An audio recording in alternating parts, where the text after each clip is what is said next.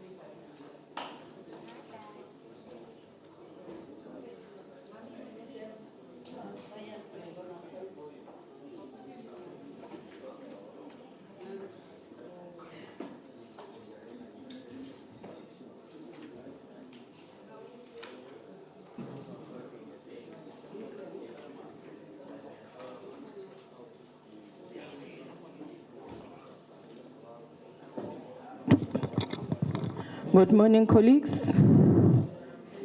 My name is Dikeledi Direko.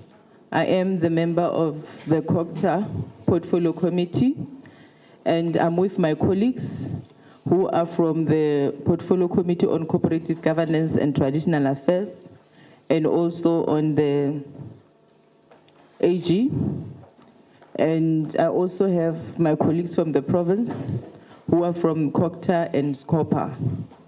So you are called here today, this morning, because earlier this year when we met with the AG, she raised serious concerns regarding the finances of the municipality and lack of consequence management, including accountability.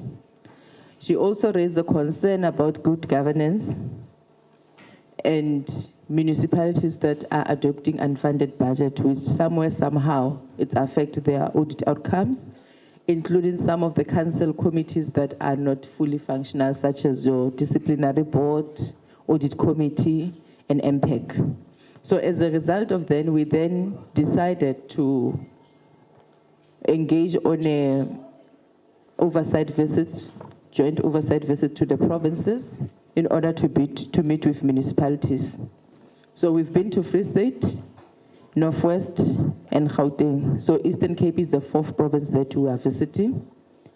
So in terms of the proceeding of the day, we are going to give you 12 minutes to present. In that 12 minutes, you have 2 minutes to introduce yourself, and then 10 minutes will be the presentation. Due to extremely limited time, we don't want you to read the presentation. Speak to your presentation, focusing on the 5 or 6 matters that we have sent to you as a municipality as matters of concern. You focus on that. So it means that you structure your presentation in a way that you give us the state of municipality and you focus on the issues that were sent to you. And secondly, after presentation, we are going to have engagement with the members. When we engage, we don't need you to over-elaborate. We don't want that. We are working with municipalities, so there's no need for you to over-elaborate. We can understand. And where there's a need for further clarity seeking, we'll then request that. But just try to stick to what you have been asked, be direct and factual. That's what we need. And lastly, when we come here, we did our own research in terms of your municipalities. We got the report from the AG. We got the report from the province. So which means your report will be the fourth means of information that we get. So if your report is contradicting our research, AG, and the province, it means that you are not telling us the truth. We need the true state of municipality. We don't want a sugar-coated report, because our aim is to assist one another and to ensure that we provide services to our communities.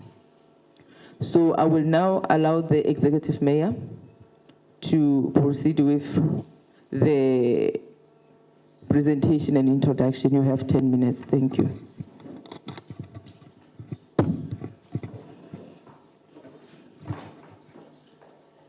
Okay.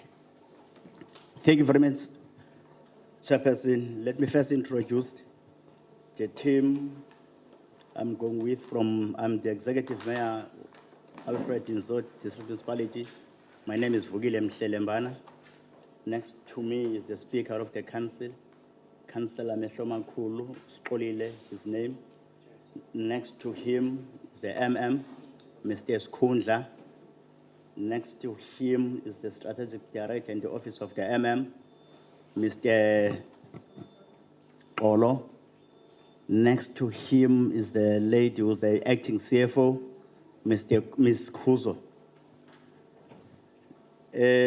I'm going to try and summarize the report. As the chairperson was saying, that you do have the report, but our district is just located in the eastern side of the Eastern Cape, and from Drakensberg, stretches to Drakensberg Mountains, and in the borders of Lesotho north. And the north is Herigwala, which is KZN, and OR Tambo on the other side, with a population of 936,000, with 4 local municipalities, which is Winnie Madikizela Mandela, Matatiela, Mzimvubu, and Tabankulu. There is a table which shows the population per municipality. One thing I want to raise on this one is the growth rate of the Alfred district population. The population has increased by 16.9%, and our municipality is a rural municipality with and a category C municipality. On the political and administrative interface, the municipality is viewed as politically and administrative interface is healthy. There is stability in the municipality. About Troika +1, we are meeting on a regular basis, or after 2 weeks. Sometimes if there is a need, we meet within that 2 weeks. Otherwise, there is stability within the municipality. The staff establishment for 2025-2026, with the requirements of the local government municipal staff regulation issued on the 20th September 2021, number 45181. The structure was adopted and was sent to MEC. It's currently at 55, at a ratio 55:41 instead of 70:30.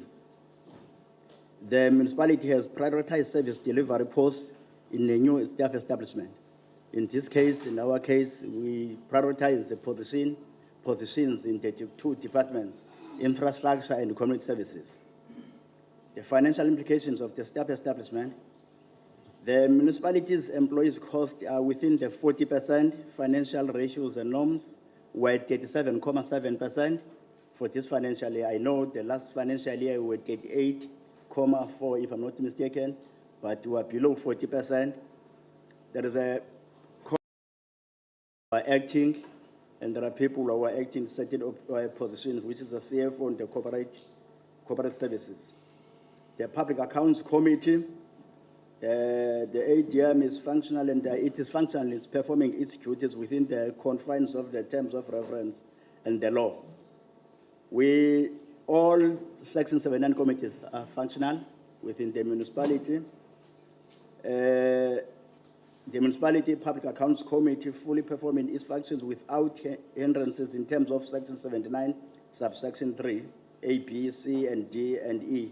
The committee also complies with Section 794, which stipulates that fully commissioned reports must be submitted to Council to the Speaker, who must table the such report in the next meeting if there are things which were sent to the committee.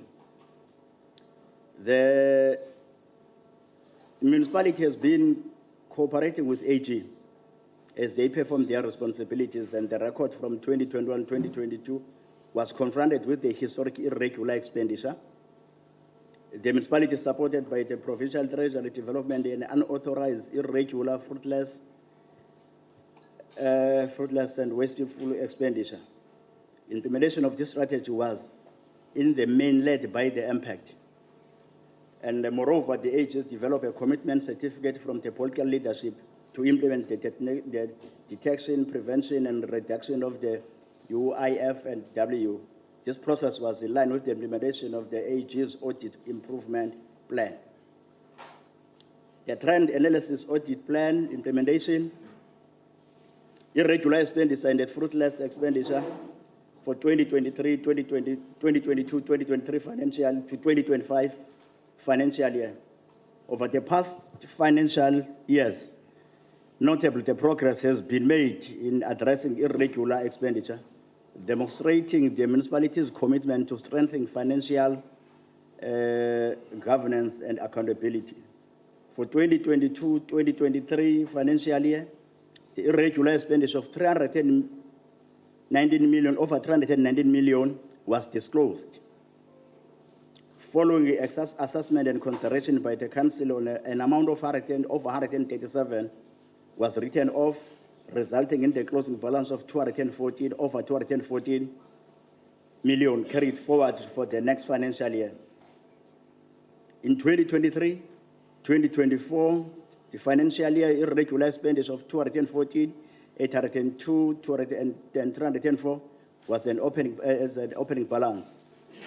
Additionally, over 6 million was incurred, which meant that 221 million and 191 and 284 in total.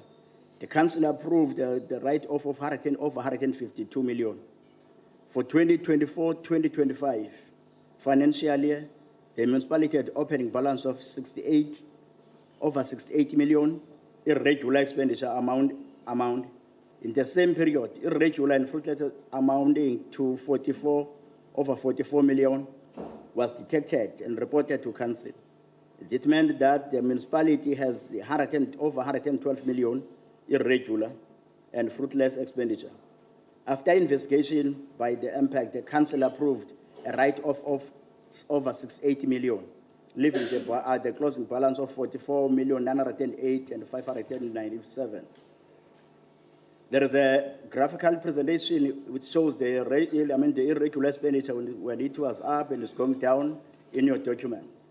The fruitless and wasteful expenditure in 2022-2023 financial year, fruitless and wasteful of over 18 million was disclosed. There was no write-off by the Council. The disclosed amount was carried forward to the next financial year. In 2023-2024, the financial year fruitless and wasteful expenditure of over 18 million was reported. Of this, the Council approved the write-off of over 17 million, significantly reducing the exposure to irregular expenditure. Consequently, the closing balance of the year was over 1.1 million, reflecting a material decline compared to previous year. Fruitless and wasteful expenditure, after careful review, the Council approved a write-off of 1,177 and 132, leaving up a closing balance of over 21 million.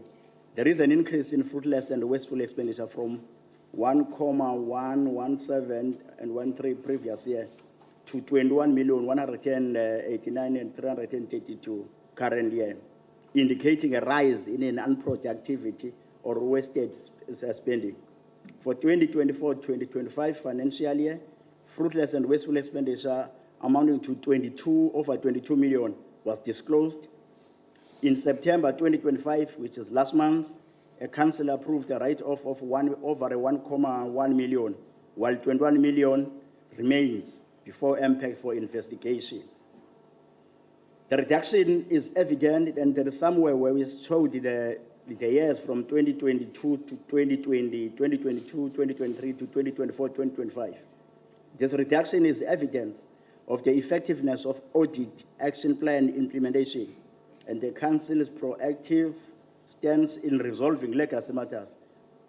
However, the progress is commendable. Continued vigilance, robust internal controls, and strengthened compliance monitoring remain crucial to prevent recurrence and ensure sustained financial discipline. The audit plan and the trend analysis for 2021, from 2021 to 2023-2024 financial years, there is a graph also, or the table, which shows from 2021 to 2021 where we got unqualified, then up to 2023 unqualified, up to 2023-2024 financial year, where we got a clean unqualified audit opinion with no material findings. But before I leave this one, I want to just to emphasize that the trend analysis on this implementation of the audit plan, reflecting the number of audit findings raised by the AG, and to extend the management has addressed these findings. In 2021-2022 financial year, a total number of 67 findings were raised. In 2022-2023, this number decreased to 4 findings, and in 2023-2024, only 2 findings remained relating to consequence management and irregular expenditure. The unfunded budget, the municipality has no unfunded budget for several years, from 2020-2021 financially up to date. The percentage of salary wage bill to budget. As you wrap up, you are left with 2 minutes. Okay. Then we are at 7.7 in terms of the percentage as against 40% as required. The debt owned, nothing is owned by the municipality. As a result of that, the municipality do not have any contract or ceded any to any except the ESCOM, which we pay them on a yearly basis. The debt owed, the council and officials, none. Then the progress agrees on the irregular expenditure. There is a table which shows that the municipality's the billing system has no problem for several years, and the municipality has charged fixed rate on the most customers. The important point which I also want to raise is the one on the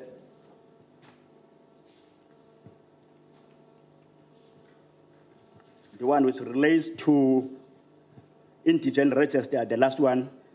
The indigent register maintained by the authorities is a condition of all, but as you read the report, you will see that we are funding less as compared to the previous years.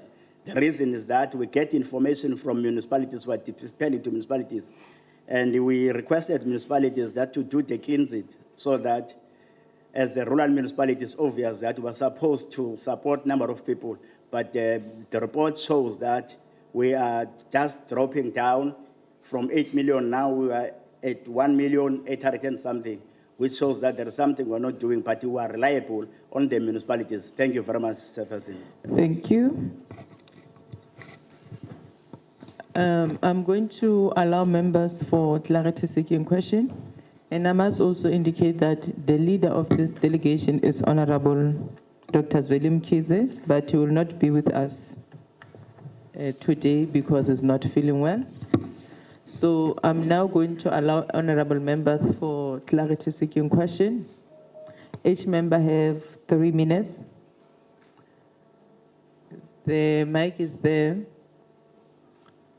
We'll start from Honorable Mtetwa. Thank you, Chair. This is Zwelake Mteto from COGTA Portfolio Committee. I see that you are a cross-border, I think, municipality. So normally in a cross-border municipality, I know that in Matatiel there are issues with the Basutus, the stock theft, tribal wars as a result of that in that region. How are you managing that? But also illegal immigrants coming from your Lesotho side. And also I'm checking in terms of Amakosi, if you are a rural municipality, does that mean these communities are residing in tribal lands?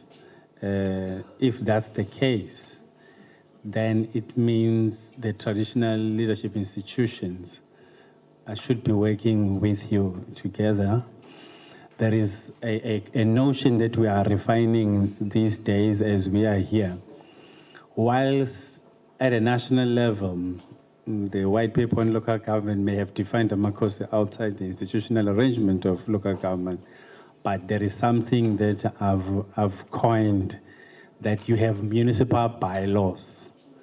In the municipal bylaws, they allow you, based on Chapter 7 of the Constitution that says municipalities shall be autonomous in their function. And in this case, you have autonomy to pass bylaws that will respond to traditional leadership without necessarily hiding on the national policies, but because you are in the same space and you're sharing a jurisdiction. So if you can give a light on that. But also I'm interested in the economic prospects of your district.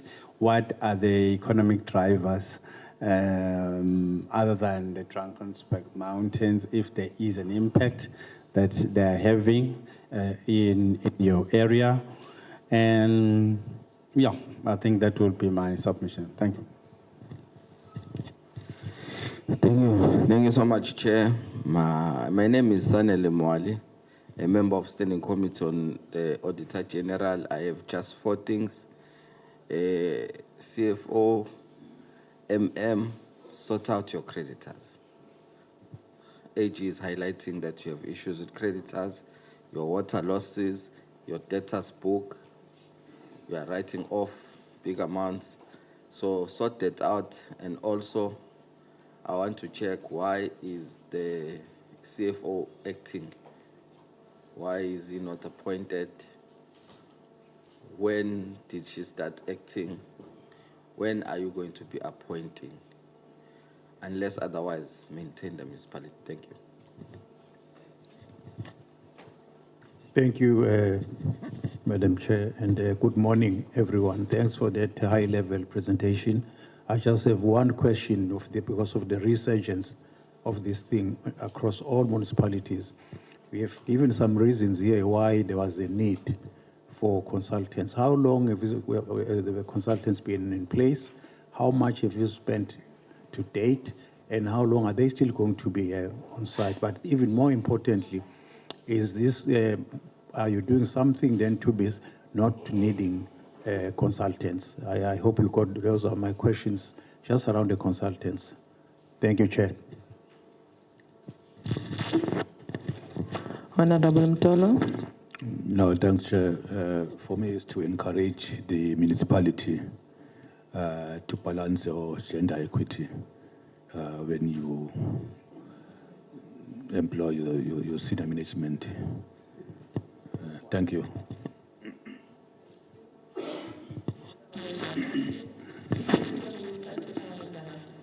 Come again? Of course, all of them. Eastern Cape. Yes, I also have a wife there. No. Give me more minutes, I have a wife there.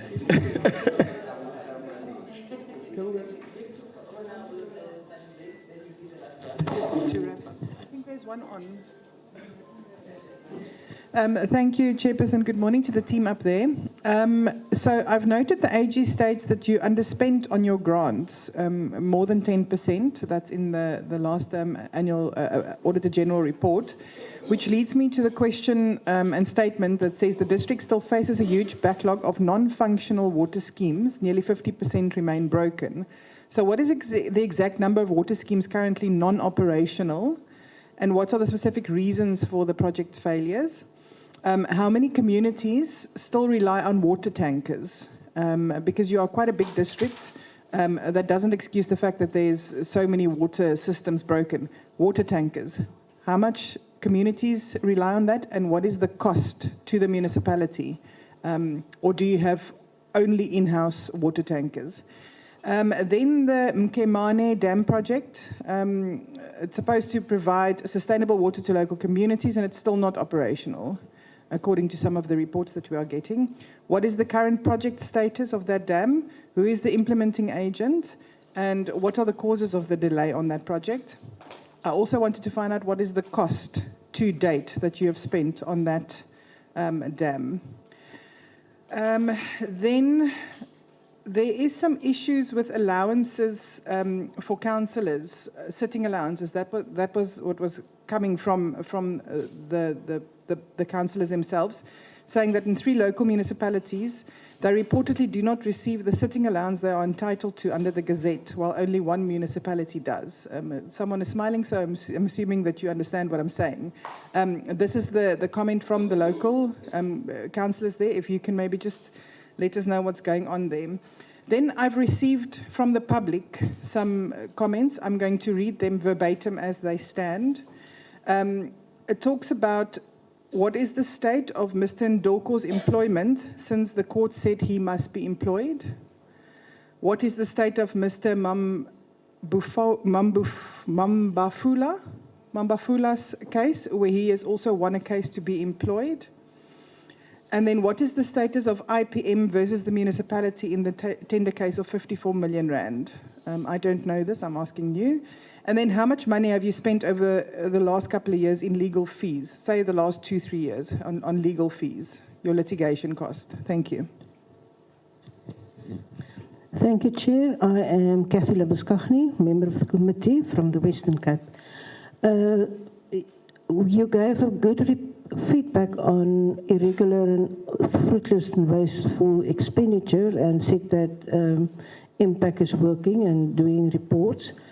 I would like to know, from 2022 till now, 2025, it also seems as there is still quite an amount of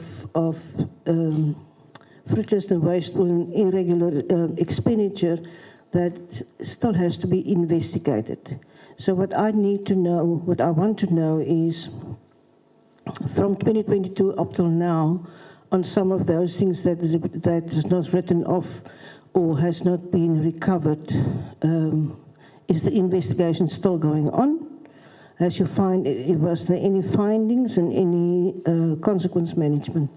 And what is the time frame that you think you will be able to investigate the remaining amount? Then, yes, you have unqualified audit, but the Auditor-General also indicates that it is due to the fact that you made use of a consultant to help you. So I would like to know, what is how long will this municipality have to rely on consultants to obtain a clean audit? And is any skills transfer taking place in this process? Thank you.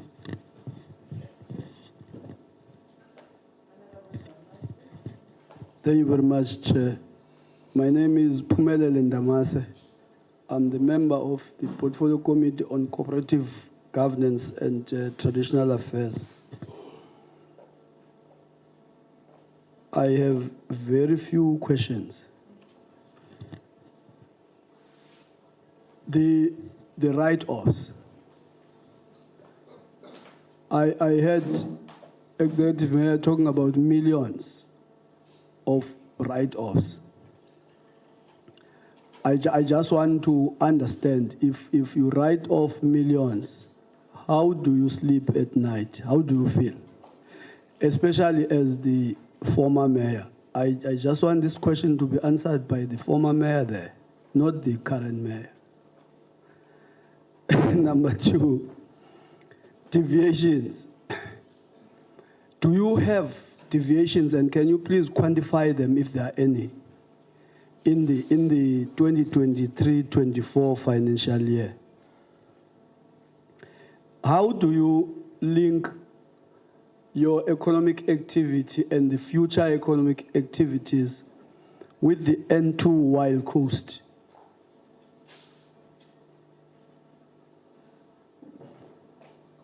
Is there any attempt to use your position, which could be interpreted logistically as between Eastern Cape and KZN, specifically between part of Eastern Cape and Durban, so that you can be able to mitigate against the expensive costs of doing business in Eastern Cape due to logistical nightmares? I'm happy that the advisor for the Premier is here, because he would know what used to be called Provincial Industrial Development Strategy, PIDS. Now, in terms of your industrial strategy, there are fundamentals in terms of what the Eastern Cape views as far back as that time, when they were developing the industrial strategy. You can tell them by heart, because they will talk about the challenges around the Ngquga, the challenges around the East London, whether it's Ice Desert and as well as the port of East London. In your situation, you have not managed to secure a special economic zones. There are two, East London and PE. Now you are alone this side.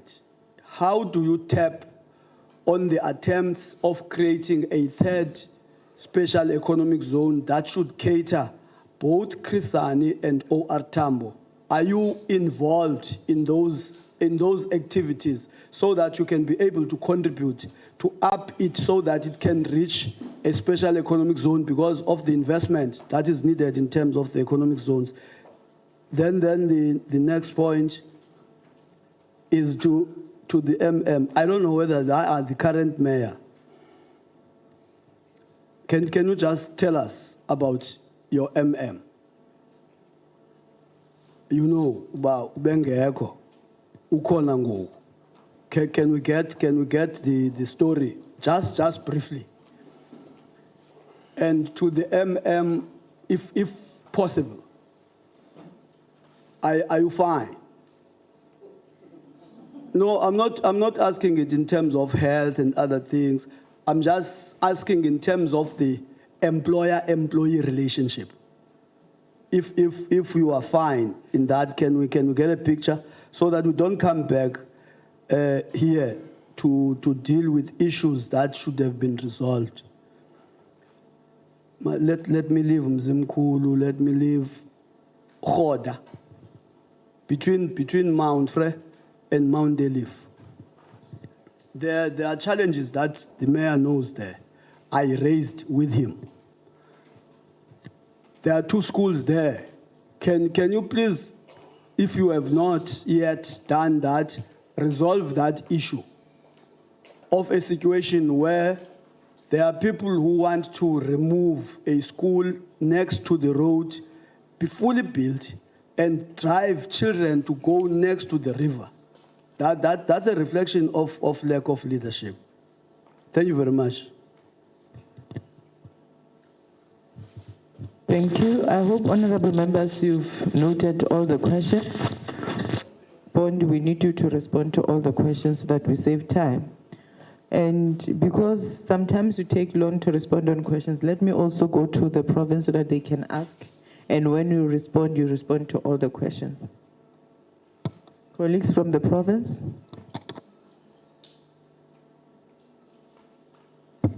Good morning. I'm Chantal King. I'm an MPL from the Eastern Cape. When we look at the total irregular expenditure that was written off, it amounts to 358 million and plus cents. That's over 3 years. I would just, and as well as your fruitless and wasteful expenditure amounts to 18.2 million that was written off.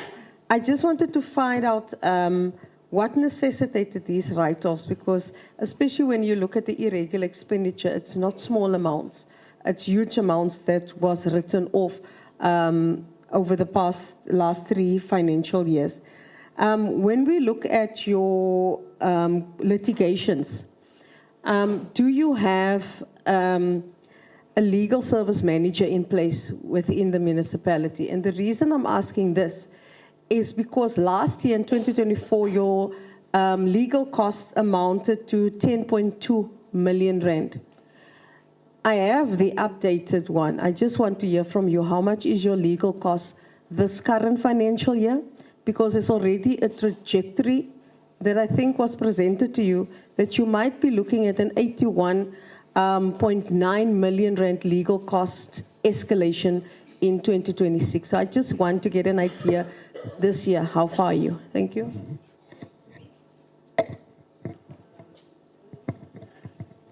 Thank you, Chair. I'm JP Pretorius, and I'm a member of the COGTA as well as the SCOPA committee in the committees in the Eastern Cape Legislature. Chair, noting that the report speaks of the land use management technical support and guidance that the district municipality is providing the local municipalities.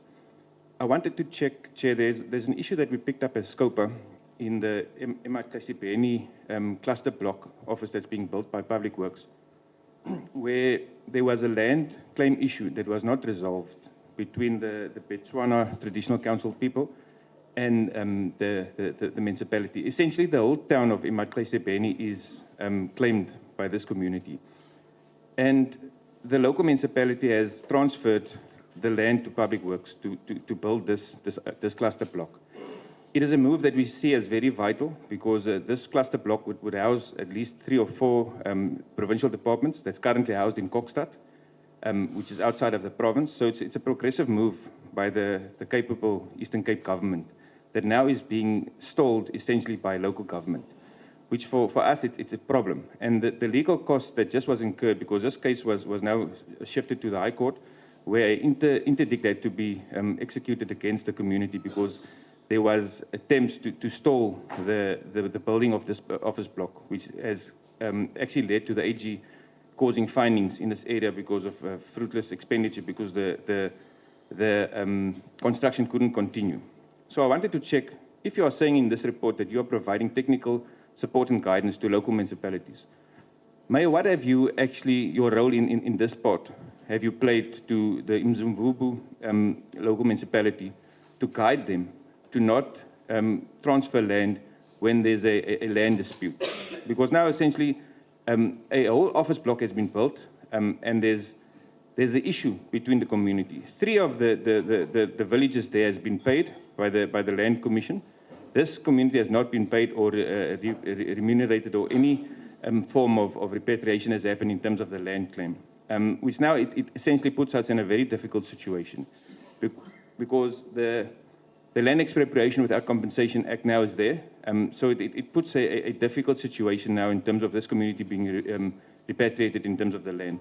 So I wanted to check the role that you have played, because this has happened within the past 2 years, that this matter has been taken to court. The municipality has essentially, we're now sort of in to wrap up, Honourable Member.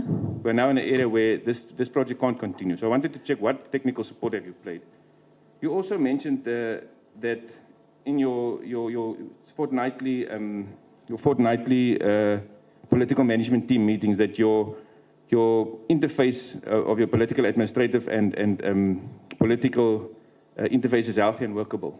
So I wanted to check, if you say this is a healthy relationship, but yet we see reports or media reports in terms of your municipal manager that has been suspended in this past, in your term. So I wanted you to comment on as well as what Honourable Ndamase has raised in terms of your working relationship with your MM. I wanted you to just share with us, what are you meaning to say that if you're saying there's a healthy and workable relationship, yet these issues are there? Can you just air that for us? Thank you. Thank you very much, Honorable Chairperson.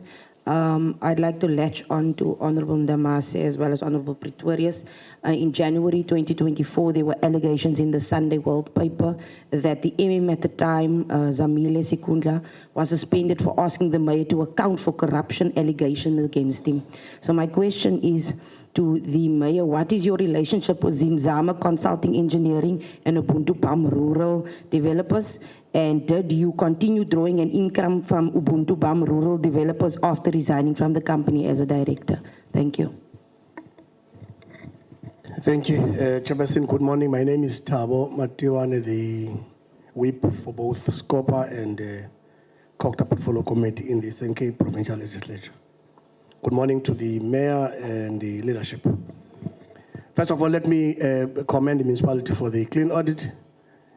For successive years. However, we all know that clean audit does not deliver services. It's how we manage our books and are able to account, and we keep records to the T. However, we should say that that is a welcome relief, but it does not say much to the communities.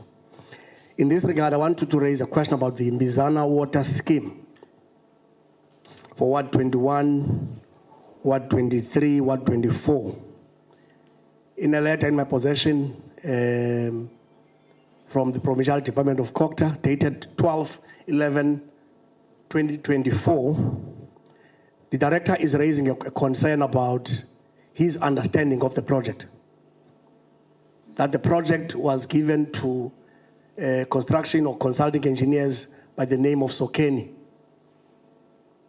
And in the MIS register or records, it is registered as such. However, in a subsequent letter written in January this year from the same department to the municipal manager acting at the time, the department is raising a concern that you have now appointed, or as a municipality, a different consulting engineers, Gilgal consulting engineers.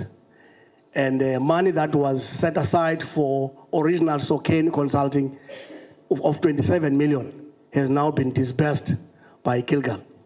You were then instructed to correct the discrepancy. What is happening regarding this project? There's a lot of things that is not clear, given this correspondence. The second area, Chair, the letter dated 12/09/2025 from the MEC of the Eastern Cape to the municipality. The MEC alerts the municipality about the award of the arbitration award in his possession. He says, I'm in possession of a letter of arbitration that is giving you an instruction to rehire the suspended municipal manager. However, I am now alerted of a letter by Madlanga attorneys that has instructed Mr. Sekunda not to go back to work. He then advised the council, you must not continue with that intention by Madlanga, as that will be dire to your financial situation and position and poor communities. I'm quoting verbatim. Have you responded to that letter?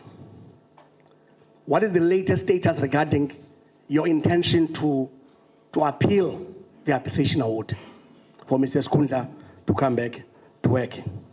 Thank you very much, Chair. Thank you, Chair. Good morning, Honorable Chair, Honorable members, and the leadership from the Alfred Nzo District Municipality. My name is Nomaseke Zikonza, the chairperson of COGTA and a member of SCOP. I just have two questions. One is that on the presentation that was done by the executive mayor, I didn't get a sense of whether they are owed or not by the departments, the various government departments. And if they are not, that is good, but if they are, which departments owe them, and if they could provide the committee with or this meeting, if not even at a later stage, Chair, of a detailed report of the amounts owed to them. The second one is around the issues of infrastructure maintenance and repairs, the allocation of budget for that. I didn't get it in the report as to how much they have set, how much percentage they have set aside for maintenance and repairs of the infrastructure as against the norm of the 8% expected for them to do so. This becomes critical with the dilapidated infrastructure in the Eastern Cape and the poor services that sometimes people get because of those issues of non-planning for budget for this purpose. Thanks. Thank you. Municipality, you are having 20 minutes to respond to all the questions so that we leave at least 10 minutes for the follow-ups. You may continue with responses. Thank you very much, Chairperson. I'll respond to other questions, then my team is going to respond to other questions. I will take first the question on the chiefs. We are working very well with the chiefs within the district. They are sitting in our meetings. We don't have problems, honestly speaking. The chairperson of the House of Traditional Leaders is sitting there with the chiefs. I understand, but the speaker is going to add, there is a problem with the Matiatel as we have raised with the theft, but we are working very well with the police people around the problems within the borders, actually. But we are trying to work and we visit on a regular basis. But that one is going on a daily basis. But now at least it's not that much because sometimes people were killing each other, but people of this question of theft is one thing which is also not necessarily Matiatel and the whole region. On the question of the CFO as acting, and there are two employees who are acting. There's an acting CFO. She resigned. She's working in the legislature. We advertised for the position. We appointed someone who she, in this case, is a lady. Then we're waiting for concurrence from the from the MEC for COGTA. Then the MM is going to respond to that because 14 days is already gone. The other one, which is related to Mr.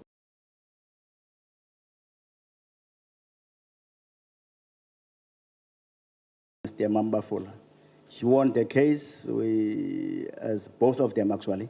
They won the case as per the courts in Mthatha. But the one on Mambafula was that the reason why we appealed is that we were given this order to employ this one. We were not sure where was this coming from because there was no report taken to council to appoint anyone anyway. But what we were told was that after he took us to court, then he came back and said they won the case. We were given that, but unfortunately, there was no report that was taken to us after interviews, after all processes.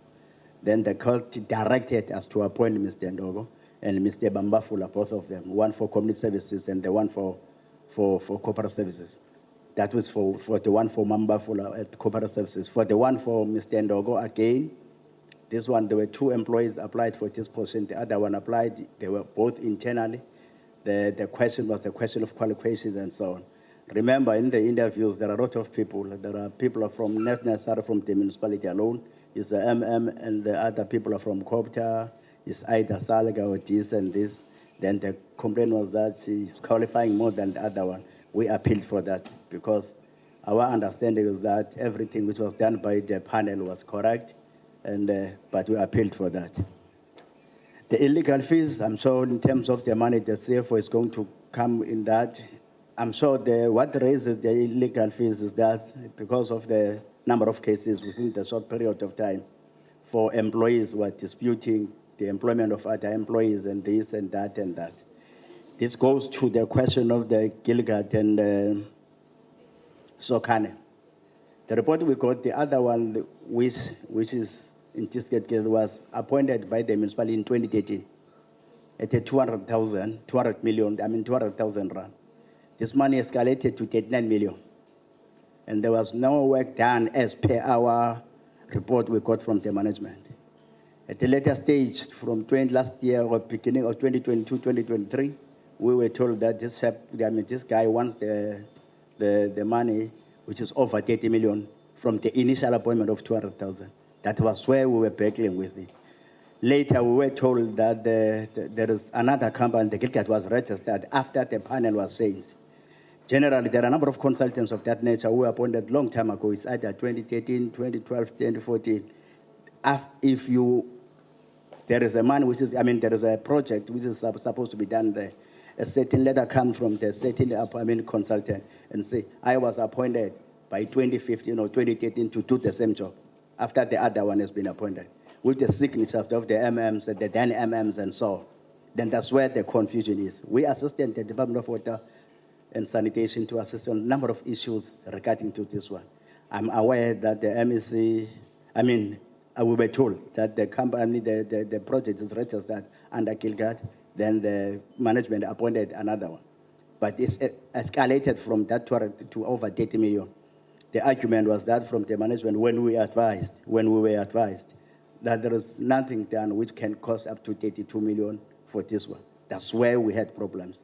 Later, till he attached the whole thing, but they can come into details. The relations between the Mr. Skundla and myself, we are just sitting like this. I'm the executive mayor, she's the speaker. It's a protocol way, not that just because it's seated there, we are not friends. He was dismissed, not by myself, by the council first. Well, there is a tendency between myself and him that we are not working very well. I want to relate this within the 1 minute. The question of the Sunday well that the mayor is working or dealing job with the Zinzame and everything was that. It was after we were intending to suspend him. He was not suspended for that, and the mayor allowed to take this thing to state agencies, and it was taken to state agents. One thing I cannot dispute because it's a well-known thing. At a certain stage, I was not a mayor before 2021. I became a mayor and I inaugurated on the 7th of December 2021. Then, before that, because I was not working, I used to work as a contractor. This happened after, okay. Then this happened after that, after I came here, that I was working with this and this. In that sense, it was said, he's my brother. My surname is Mhleleman, the other one is Jome. I know him. It was not a secret, and I declared to the municipality. But after there were these things, because the MM was charged on the basis of non-performing this and this and this by council, then it was changed as if it was myself and himself fighting with, telling the people about this. I said this should be taken to state agents, and they've done their work. I know they've done everything. Declared one of us is either myself or himself or the council. Everything was done in that way. Then the last thing is he has come back. It's less than a month of him being here. The report was taken to mayoral committee. It's supposed to be taken to council. But the back in council, when the report was coming back, it was on the, I got the report at 6 o'clock, and we were ordered to bring him back on the second, if I'm not mistaken. Our standing rules are saying that you call within 24 hours the mayoral committee, then you call the council within 20. By the time the 2 days, it was not possible to come there with the council. Then he's here. It was not a bad relation between myself and himself. We were working as we used to work together. We don't have any differences.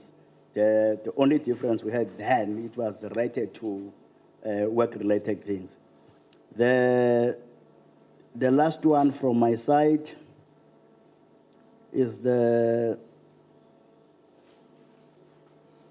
okay, let me allow the other people to respond to certain questions because it was, once again, I wanted just to be specific to questions which were related to me specifically. Thanks very much. Let me hand over to the speaker. Thank you very much, Sheikh. All protocol observed. My name is Xolile Mehlomakulu, the Speaker of Alfrenzo, the former Executive Mayor of Alfrenzo, as it was alluded. But I will confine myself on the oversight as it is prescribed in the law how the oversight must be done in the council. We are a very stable municipality and a stable council where all the committees are functioning very well. That includes MPEC, that is hard at work, working very hard. As you would see, the irregular expenditure that was reduced being investigated. And some of those, you will understand, at some point, the AG wrote to us that we find that because we inherited some of the debts from the previous terms of the local municipalities, that's why it went up. And then when we came, we read the findings from the Auditor-General, and Auditor-General gave us that there is no leadership, there's no consequent management, as the chair was alluded. Then we tried to come very close to that. We had an MPEC, a capable MPEC leaders that must investigate that irregular expenditure and wasteful expenditure. That's why we came down to that.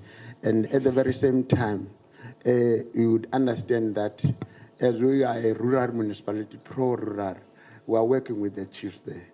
And most of us, as the council, we have adopted that whenever we deal with the IDP or every roadshow, we are working with the chiefs. And the traditional council is also sitting in the council so that it distributes the information thereof. At the very same time, I will talk also to the stock theft that is confronted the community of Alfrenzo. It is rife in Alfrenzo. We are hard at working with the police, and we even invited the minister to come on, and so as to, because as we already said that we are at the cross border, and on the side of Mhlonlo, there's a lot of this happening over there, and the killings of the poor people that are at least dependent on these cows and cattle for their survival. As we know that the rate of unemployment in Alfrenzo is very huge. So it is our priority at the council to make sure that at least we stabilize on that particular effort. But we are still not gripped on that one.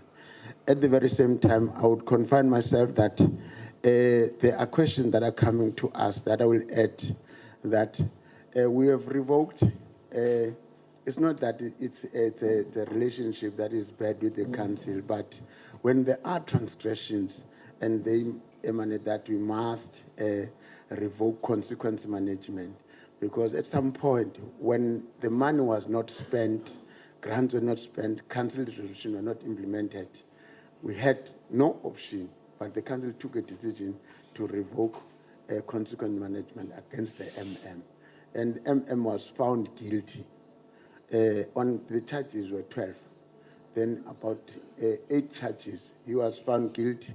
He went to the disciplinary, the DC, and then he was dismissed, and then the report came back, and then the council took that decision and dismissed the MM, and then the MM appealed to the bargaining council. And thereafter, then the bargaining council said that MM was found guilty on, he lessened the charges to 4, but those charges were still serious. And then he said that he must come back. Then that's what we are confronted with, because this has come in the last month, and we are grappling with and try to make sure, because at the very same time, we are governed. Because as the council know that the council decision, to rescind a council decision, It's not just because of the letter. The council decision has its own problem that you receive the council decision after a period of 6 months, and then you must process that, working with the MEC and all the autocrats. Then we're still waiting for that report to conclude. But the MM is in the office because the bargaining council said he must come back. Then we're working with him. Without further ado, let me then proceed to the irregular expenditure that was asked by Honorable Fagu when he said, how do I feel? How do I feel with the millions of the irregular expenditure that were written off? I think it is our role as the council, particularly as the Speaker of the Council, to make sure that there is no irregular that is not investigated. And it is the norm that we must investigate that irregular true impact and come with positive result that at some point when we wanted to revoke consequence management, some of the managers were deceased, that we had transgressions and we had no option but to follow the route of what can we do then if the person that has transgressed has deceased, then now we have to write off.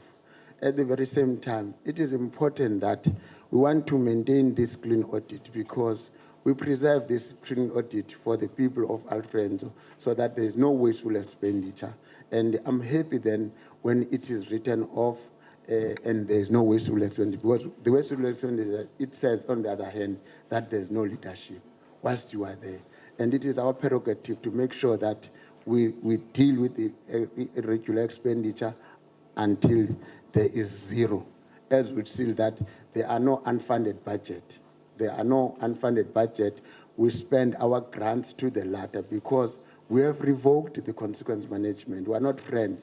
We are there to work for the people that elected us and make sure that we deliver services thereof. The last question that I want to go to it, I think MM will come to the relationship, or then I think...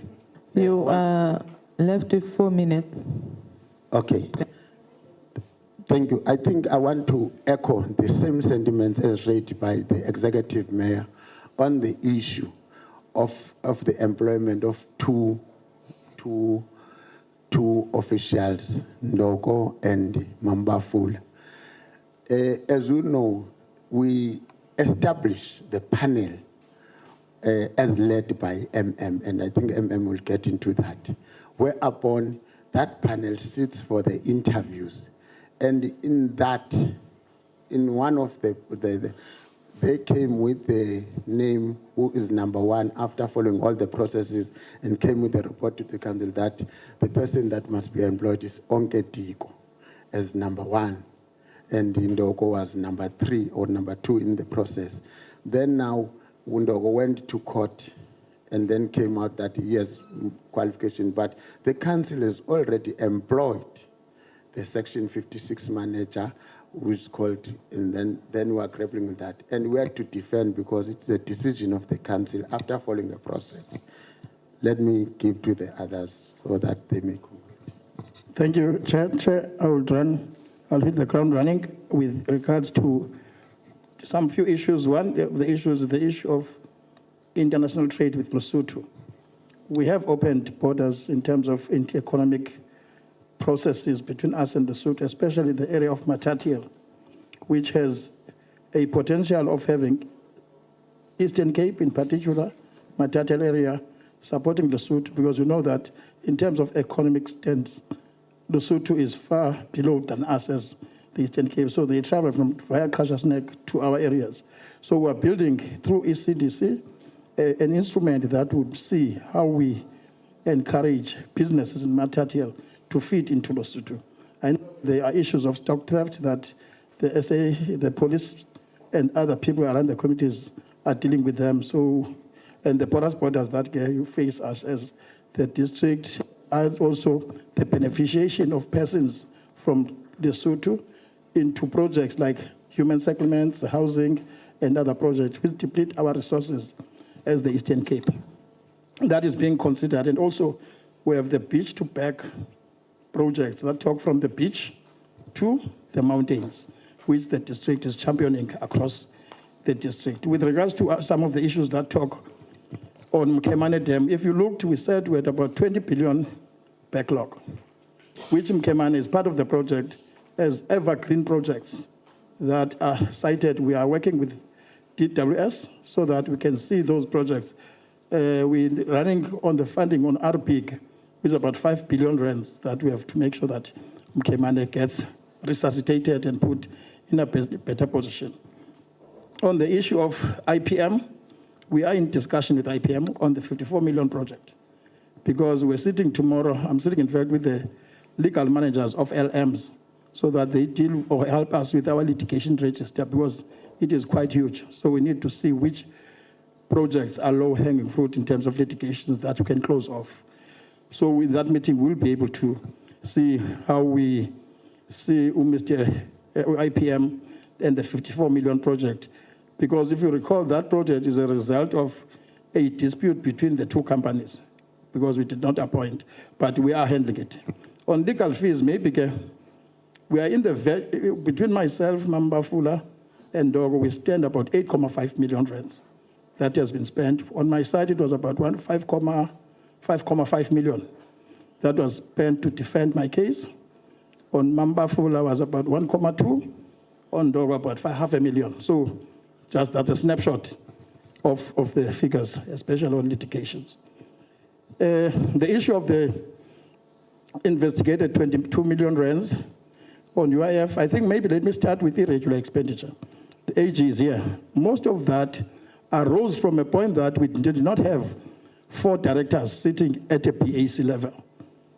Most of the projects. So we spoke with the AG to say, if we write off, it does not mean that there were problems, but more to say we did not meet the specifications of 4 directors in the PAC. So we're in negotiation, and then council felt that that write-off be effected.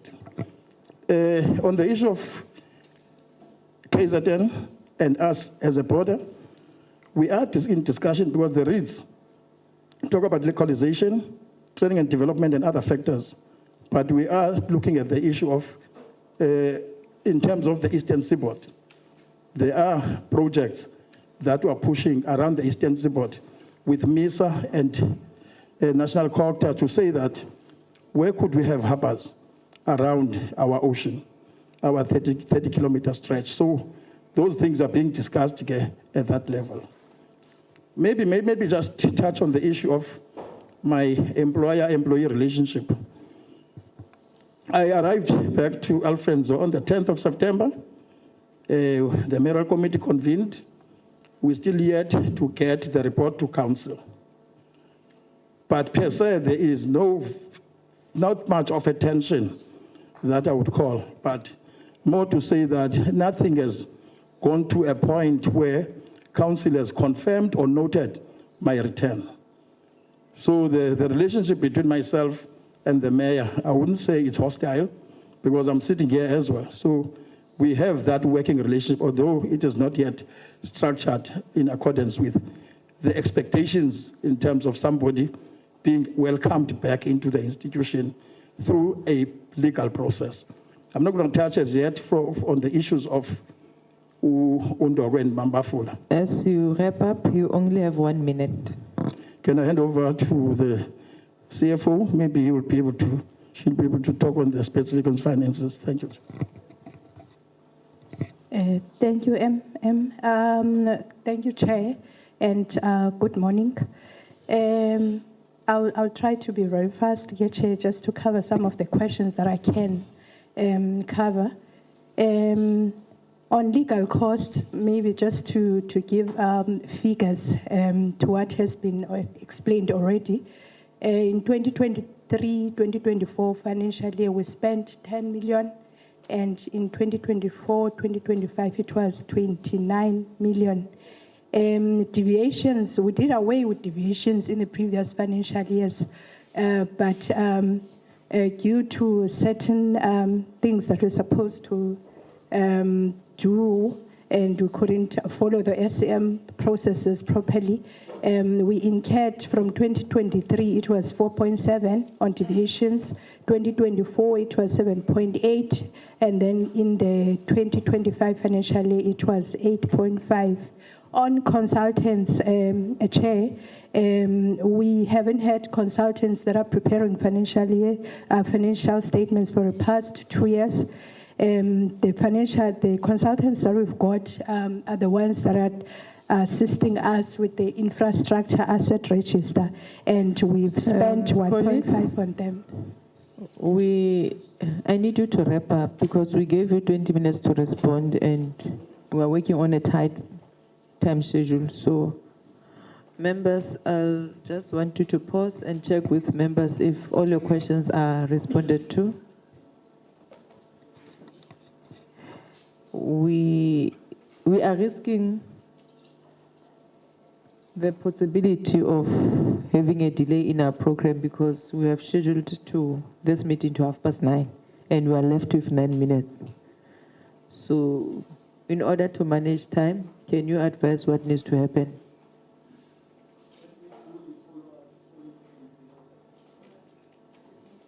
You are going to do the follow-ups.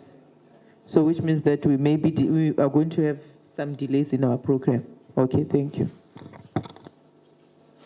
Thank you, Chairperson. I'm very shocked that in 2 financial years, this municipality has spent nearly 40 million rand on legal fees for internal disputes. Because that's what we are getting. It was 29 million for 24-25 and 10 million for 23-24. That's a lot of money. That is money that could have sorted out your water infrastructure, but rather it is spent on internal disputes. Right? So I'd like you just to internalize that. The other thing I wanted to say is the bargaining council has no right or power to veto a council decision. The MM should have taken, I think the MEC must maybe, it's a shame he's not here today.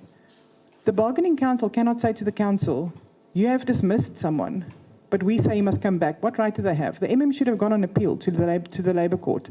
So there's a big gap or a problem in this municipality, and I think the MEC must really go and spend some time here. And I think, Chairperson, I would like a report on especially the legal fees, the bargaining council that is vetoing the processes that are followed or not followed or just ignored. I think it's messy. It's very messy. Thank you. Thank you very much, Chair. I will not follow it up, because the way you are talking, that's pregnant with what it says. You know, if you say, I am not saying there is a hostile environment. For people like us, who are sometimes as psychologists, you are saying there is hostility. but let's not take it up. I just want to start with the issue that affects Ongedigo. Unfortunately, I happen to know all of them. But it does not make sense, Speaker. It does not make sense a situation where you are taken into task, there is litigation, and then you just go ahead and do whatever you do, and think we can sympathize with yourselves when you come back and say, when the court tells you to employ this, there is case law to that. Go and read the Mlokoti issue in Amaton. Then you don't understand, how do you do that? Because the Port St. George municipality is on the verge of doing that. And they think that they are correct. Now, are you sure that it is the bargaining council that has ruled for the MM to come back? Because I'm not sure what Honorable is saying also here, but it is what you said. Is it really the bargaining council? But fine, we're not there yet. Is there a resolution, a council resolution currently, that has been taken to go and appeal whatever has been decided by either the bargaining council or the labor court. To me, it's immaterial. Thank you. Thank you. Any follow-ups?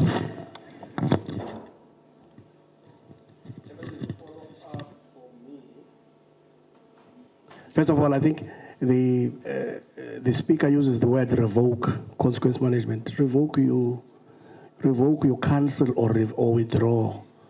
So you can't withdraw consequence management. That word must be understood in that context. You can't revoke a consequence management. You can't withdraw it. It's a must. Chair, the issue I want to check, have we responded to the MEC's letter? That's the follow-up. The letter said, I'm a letter of Madlanga, and I'm advising you not to pursue that. Have you responded? That's the last issue. Have you responded to the letter of the MEC regarding his concurrence or his non-concurrence with the appointment of the CFO? Has that response? The other issue is on litigations. Why are we having the urge to review court decisions using taxpayers' money? Why this urge? Because the mayor speaks about reviewal, taking back, appealing. Why this urge to appeal all these cases? Is it because you're not using our own money or using taxpayers' money? That we all have to review at all costs. I've not gone into details of the cases. Thank you, Honourable Chairperson. I failed to introduce myself earlier. My name is Honourable Tiffany Armsa. I'm the Chairperson of SCOPA in the Eastern Cape Provincial Legislature. The follow-up question that I have, and because Honourable Van Zyl as well as Honourable Ndamase and Honourable Matiwane has covered me mostly on the fact that we're spending so much money on disputes.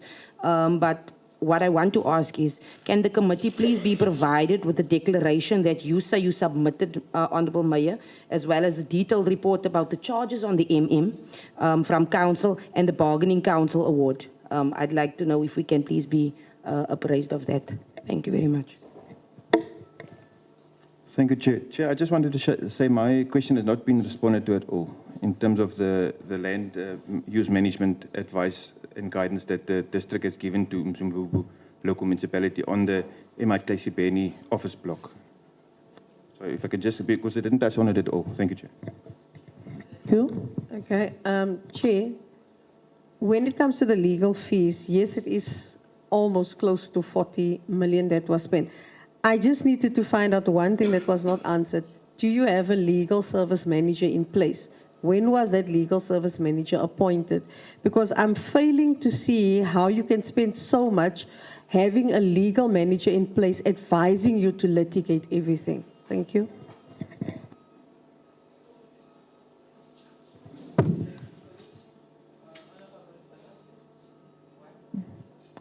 Thirty seconds. Just one.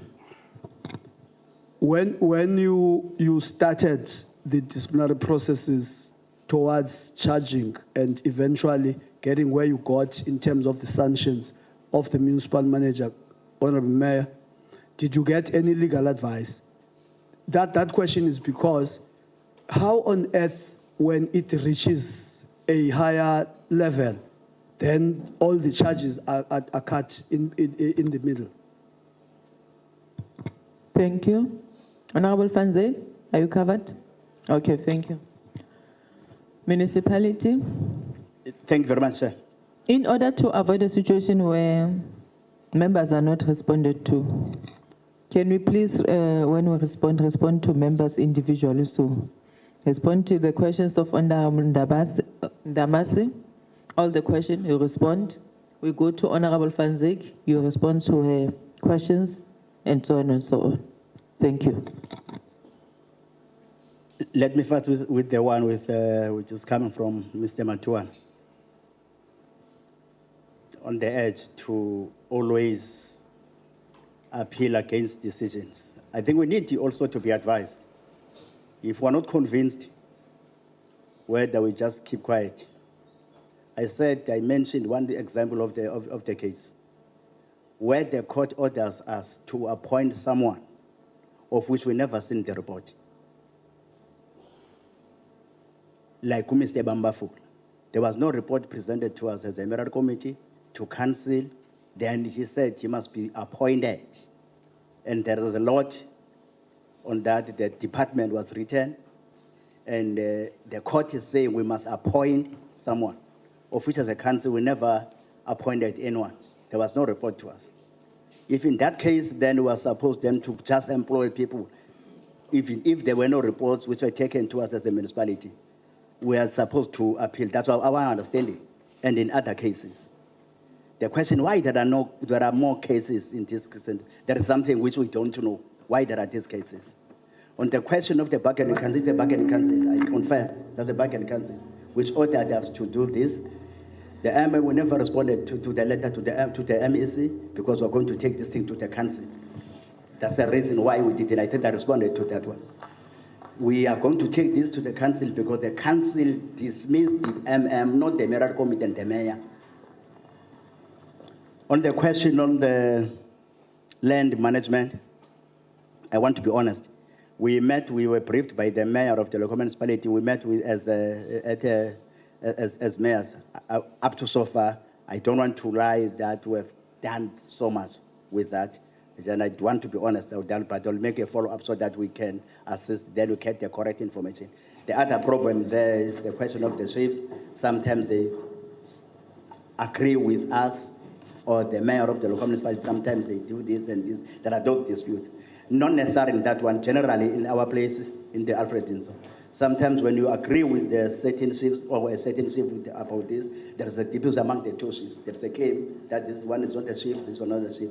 Whereas in the 25 here in Winnie Mandela, in the projects of the government. But that one I'm noting, we're going to make it.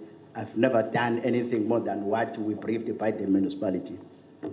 On the legal fees, it was based to a number of these things.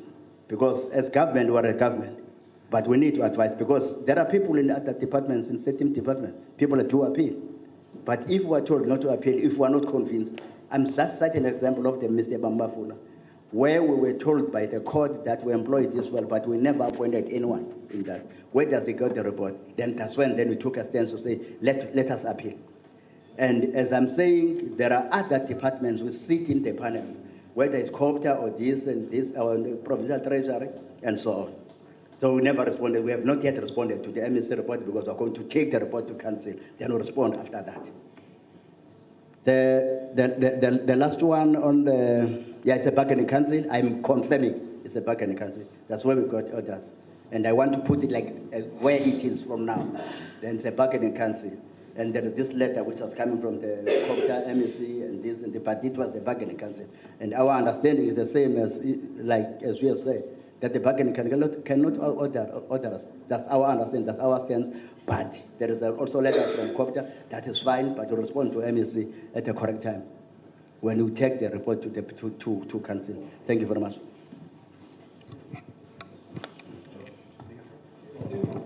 It's news to me that the MEC there is a non-concurrence. My understanding is that we appointed the CFO, we sent documents to the relevant department. We are still waiting for concurrence, but I know it's also already past 14 days. Then I pressured the the then was acting before that one, to write a letter. The letter is not written yet. Then I spoke to the this one. Then he said he's going to make a follow-up on what happened to that. If you see the MEC, there was non-concurrence. It's news to me. It's first time to hear about that today. On that one, how long have you been waiting for concurrence? Almost over 1.5 months, supposed to be 14 days. So since the 14 days have passed and you have not received your concurrence from the MEC, what then did you do as a council? Did you appoint or did you follow up with the MEC? And you've indicated that you requested the to write a letter to the MEC, and the has not yet written that letter. So what then happened? No, ours as council, we appointed the CFO. Then it was for concurrence for MEC, which takes 14 days. After that, we're supposed to appoint. Then after the 14 days, we asked the acting and the then acting MM to follow up, I mean, in between the 14 days, to follow up on the MMC, I mean, of the MEC, whether does the concurrence or not. Then I asked the current MM now, then to follow on that one, so that ours, by law, if the MEC does not concur within 14 days, we are supposed to appoint, because already the council appointed the CFO. Now, the MM, I spoke to him, I think it was 2 days ago, to say what was a follow-up, because we don't want to do wrong things. But I'm saying it's news to me that the MEC did not concur. Should the MEC not give you concurrence, what is going to happen to the appointed CFO in terms of the law? We are going to set the reasons why, because there is also number 2 and number 3. But if there is, then this one is not appointed with reasons given by the MEC, then we go to number 2. But the unfortunate part is that we are not aware, I'm unaware that there is no concurrence up to so far. Thank you very much. I want to refer to the first question that was raised in concern of the Mount Elif issue. Or let me start on the question that, because of time, we have never responded. The question of the sitting allowance. We have now resolved that issue. There was a misinterpretation whereupon the sitting allowance for Umzimvubu and Matatiel councillors were not paid. Then we called Salga and other institutions and have a workshop. We have now resolved that those will be considered. So it's something that has been done. On the second question of Mr. Matiwane, that raised that the consequence management. Yes, the consequence management are there, but it was not a question, it was just a ratification of the word, the revoke. Then I concur with him. I said revoke, I wanted to say invoke. Yes, I said I wanted to say invoke, then probably I said revoke, then which is invoke. Thank you very much. On the question that was raised on the Mount Elif issue, we were working, as I was the executive mayor before that project starts, we worked with, because there was a land claim, land issues on that issue, on Mount Elif. And then we worked with the mayor of Mount Elif, which was Miss Pangwa by then, and then worked with the communities and agreed that there was an agreement on the land claim issue that even if they were not resolved, but they have restored the land for development purposes, the then chief. Now the new chief and other chiefs now came that this was not resolved. Then they reversed what we agreed upon. And then the building it was difficult to build that building. Then the community was not certain about some of the issues. But I think we are very close to those issues. We're working with that community, with the Department of Public Works. The MEC Nkupano was there, and then the current MEC now, in trying to resolve all the issues, because the building is already there. And that building, we were long looking for that building because it will accommodate most of the offices that were in other provinces, whereas the revenue will build the revenue for us in Alfrenzo. Those offices were long, a decision to take those offices to Mount Elif was long overdue. On the question raised, I think Executive Mayor has covered me on the issue of the decision of the council. We can furnish you with the documents that we used. It was legally bound because there were some lawyers that were on behalf of the MM, and there were lawyers on the municipality. When the DC, it's not the councillors that approached the DC. Then we followed all the process to the latter, and even in the conclusion of that report, it said the matter was followed to the latter, and and the procedure was followed to the latter in terms of dismissing MM. But the problem now that after some time we got. Colleagues, as you wrap up on the follow-up responses, we are 10 minutes behind our schedule. We really need you to not over-elaborate, just to wrap up. You have 4 minutes to complete all the follow-up questions. Yes, I think now I'll give to MM the concurrence and the issue of Onke, because he was the chairperson. Thank you, Chair. Let me just indicate on the issue of concurrence. When I came back on the 10th, the mayor made me aware that there was an appointment. We don't respond to that. It has already been responded that you have submitted the report to the MEC and the 14 days have lapsed and nothing has happened. So we understand. We don't want the background. We just wanted to know that the process. Thank you. The issue of the legal manager, I think the contract ended in March 2025. So there was a legal manager and the contract ended. Thank you, Chair. From my side, family, just to indicate that there are departments that are owing the municipality and that we are working with COGTA in terms of getting those departments paying their debts. Thank you so very much.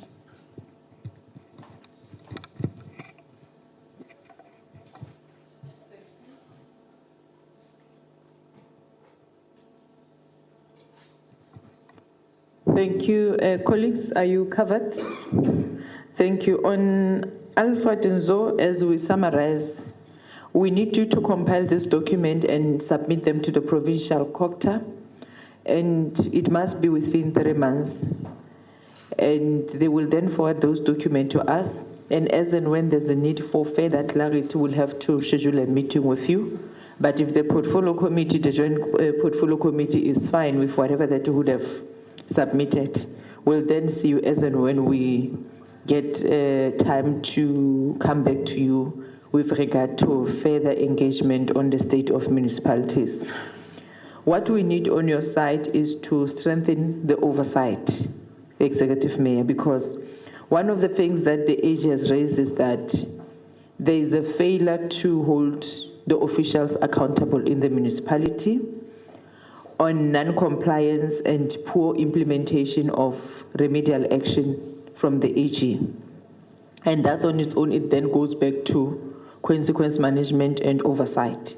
So we need the municipality to provide us with a consequence management plan that is fully detailed, that has timeframes.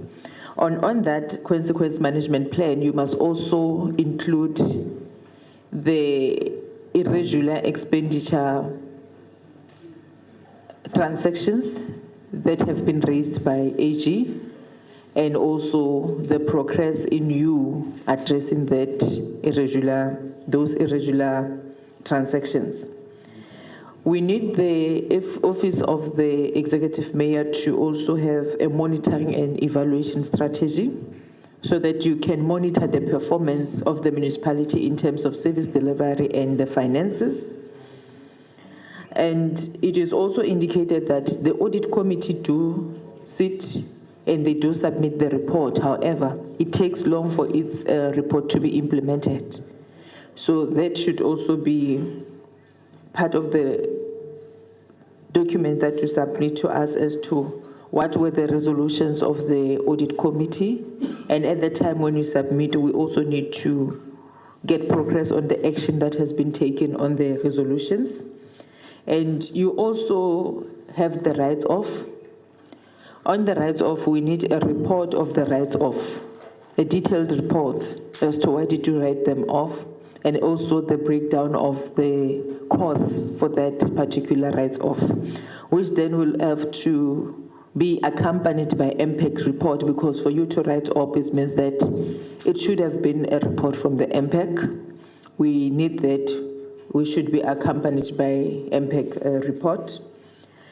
And the other issue which was raised by the MEC and a couple of municipalities is the evergreen contracts. We need a brief detail on the evergreen contract and the legality of those contracts and the action plan of municipality on that contract. You also raise an issue of the department that owes you as municipality, and we know that in many municipalities the department doesn't pay. So can you please also send us a breakdown of all the department that owes you, and also as to whether do you have a payment plan in place with those departments? If not, we'll then have to assist you by engaging provincial government to make a commitment to pay those debts.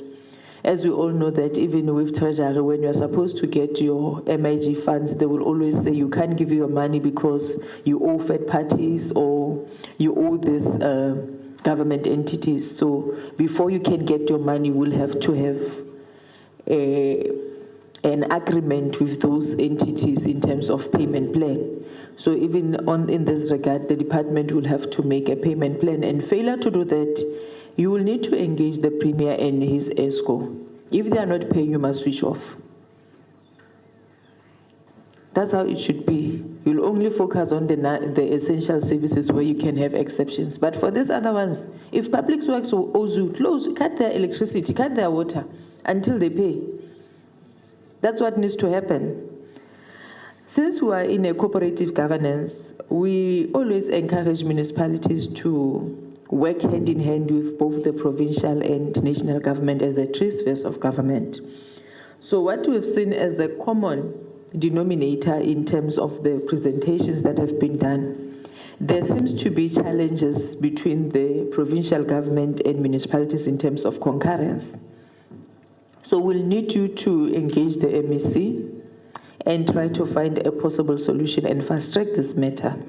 So we are giving you 14 days to meet with the MEC and deal with this matter of concurrence.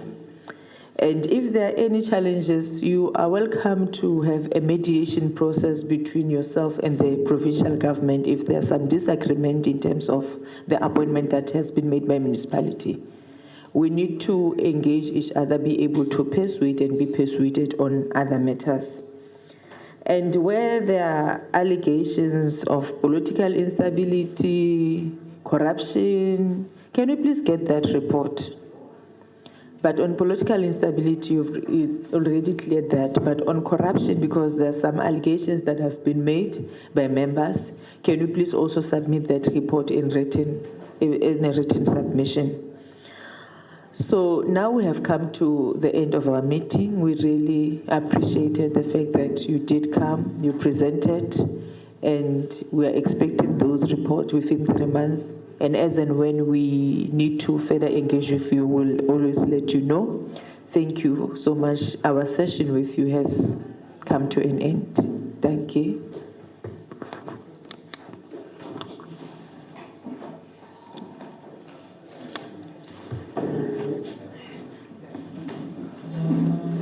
The next municipality. I need to go run the exam. I already one like for this. I have the last one today. Online. I'm going now.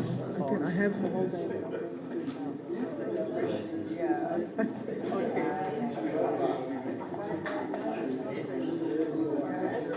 Yeah, you did all the things.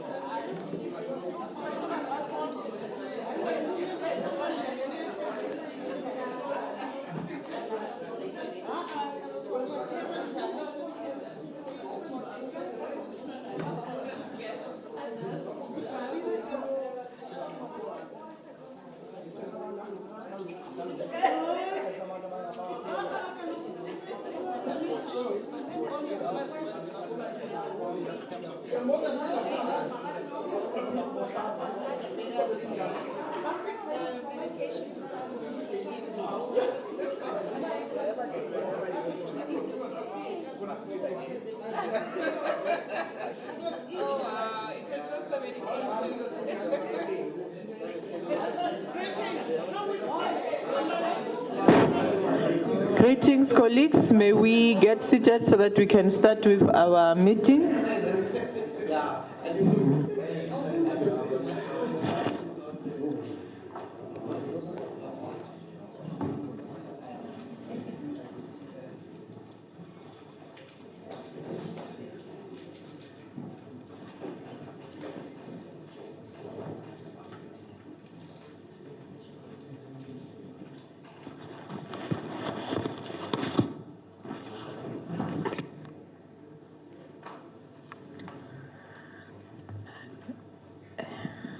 Your delegation does not inspire confidence.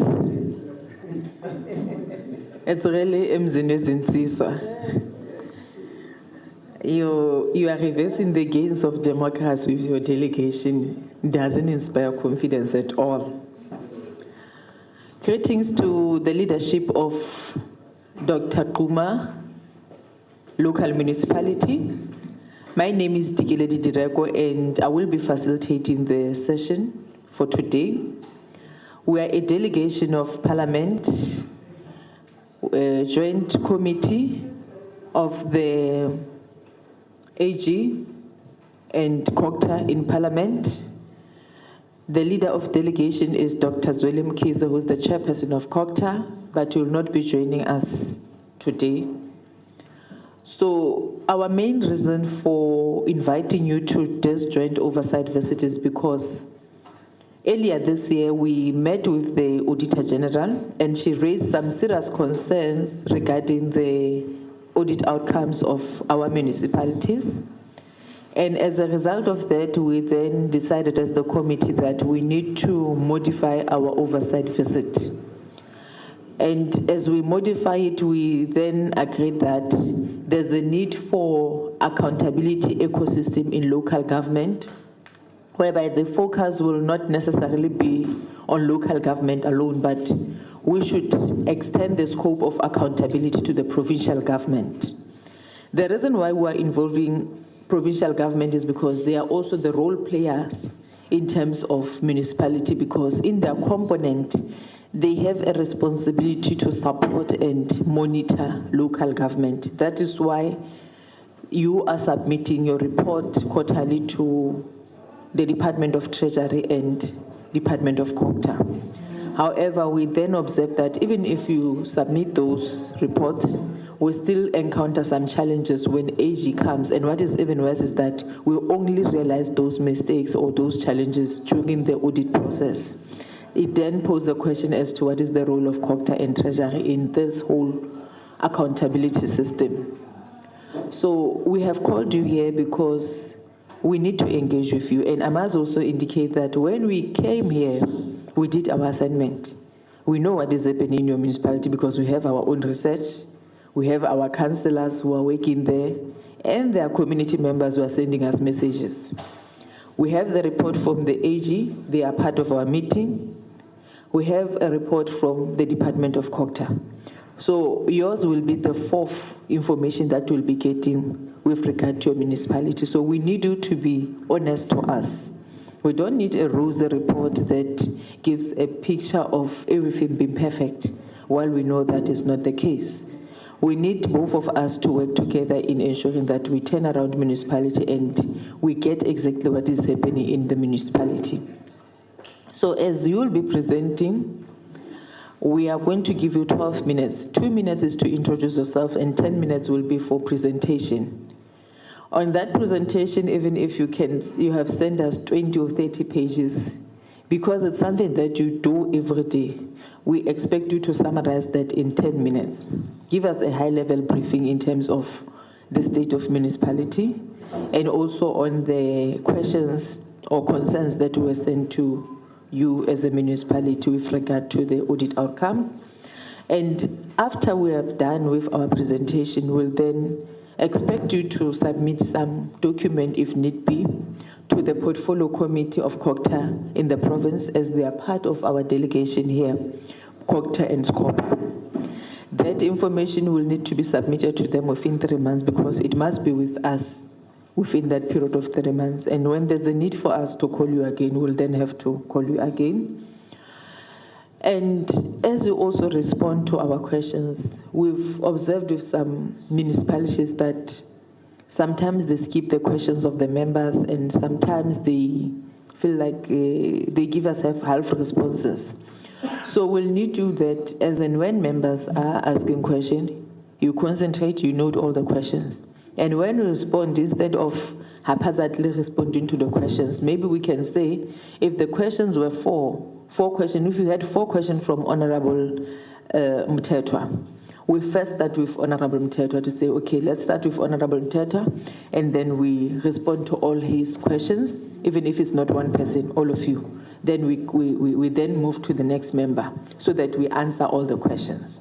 So members will not introduce themselves now, but they will introduce themselves as and when they engage with your presentation. So now we are going to give you the opportunity to present to us. Like I've indicated, this is the sitting of Parliament, so decorum of the House should always be kept in these meetings. And whatever information that we give to us, should it be needed in the near future, or by any of members of the public or any part of our department, we'll then have to give them the copy of the recording today, because we are live now, and after this sitting, it simply means that this engagement becomes a public document or a public clip. Thank you.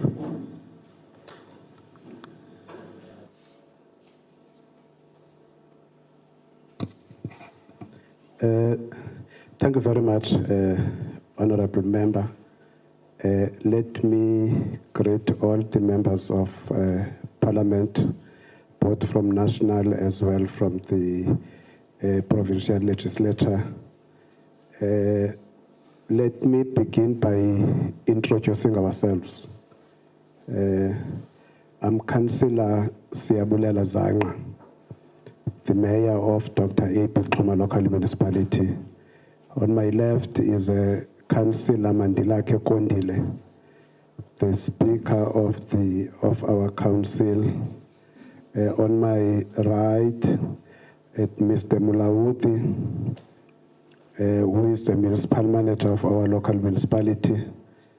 Then our CFO, unfortunately, is busy with exams, so she's not going to be part of us.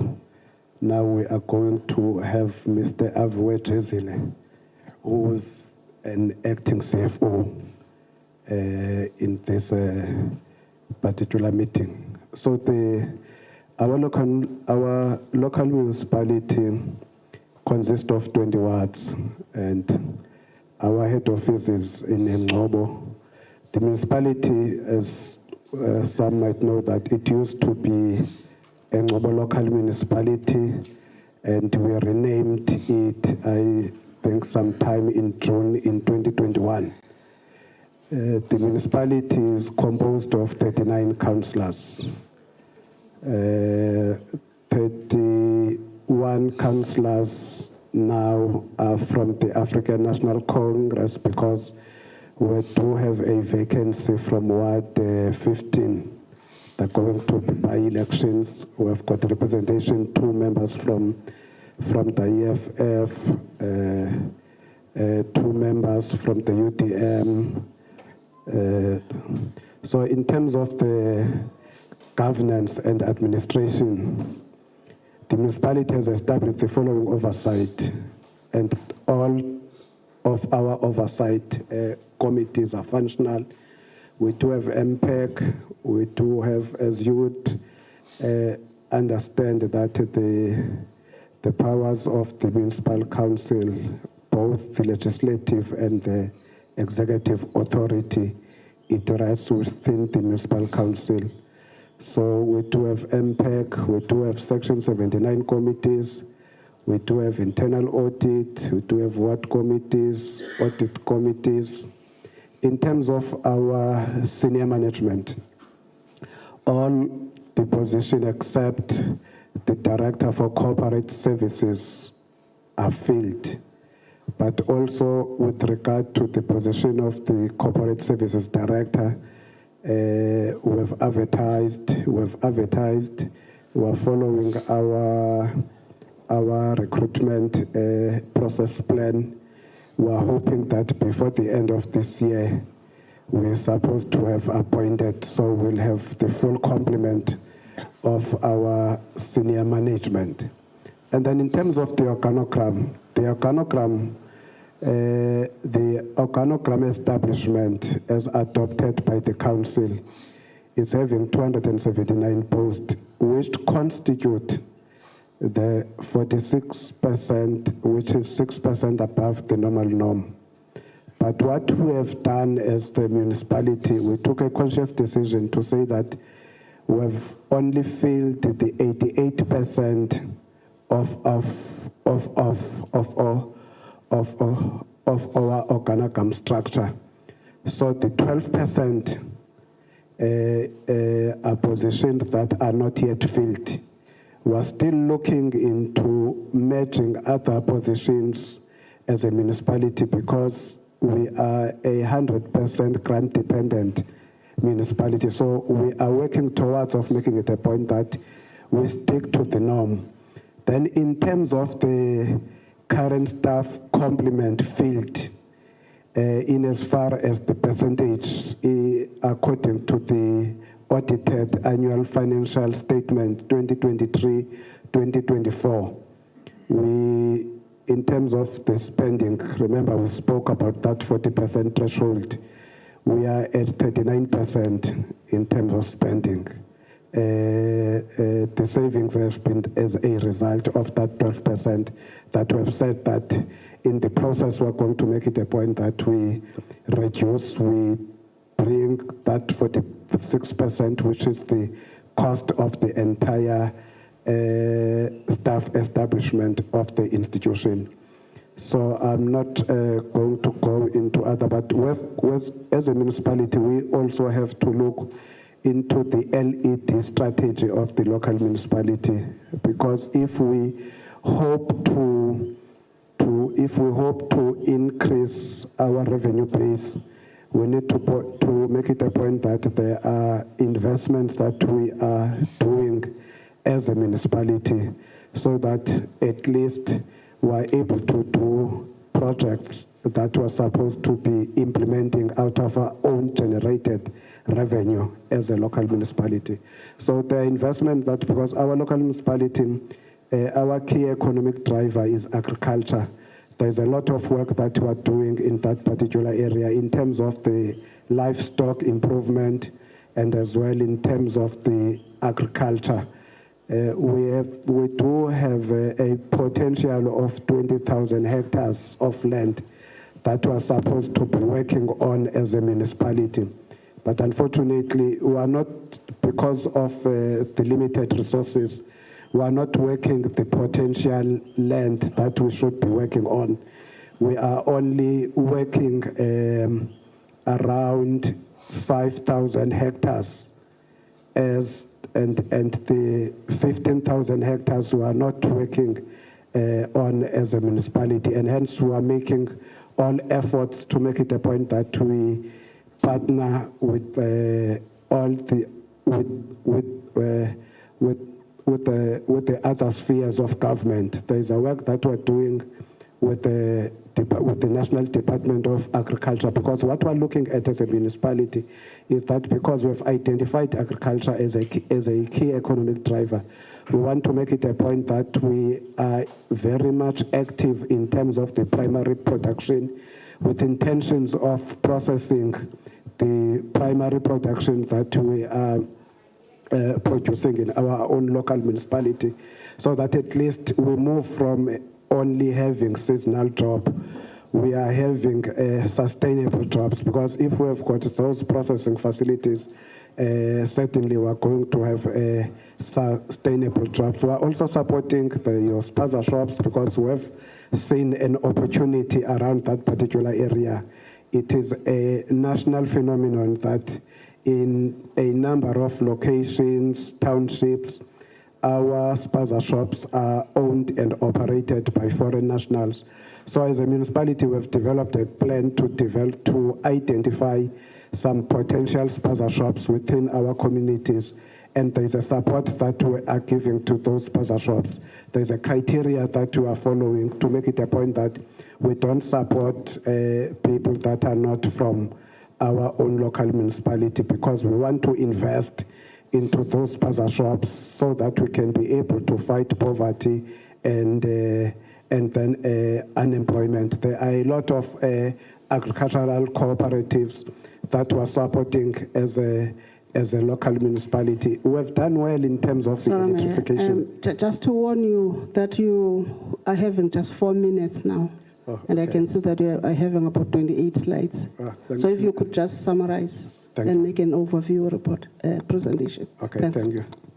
In terms, thank you, honourable member. In terms of the electrification, I'm not going into details, but I can only highlight to honourable members that we are above 90% in terms of electrification, and we are only now busy doing the infields.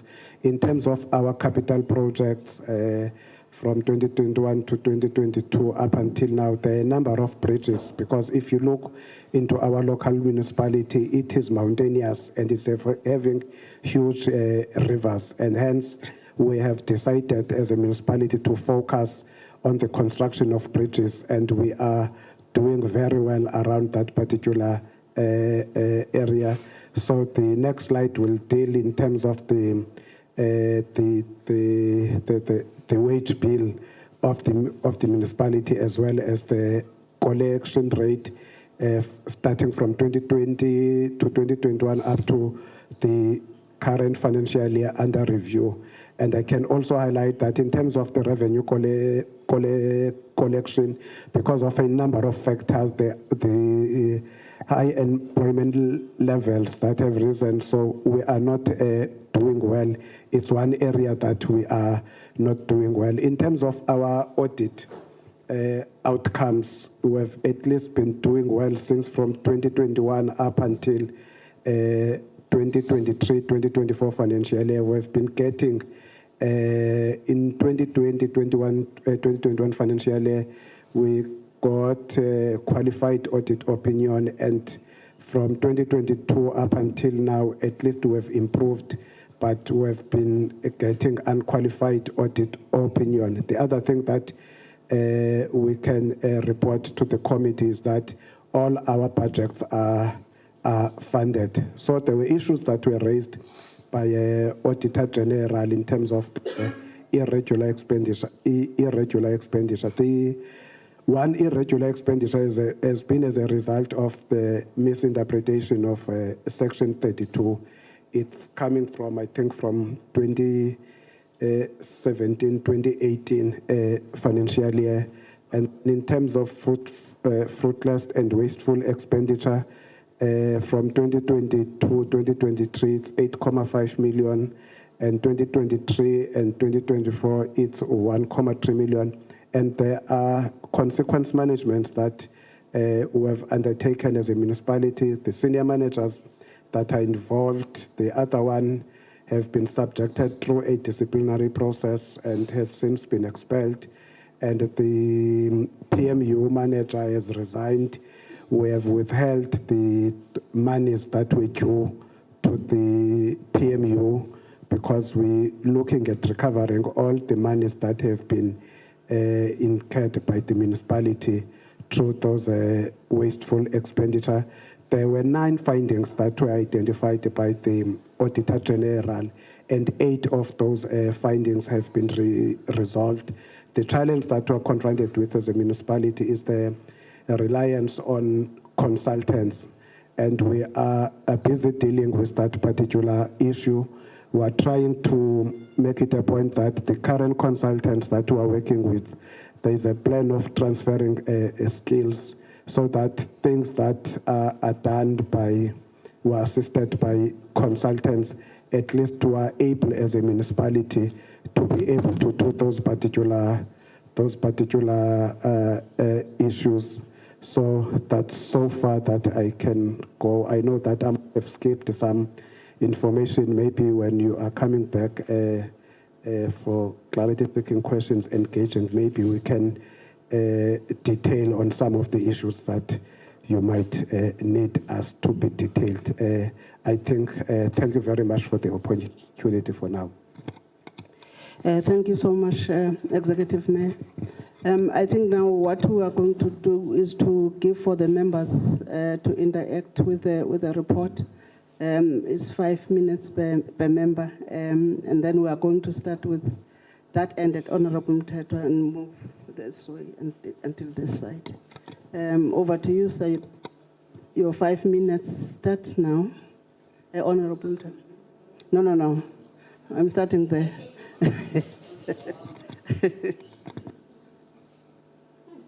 Thanks, Chair. My name is Velankem Mthethwa, member of the Portfolio Committee on COGTA.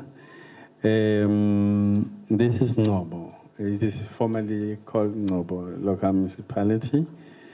I am taken by the agricultural component because I happen to sit in the agricultural portfolio, and part of our strategy last month is that given the US tariffs, we now want to focus on the Middle East as one of the growing markets for agriculture purpose. So I want to zoom into that to check, do you have enough land where we can do agriculture? And do you have capacity, because the demand is livestock and organic one. I'm told in Eastern Cape there's a lot of livestock that belongs to traditional authorities, communities, and that's the type of animals they need. So in terms of cattle, sheep, goats, vegetables, and fruits, lucerne, banana grass. If you can do these things, then you establish abattoir, because there is an official way that you must treat the meat according to Islamic religious practices. So it must be halal to serve that market. And 1 million a year for the next 5 years.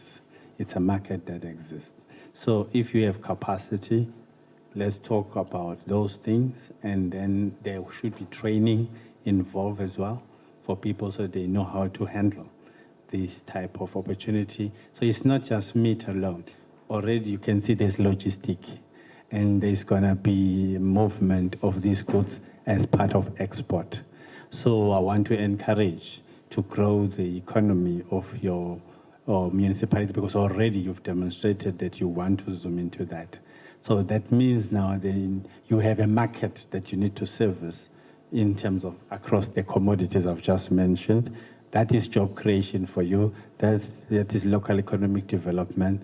That is entire value chain to the level of export, which is an opportunity for you. And exactly it's an opportunity open to rural communities, black communities, because normally they don't have market for their livestock.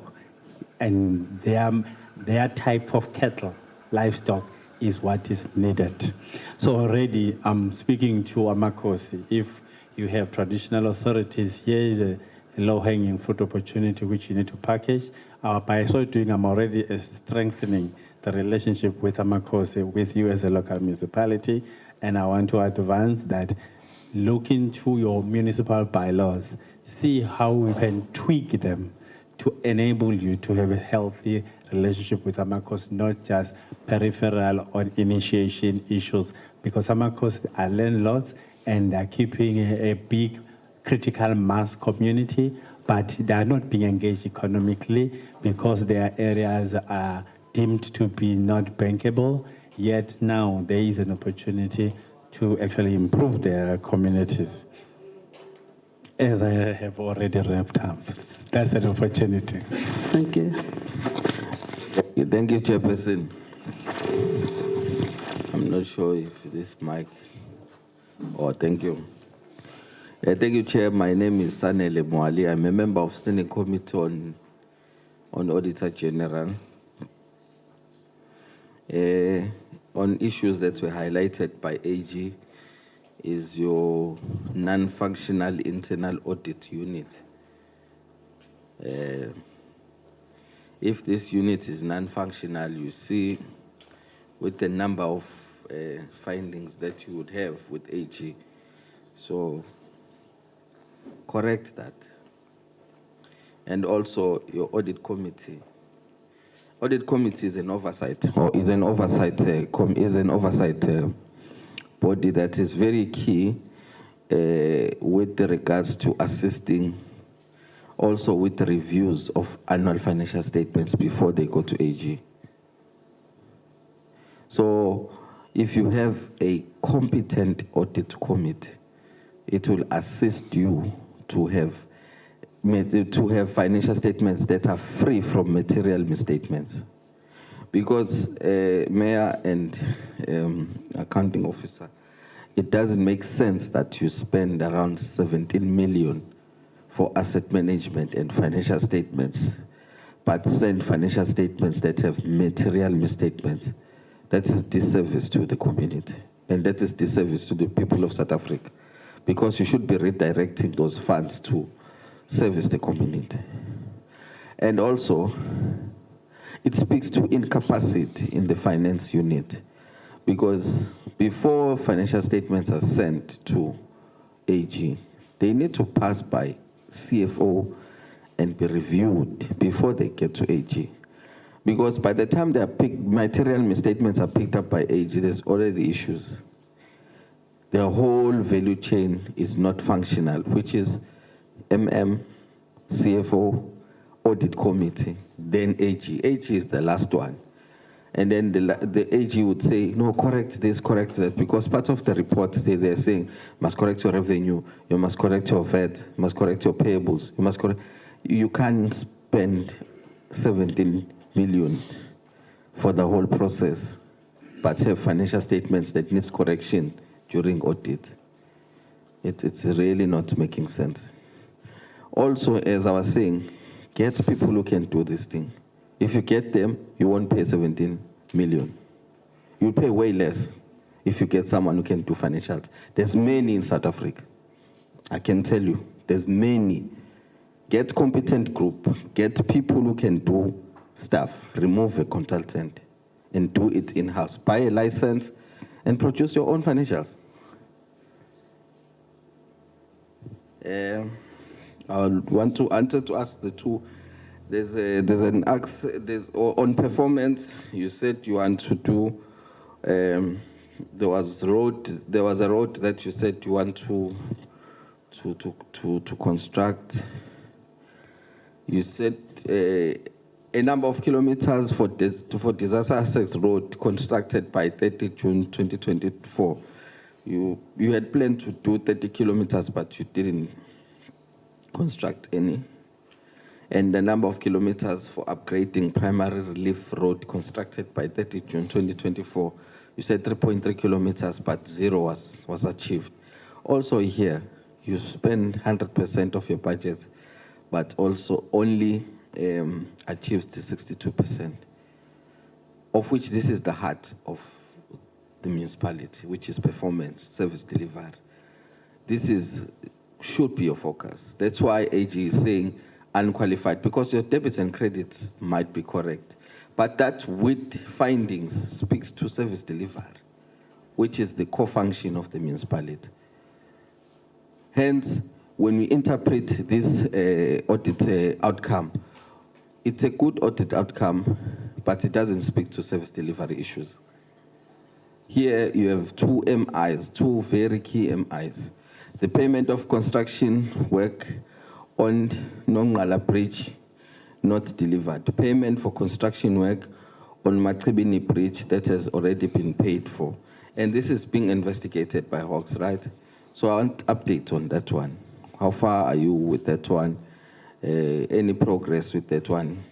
Is the projects, has any been has there been any movements on the project with the current administration? Thank you so much. Thank you, Chair. Zuzifa Butilezi, member of the COGTA committee.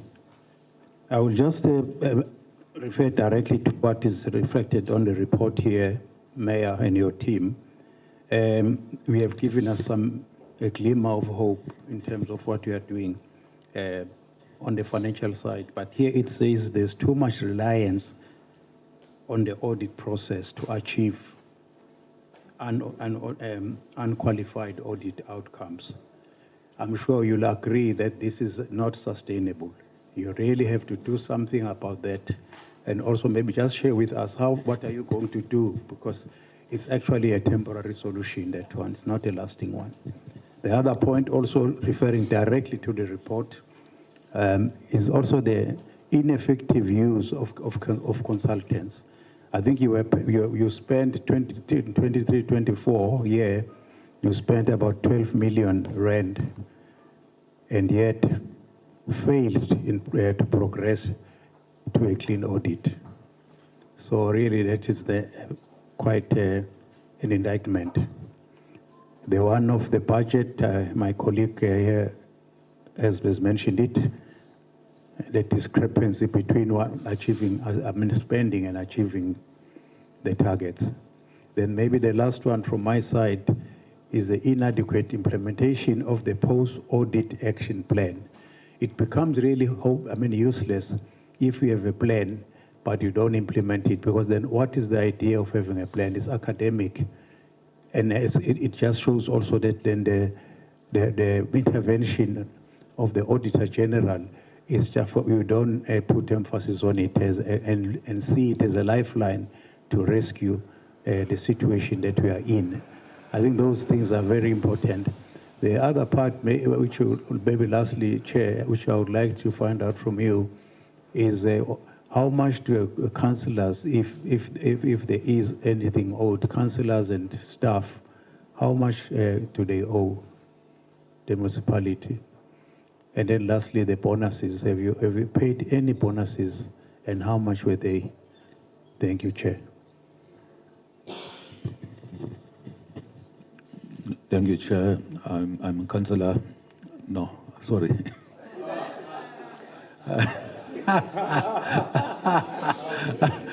Hey, I used to be a councillor, so I've forgotten that I'm no longer a councillor. It's one of those days. I think I should go back. Now, honourable members, I'm Begim Tolo, Honourable Begim Tolo, the member of COGTA. Honourable Mayor, I think we have a role to play as a mayor in terms of the Municipal Systems Act and the Structures Act, and as well as the as well.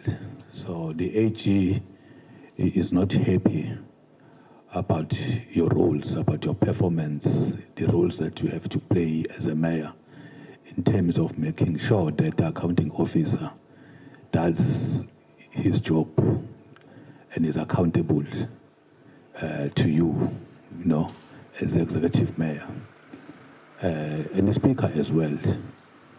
So the Act stipulates clearly in terms of your role and committees that will have to report and account to council. So you have a role to monitor, you have a role to play in making sure that actually you perform your duties. That is why there are even tools of trade in terms of making sure that you are empowered to perform your duties.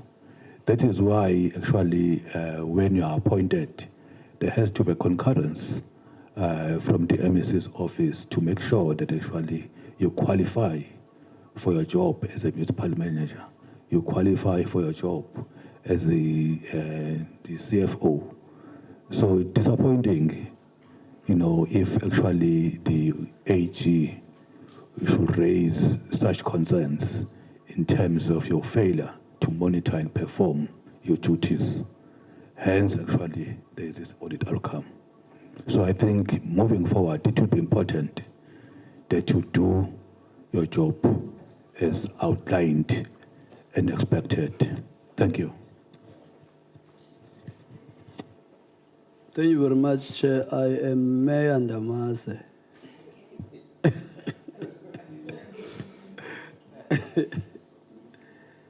3 months, you know, I have my own 3 months there. My questions are these ones. There is what you are talking, Mayor, about a qualification on the misinterpretation of a circular. And I am now worrying because this reminds me of an issue we once had as the Eastern Cape Provincial Legislature with the Auditor-General, where the Auditor-General wanted to qualify us for UIF, where we were being forced to call members of parliament and subject them to deductions for UIF, and that was not our baby. UIF Act becomes the baby of Department of Labor, and we had to write to the Secretary that it must be amended, and also the DG. And then we went and got our own legal counsel to be able to say, here is a legal opinion that we're basing ourselves, and then they removed qualification. Can you share with us the attempt that you have made in order to be able to deal with that, with the interpretation? Then the second one is this issue of the consultants. Have you ever entered into some kind of a cost-benefit analysis? Because you are using public funds, so you must be as clinical as possible to be able to save money. That is not yours. Have you ever subjected yourselves to that kind of an exercise so that you can be able to see how much are we spending on consultants and how much would we have spent with the people that we have employed that are in the office, that are getting salaries daily, and then you make a choice. My question is also in relation to deviations. Are there transactions that are a basis of deviations, and how much for 2023-24? Nonala Bridge. Can you shed light in relation to that? And the final question is, I don't know how they call these things of saying, we're closing the town today, there will be no movement. You are very used to that. Whether they call themselves amakwati, azosayivala la dolophu abanye bayivale. Kutheni lonivala idolophu ni? Nenzeni? Ayivalwa yini phayilibode? Phayilibode bapha abantu bovala. Thank you.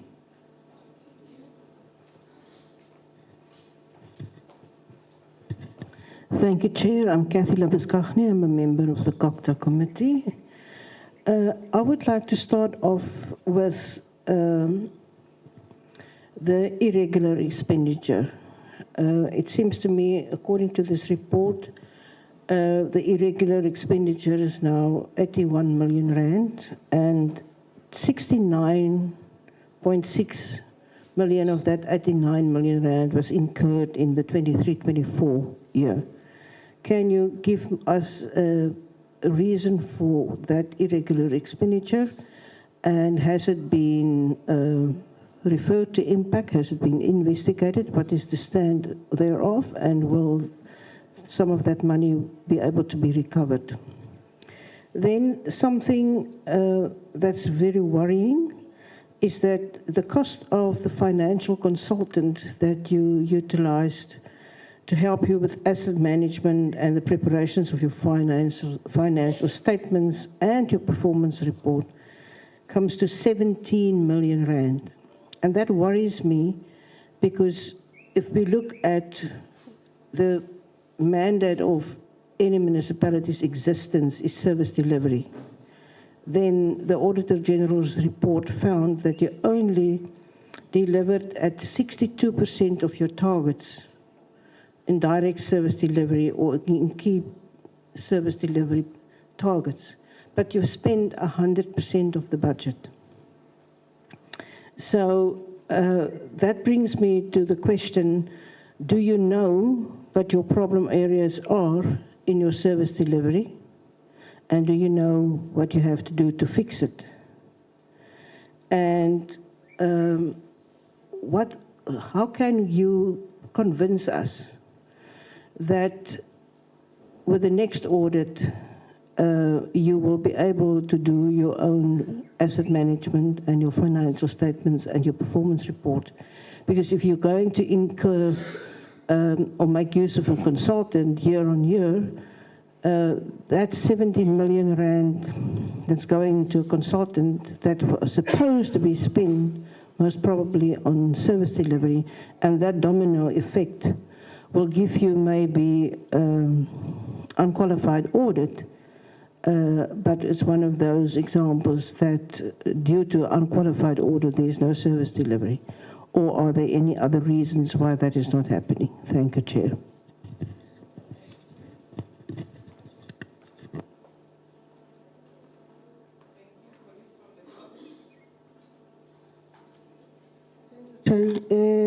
My name is Nomaseki Zikonza, Chairperson of COGTA and a member of the SCOPA within the Eastern Cape. I have just two questions, Chair. One is writing on what Honorable Ndamase was talking about relating to the over-reliance as raised by the Auditor-General on consultants. What I want to check, Chair, is whether from those consultants, I so wish that maybe it could be in a form of a report again as to which are these services that they have commissioned consultants on, and maybe reasons for that, and the cost of that process per consultant. And I so wish, Chair, that in that there wouldn't be consultants for collection of revenue. I'm saying this because many a times those consultants consume more from the municipality than what is collected. If you look at what then they are able to collect per annum, it's far less than what they charge the municipalities to pay them for. So if we could get that report, it would also assist us at this level. The second one is that the report again is silent on what is owed the municipality by the residents, by businesses, and by government departments. Maybe it is there, maybe I missed it. But if it is there, I'm most interested on the debts by the government departments and the main culprits there and the amount owed. If that response can be given now as per the specifics, again, I would request the indulgence of the chairperson that it be amongst the reports that will be submitted by the municipality to the committee. Thanks, Chair.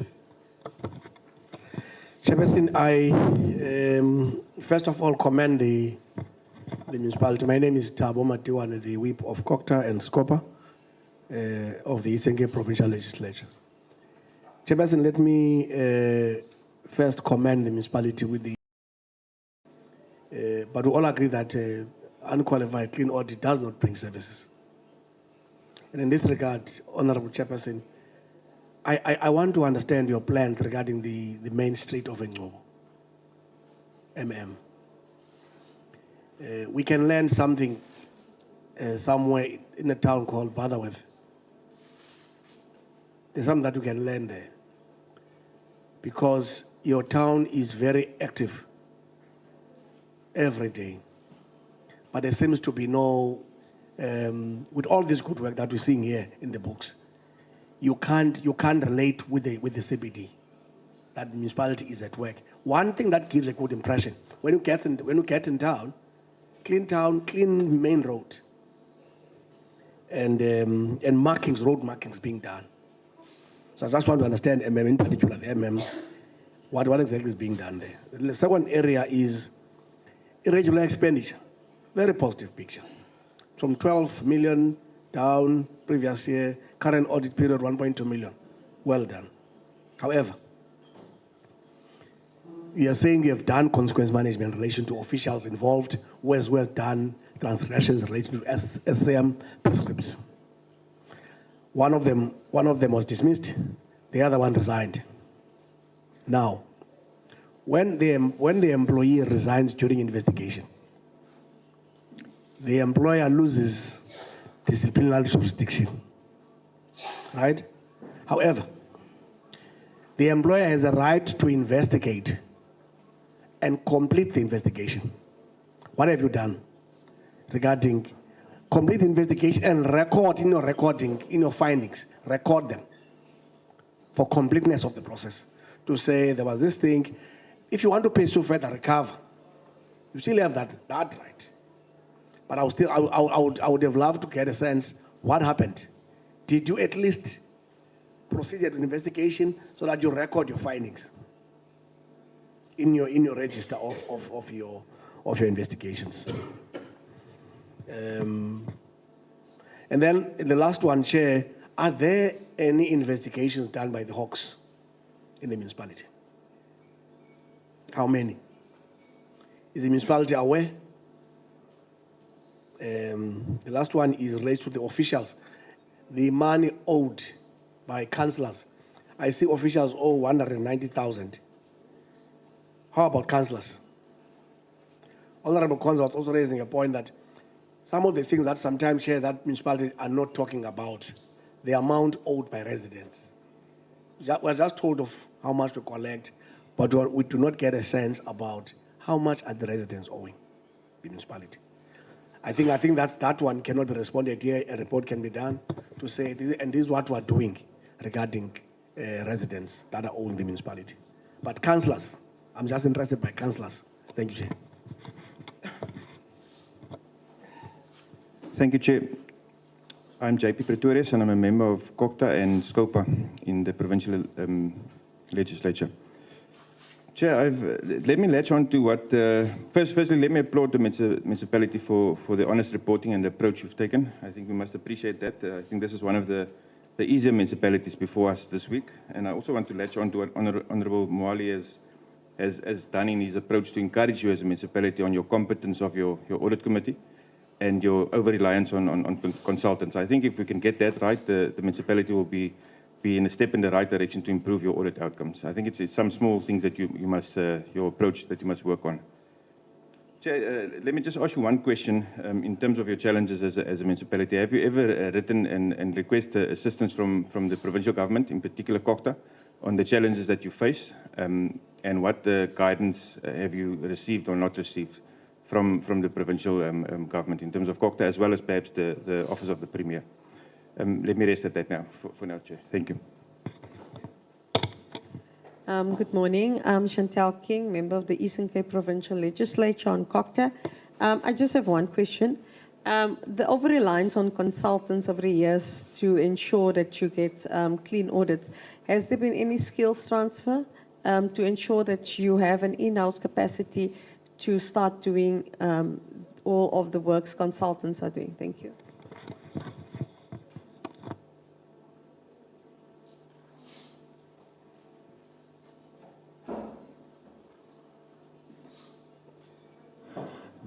The executive mayor and the team, you have 20 minutes to respond. Thank you. Thank you very much for the questions. I think starting from Honorable Mtetwa, in relation to the work that we're doing in terms of the agricultural revolution and in terms of the opportunities that are there. In my earlier, when I was making my presentation, I made mention that the potential land that we could work in our local municipality is around 20,000 hectares. But unfortunately, we are only working around 5,000 hectares. I think Dr. Ipikoma local municipality is an area where even other municipalities can go and learn. in terms of managing the relations between ourselves and the traditional leadership. There is a land, there is a Dalasile Agri Park, where they are working around 3,000 hectares of land.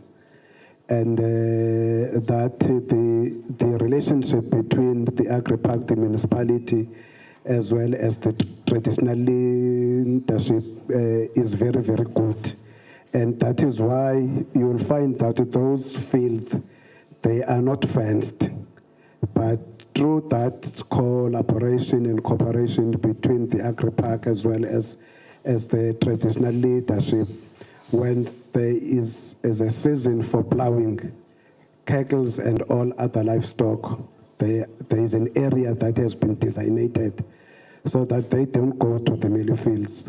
So there is sufficient. I think the last time I checked, we were able to get something around 12 tons per hectare, and which is at least a good harvest. That is why we're looking in terms of partnership with the Department of Agriculture at a national level, because the challenge now is that we need to get silos so that we could be able to store that maize, so that at least we don't sell any time. You know that the maize is giving you at least good money when you are selling at a particular time. So that's what we are busy doing. But I can tell anyone who wishes to come into our own local municipality, in as far as the agriculture, especially around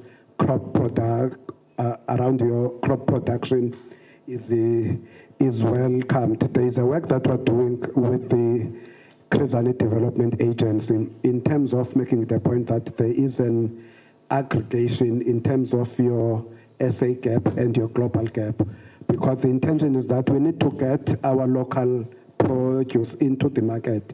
We need to make it a point that it is of quality, and that is why we have identified a number of our local farmers to make it a point that they go through that particular training, because there is a fresh produce market that has been established by the district municipality, so that you don't have a cabbage that is going to rot in your mealie fields. That particular produce, it must go to our fresh produce. It must go into our pack house so that it can be able to go to market. So that I just want to say that if we can get more assistance from the national government in terms of, there's also a land that we have identified for irrigation, because we're saying if we can revive those irrigation, where we can be able to produce and be able to meet the demand of the market. So that is why we are focusing in that particular area as a local municipality, because we are saying if we can invest and put much effort, we can be able at least to be able to fight poverty, unemployment, and inequality, and they make it a point that Africans and blacks, they are participating, because we said that the tertiary cooperatives that must venture into that space of agro-processing, it must be our local farmers. They must be able to establish that company that is going to work together with a private investor that we're going to get, so that you don't have a situation where you have a private investor that is going to come in our local space, build a factory there or a processing facility, and then leave. The ownership, we must make it a point that we structure a deal in a manner that we are convinced as a local municipality that there is a little bit of a convincing local beneficiation. So in terms of the functionality of the audit committee, what we did was that at some point we were alerted by AG that our committee needed to have between 3 and 5, and immediately after that we advertised. But unfortunately, the chairperson of audit committee passed on, and now we had to again consider that particular element. But as I'm speaking with you now, the audit committee is fully functional. We've filled all the vacancies that were there, and we're hoping that is going to do its work. In terms of, there's this issue around the disaster relief. You'll remember that there would be a commitment that would going to come from our funders, be it the national government. And then according to our plans, we commit that there've already been a commitment that we're going to give you this particular money so that you can be able to do these particular roads. But unfortunately, the money would not come immediately, and that is obviously going to affect our performance. So in terms of the monies that actually have been transferred into the municipality of other projects, so the spending around those particular projects, it is 100%. But obviously other monies in terms of those that the other department would have committed that they were going to transfer into the municipality, they did not come at a time in which, so that according to the plans of the municipality, those roads would have been constructed within the time frames that the municipality has planned. In terms of Nokala Bridge and Makibini Bridge, there were issues around the contract management, the poor performance on the side of the contractor, and we decided to terminate the contractor that was not performing well. And what we then did was that we realized that there were some elements of corruption, and hence we have some issues with Hawks. But what we then decided, after Hawks have said that they've completed everything they wanted to verify within both bridges, so as a municipality, we then went back and constructed those particular bridges. I know as you speak that around Kala Bridge, we are above 95%. And as well as Makibini Bridge, where we are nearly completion, because we are mindful of the fact that at the end of the day, even if there was those discrepancies, but those kids that are supposed to access school on the other side, we must not delay them to be able, as much as we are following all due processes to make it a point that all those that are implicated, they've been found to have been taken monies that were meant for service delivery. Those individuals are brought, they are subjected through the disciplinary processes, and as well as the law enforcement agencies. In terms of the shutdowns, the challenge that we have, we don't really, at times, because of the funding limitations, because we're supposed to be budgeting around 8% of our total allocation to make it a point that we deal with the issues of maintenance. But unfortunately, at times we struggle to reach that particular target, and that is why you will find that communities at times they are not being patient, because we've got a plant as a municipality, we've got a maintenance plan as a municipality, and also the other problem is that we need to make it a point that we once made a proposal that we needed to have rural gravel roads that are maintained at a local municipality level, because things that at times we'll find people are protesting about, they don't rest within our authority as a local municipality. We don't have money to do, but obviously we do bring to the attention of all the sector departments so that they can be able to come in and then assist that. I know that with other questions, the municipal manager is going to come in. In terms of the wealth also, if one, I don't know how, if you have traveled through our local municipality, there is a lot of infrastructural projects that are taking place there, be it they are from national level, the district municipality, as well as the local municipality.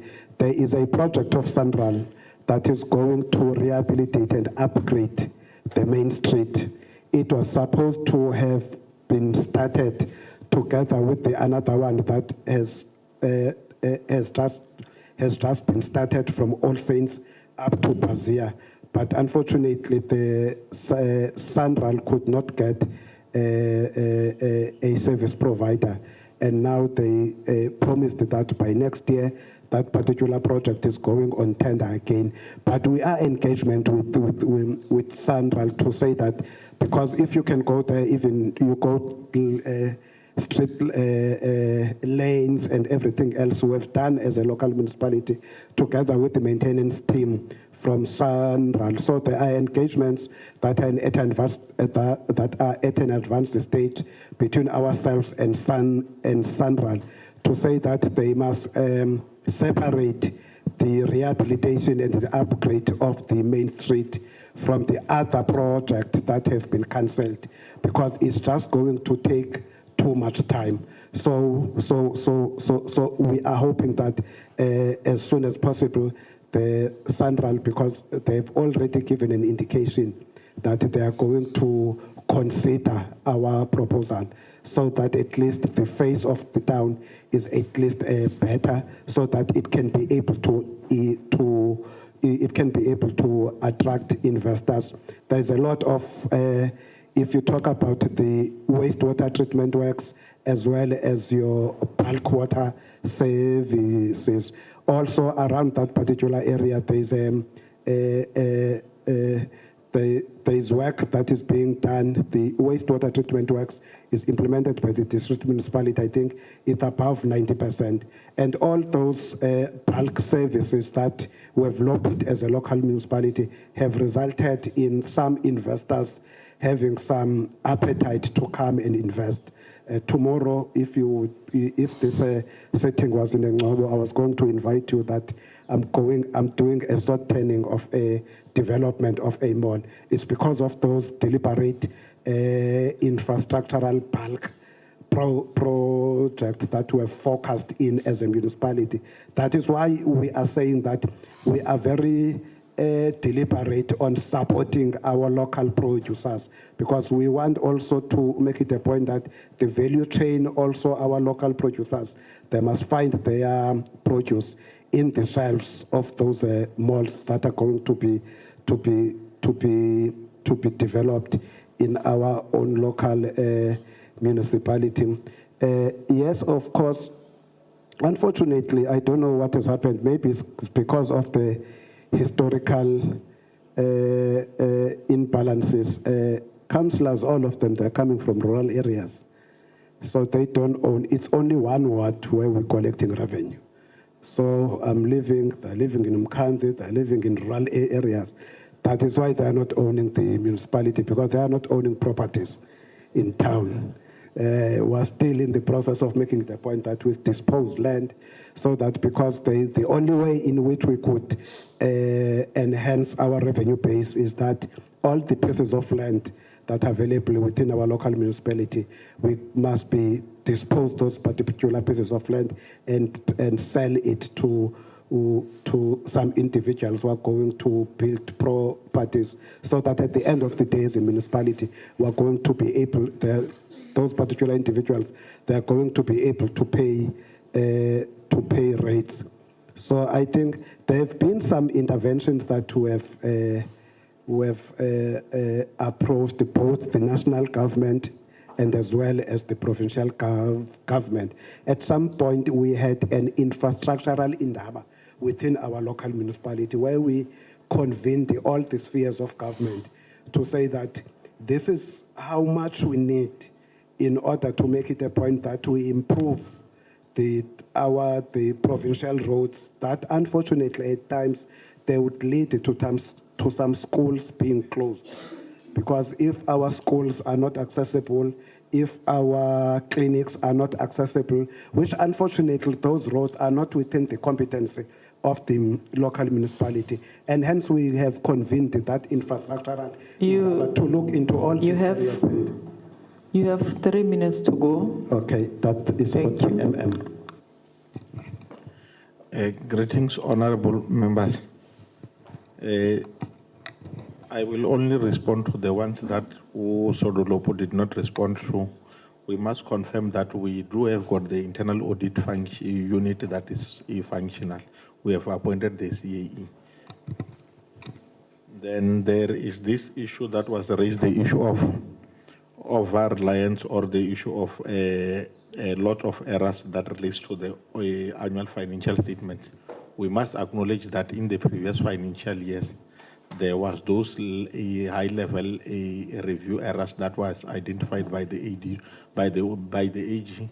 But for 2024-2025 financial year, we did appoint the CFO, and as of now, 61 RFIs has been issued, and there are 3 COFs that has been issued, and we don't have any COF that has been issued that relates to the issue of errors on our financial statements, because what we are currently working on, we are working with the idea of wanting to achieve a clean audit. So that is what we are working on. And we must also indicate that last year in 2023-2024 financial year, when Auditor-General was busy auditing, it was identified that the municipality has incurred material irregularities, which means we have paid service providers for the work that has been done, of which consequence management has been done. So if it was not because of that paragraph, I think as Dr. A.B. Kuma will be sitting amongst the municipality that we're going to be saying we are even the clean audit. That is the only issue. So even right now we are saying we have addressed those issues of material irregularities. We are still going to be issuing the issue of the summons. There is one issue that one should deal with that relates to the misinterpretation of Section 32 regulations. I don't know, because I think 3 minutes, Chair, I won't be able, but I will try to summarize. What has happened with the issue of Section 32 regulations is that Section 32 regulations is the regulations within the municipal supply chain regulations.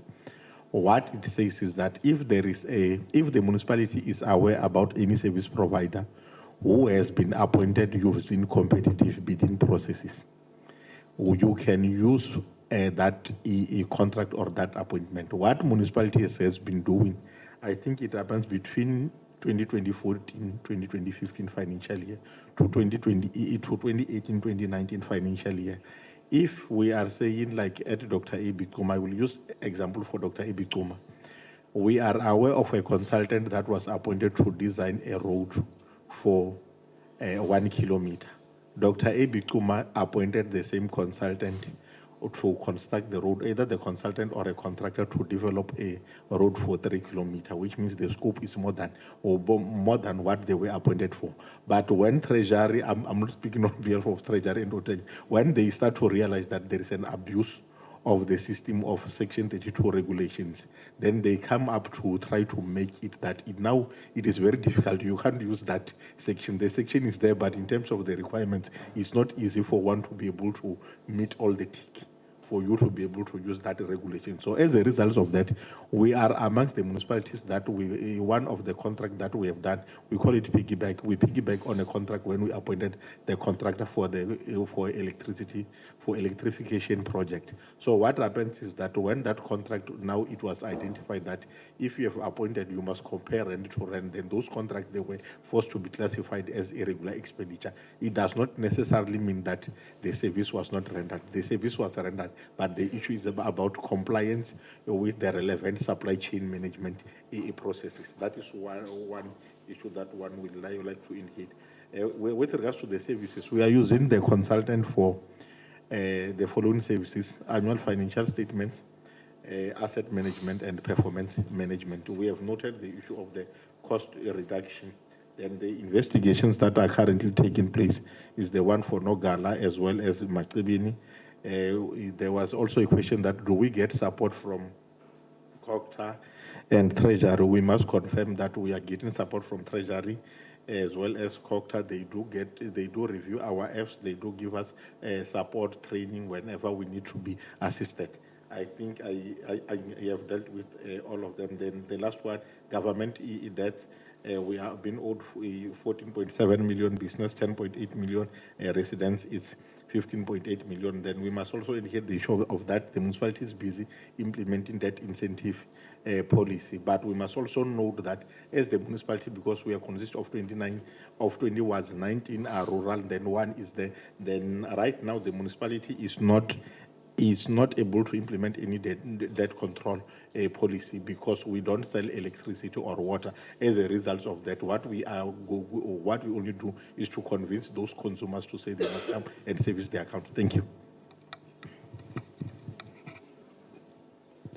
Thank you very much. I understand that there are some questions. As you conclude the questions, it looks like we've got a visitor over there.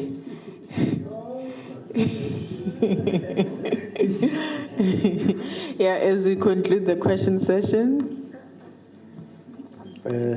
Thank you very much. I think we are also I think the municipal manager has responded to the questions of debt.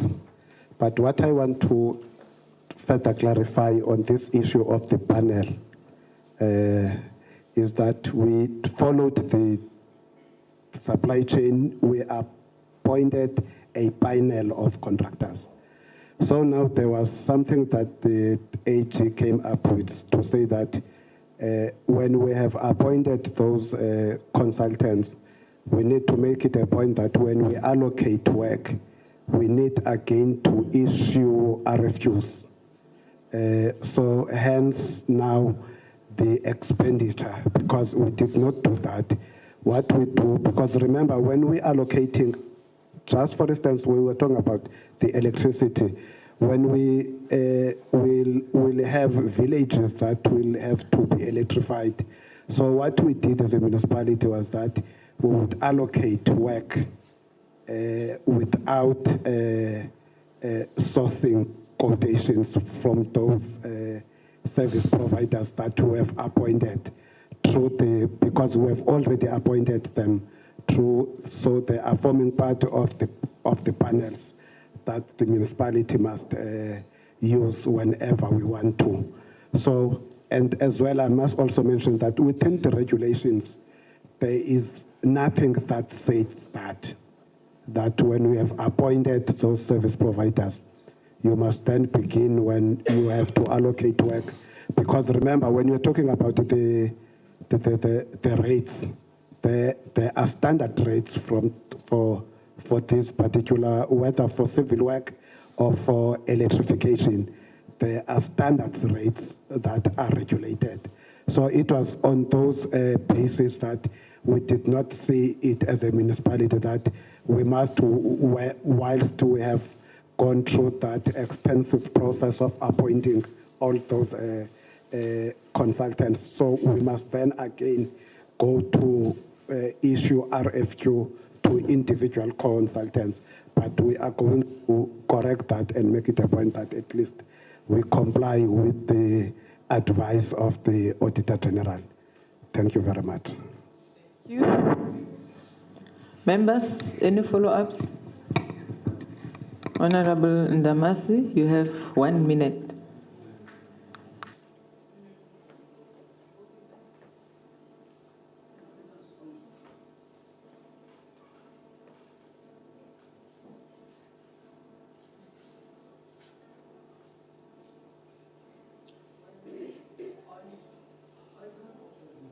Hello.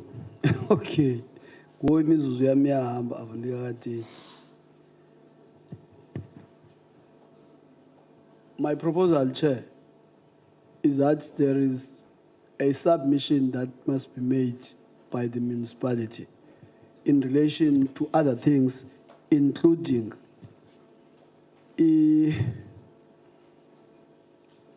Iluewini Stadium, Nengutuha or Ngutuha Stadium, Ne Bridge, Yonugala, and other things.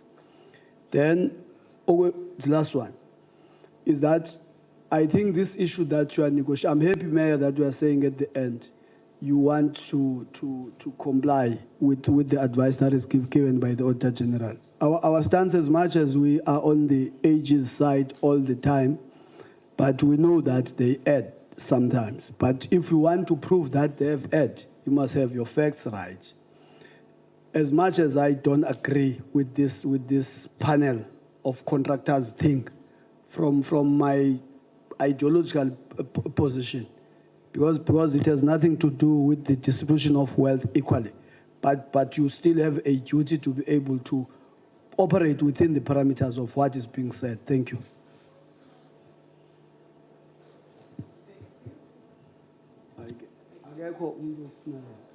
Thank you. It was only you, Honorable Ndamase. And I believe that, Honorable Member, here's the mic.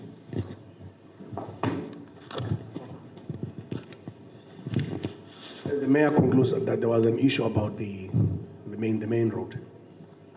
Just as a concluding statement, I want to hear exactly what the municipality is doing about that main road.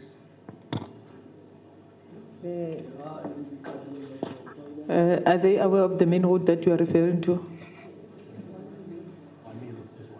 Oh, there's one. You are like from where I'm coming from. We only have one main road. Yeah.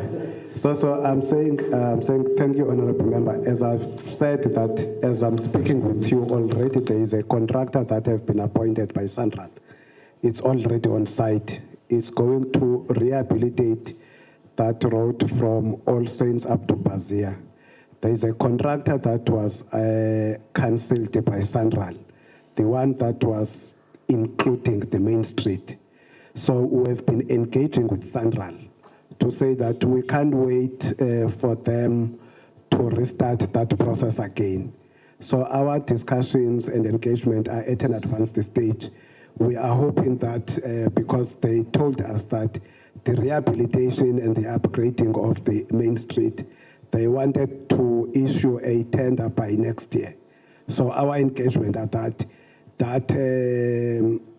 development must be separated from the initial development. It must be treated as a separate project so that at least we can be able to realize, to make it a point that we have facelifted our town, and as well as that our street, it is proper. So there is work in that regard. Otherwise, I'm not sure whether we're done now, can do the concluding remarks.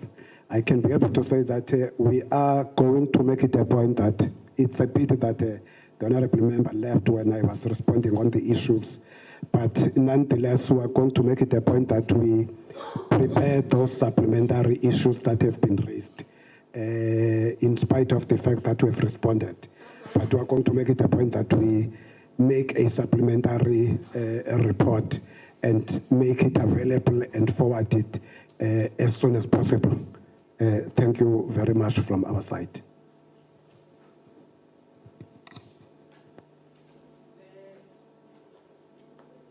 Thank you, the Executive Mayor.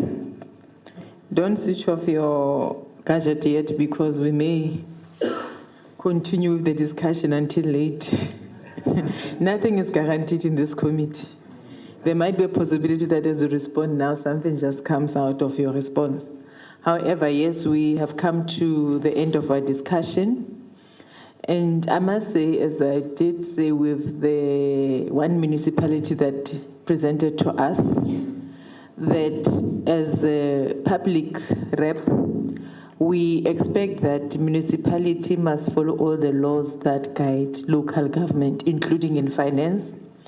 So as a result of that, we are expecting all municipalities to get a clean audit and qualify it without findings.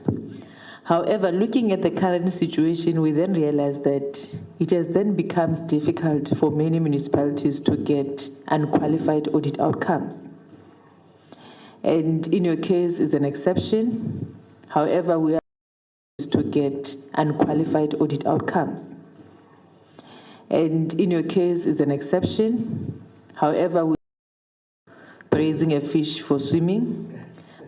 But we must say that looking at your audit outcome, there's hope.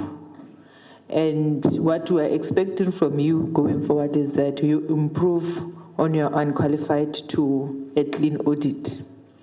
However, the clean audit alone is not what we want. The clean audit must be complemented by service delivery to our communities.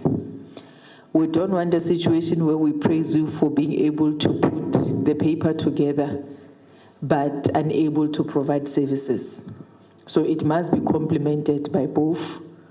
We should be able to say, yes, you have spent funds accordingly, and there's evidence on the communities that indeed services are provided. What we need from you is not that much. However, we'll request that you submit that information to the Provincial COGTA within 3 months. And we will also be receiving that information on our site in Parliament. And as and when there's a need for us to engage with you further, we'll then notify you of such. Honorable Ndamase requested that you furnish us with a report for the stadiums. I hope you have noted those stadiums. We need the report on those. There's an issue of consultants that has been raised, which I believe that at the moment with the outcomes that you have received, you will be able to come up with a plan on regulating or limiting the number of consultants that you are using in municipality. We need a long-term plan on how are you planning to limit the usage of consultant in your municipality. And in that plan, it should also be able to tell us about your in-house capacity building, because when you phase out, you must phase out at the point where you know that you have capacity in the house to continue with that particular services that were rendered by a service provider. On your irregular expenditure, I'm also impressed by the pattern of how you managed to deal with your irregular expenditure. It moved up to 100 and something million and then it went down. That also shows that in terms of consequence management and post-audit plan, there's some work that you are doing. So we just need you to come up with a plan on how to strengthen what you have already done to improve further. And we need you to also come up with a remedial action on those funds for irregular expenditures, although they are not that much compared to where you have come from as municipality, especially before 2022. So we need the report on that. And we need you also to follow the recommendation of AG, because on the AG's report, she did indicate that you were able to investigate fruitless and wasteful expenditures. So which means that your MPEC is doing the work. But the problem is on holding those who are liable for that accountable. So we're giving you 3 months to deal with accountability of those who have been identified to have contributed to your wasteful and fruitless expenditures. And I believe that we have come to the end of our session. And thank you so much for being part of the meeting and being active participant in the meeting. As and when there's a need for us to call you in as Parliament, we will do so. Therefore, our meeting with you has officially ended. Our session is concluded. Thank you.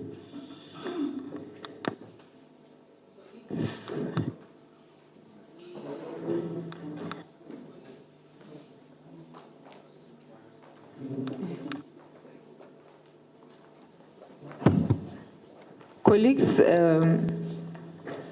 it's 11:15, so I'm going to allow you to have a stretch break or tea for 10 minutes. We need to be back by 25 past. Thank you.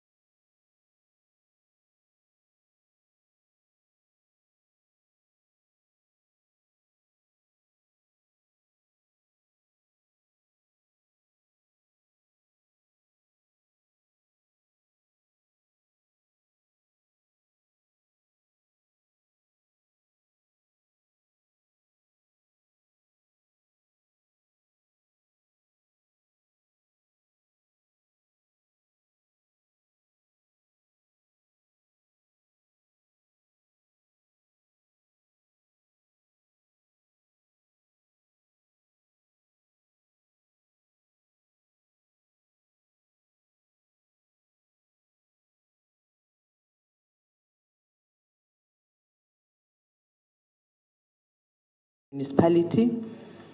And we also want to enforce consequence management, accountability, and clean governance. So it's part of our oversight visit. That is why we've also invited the provincial government, because we also want to hold them accountable, as they are supported by the laws that govern local government in terms of providing support and monitoring municipalities. So we're going to give you time to present, and we are not going to introduce ourselves as members. However, as and when members are engaging with your presentation, they will then introduce themselves. So based on our experience of the past 3 days, we realized that some of the questions that are asked by members seems to be omitted or missed by municipalities. So what we need now is that if I asked questions for you, whether it's 4 or 3 questions as Honorable Direko, you respond to my questions as they are. It doesn't matter how you respond, but you must first start with me, and then you respond to all my questions, and then we go to the next member, so that we don't omit questions from honorable members, so that we'll be able to save time. Don't over-elaborate. We work with municipalities. We understand how you work.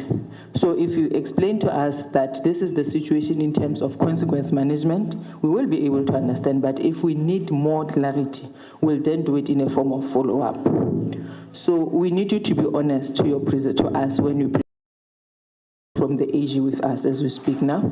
We have the report from the provincial government regarding your municipality. So we'll also be getting your report. So if your report contradicts what we are having currently, it simply means that there's some misinformation. So I will now allow the executive mayor and the team to present. Your 12 minutes start now. Thank you. Greetings, chairpersons and honorable members of the committee. I am Councillor Nondomzanele Koni, the mayor of Emalahlen local municipality. I am with Ncedisa Sharon Ntyobile, the speaker of the Emalahlen local municipality. And on my left, I have Toza Mama Dokeni, who is the acting municipal manager of Emalahlen local municipality. Next to me on the right is CFO Mrs. Busisiwelu Pelwane. Emalahlen local municipality falls under Krisani district with 3 towns, Tsatadu, Dordrecht, Indwe. Emalahlen local municipality is a rural municipality which depends on grants. The municipality experienced challenges in the past few months, where the whip of the councillor, Kolseka Lali, was gunned down. He was served as a chief whip and also the portfolio head of the infrastructure development and human settlement. A month after this happened, a month after the resignation of the director of the IDHS, the director of the department that was led by Councillor Lali. Then the PMU manager was then arrested, who was the project manager in that department. And also we received the resignations of the project manager, project technicians in that department. So we have those challenges in that municipality. But we have appointed portfolio head and the chief whip. We have already appointed the chief whip and the portfolio head of that municipality. We have appointed the director for the department, but we have advertised for the PMU manager, because as she was arrested, she resigned as the PMU manager because she is implicated in the killing of our whip of the council. We are in a process of recruiting the project managers in that department. But I can say that the municipality received the resignation letter from the municipal manager. That's why we have the acting municipal manager, Toza Mamatokin. The municipal manager resigned on the 22 September 2025, the day he was supposed to appear in a disciplinary committee. We wait for her at 9 o'clock and she did not come. When we look for him, we get a resignation letter at 10 o'clock on the 22nd of September 2025. But what I can say is that during the last financial year, the Emalahleni municipality was doing well on grant spending because we are one of the municipalities that get the additional funding from MIG and EPWP. I will allow the acting MM to present the report of Emalahleni on behalf of us. Thank you, Chairperson. Thank you. Greetings to you, Chairperson, and members at large. I'll zoom into the presentation. I'll start by confirming that Emalahleni Municipality Council committees are fully functional. We've got Section 79 and 80 committees that sit as per the approved council calendar. We've got audit committee that plays the oversight role within the municipality. In terms of staff establishment, we managed to review our staff establishment as per 2021 municipal staff regulations and was submitted to MEC for COGTA for comments. All the positions that are critical are filled except one vacant position for the MM, as Mayor alluded. We have about 170 ward committees within the area that are managed by the Speaker's office. In terms of audit opinion, Emalahleni is sitting on qualifications since 2021 with areas of emphasis as per AG's report. I can safely confirm that the municipality didn't adopt any unfunded budget for the past years. Also, in terms of salary and wage bill, we're above the norm, but we do have strategies in place to ensure that we reduce it. We didn't pay any performance bonuses to senior managers since 2021. Also, we do not have any debt or historical debt from ESCOM. We pay our invoices within 30 days. Also, in terms of revenue collection, we do have revenue enhancement strategy in place to improve the situation. In 2021, 2022, we were at 179%. 2022, 2023 at 55%. 2023, 2024 at 50%. I can also confirm that we do have employees and of councillors that are owing the municipality. In 2021, 2022, we're sitting at 154,000. 2022, 2023, 71,000, and in 2023, 2024 at 35,000. The municipality adopted took the resolution to deduct monthly amounts that are being owed by councillors and employees.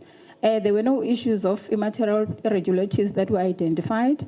Then, in terms of UIF, WE, matters were referred to MPEC for investigation. We can also confirm that there were write-offs that were done by the council as recommended by MPEC, issues relating to interests and late payments. The other matters were referred to DISIPOD, and from 2021, I can also confirm that the DISIPOD wasn't functional, and therefore the matters couldn't be investigated. However, the council took a resolution to reappoint new members as of July 2025, and the DISIPOD is now functional with the time frame of ensuring that all the matters are solved or resolved within by December 2025.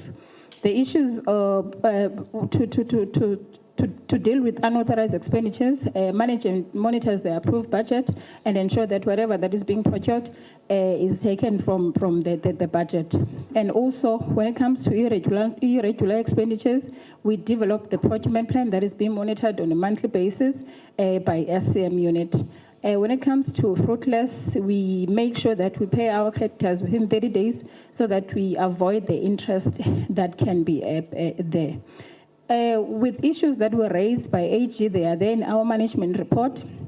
What we did, we developed the audit action plan that is being monitored on a monthly basis by management and quarterly basis by audit committee and EXO and council. Also, our internal audit plays a major role in monitoring the audit action plan, and the provincial treasurer is also assisting us in ensuring that we do monitor or implement the audit action plan. When it comes to consequence management, currently we are waiting for the outcomes of the DC board, as they were given a mandate to conclude the matters before December 2025. And as part of that, Mayor mentioned that resigned. It was part of consequence management because one of the churches relating to these issues, and she later resigned. In terms of infrastructure challenges, we do have challenges that is related to slow progress in our projects. I can mention one in the sports field that is currently in the completion stage. That project was supposed to be completed years ago, but we had challenges. First phase was then referred to SIU for further investigation. Then the second phase is about to be completed in October this year so that we can start the last phase. We're doing that project with Department of Auditor-General, yes. Then also we have a problem with our aging infrastructure, wherein we experience electricity losses by illegal people are doing illegal connections, but the plan was to appoint a vending service provider so that they can monitor our billing system. All our LED programs are being implemented, and our waste management compliances are attended to. We do have landfill sites that is being monitored. Thank you so much, President.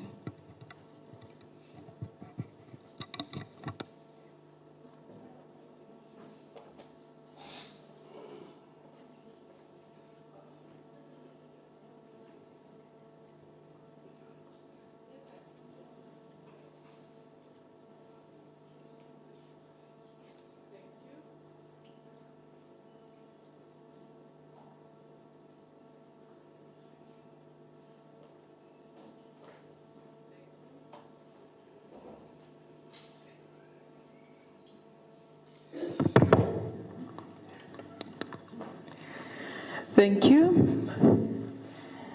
That was quick. I wasn't expecting it. You know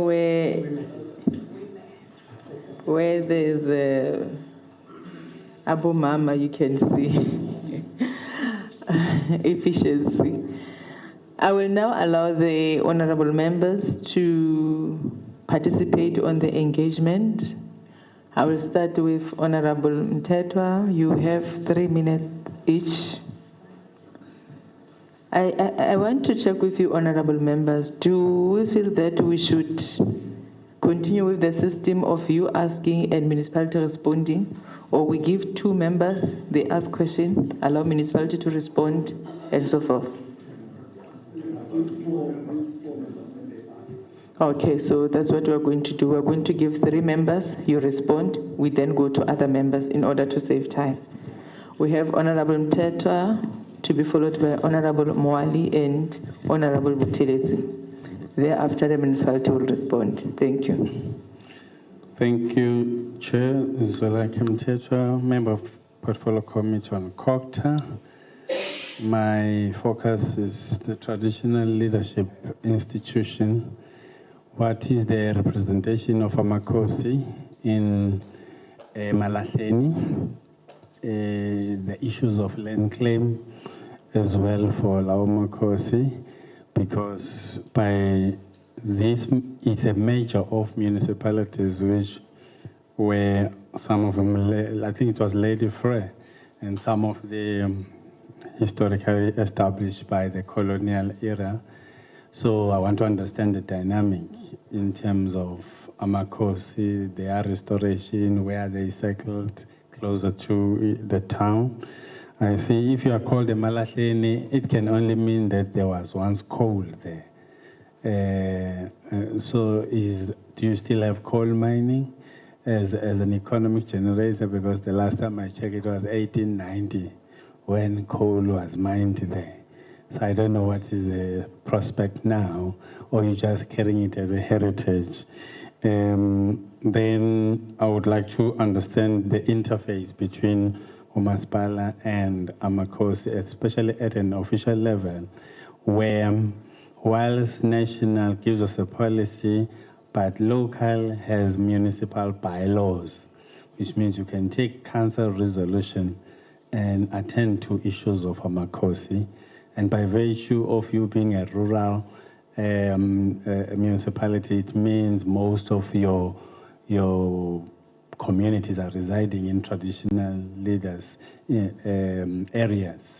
And what is the level of development there? And then what is the economic generator of the town besides the mining?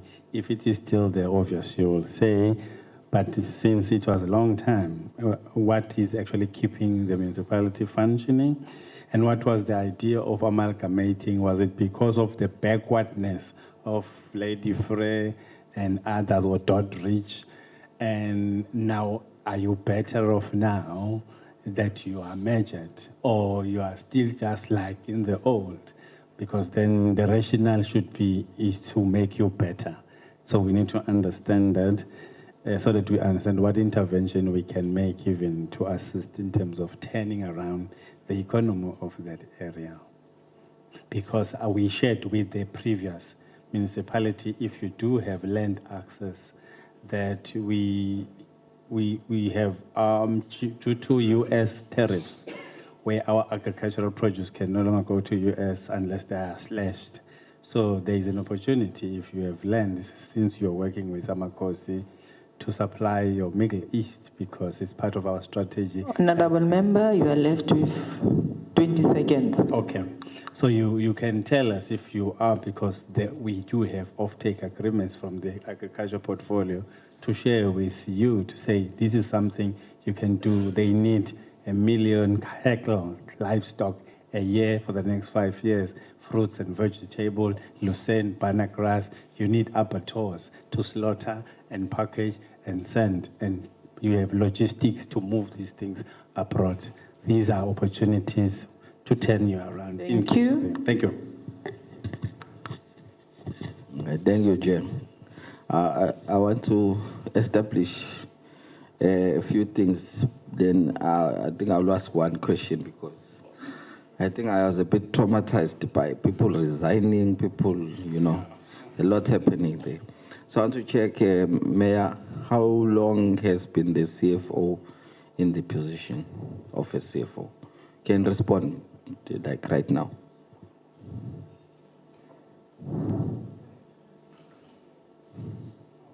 The Mayor, just one question. In December. She started in December. Last year? Yes. Oh, no, thank you so much. No, then I don't have any other questions. Thank you. Thank you, Chair.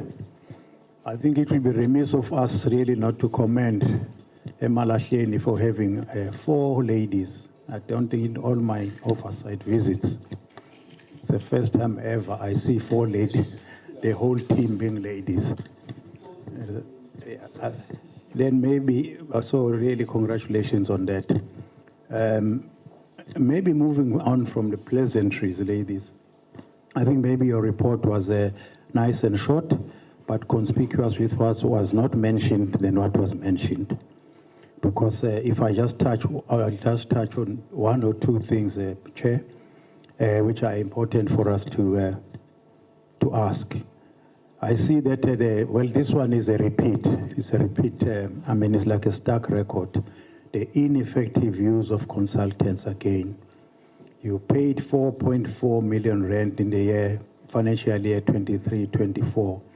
Sadly, and yet, you remain stuck on qualified audit opinion with repeat disclaimer on compliance with legislation. Can you please just help us here? How is that? The other one is the poor debtors and budgeting controls. Well, we hear the tragic, by the way, we're sorry to hear about the shootings and stuff. May they rest in peace. And then another one which is a repeat. which comes time and time again, is the non-investigation of unauthorized, irregular, fruitless, and wasteful expenditure. As per paragraph 42, 43, and 44 of the municipality's 23-24 audit report, unauthorized expenditure incurred by the municipality was not investigated to determine if any person were to bear the brunt of that. May we understand why was that, Mayor and your team? Lastly, another very frequent one as well is the inadequate and ineffective implementation of the post-audit action plan. This is very critical because that is what would help you to turn the corner. But if even that doesn't happen, there's no hope of turning the corner. Thank you, Chair.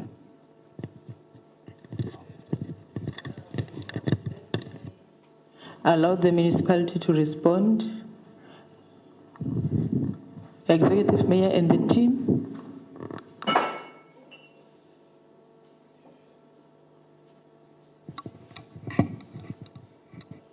Thank you, Chair.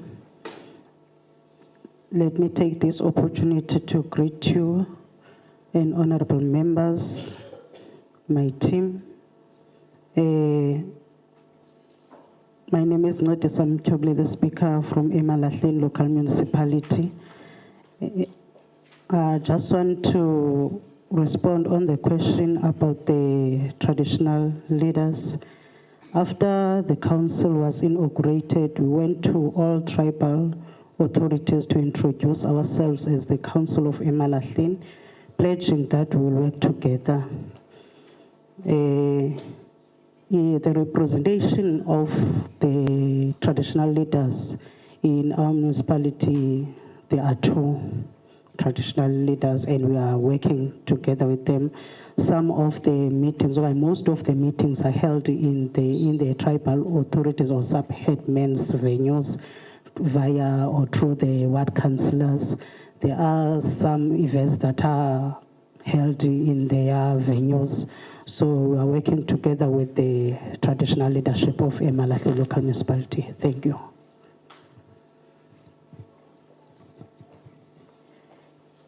Thank you, Chairperson. On issue of land claims, we were having dispute with the traditional leaders because the Emalahleni is made of former Transkei, which is the one which is Katatu, and the former Republic, Indwe and Dordrecht.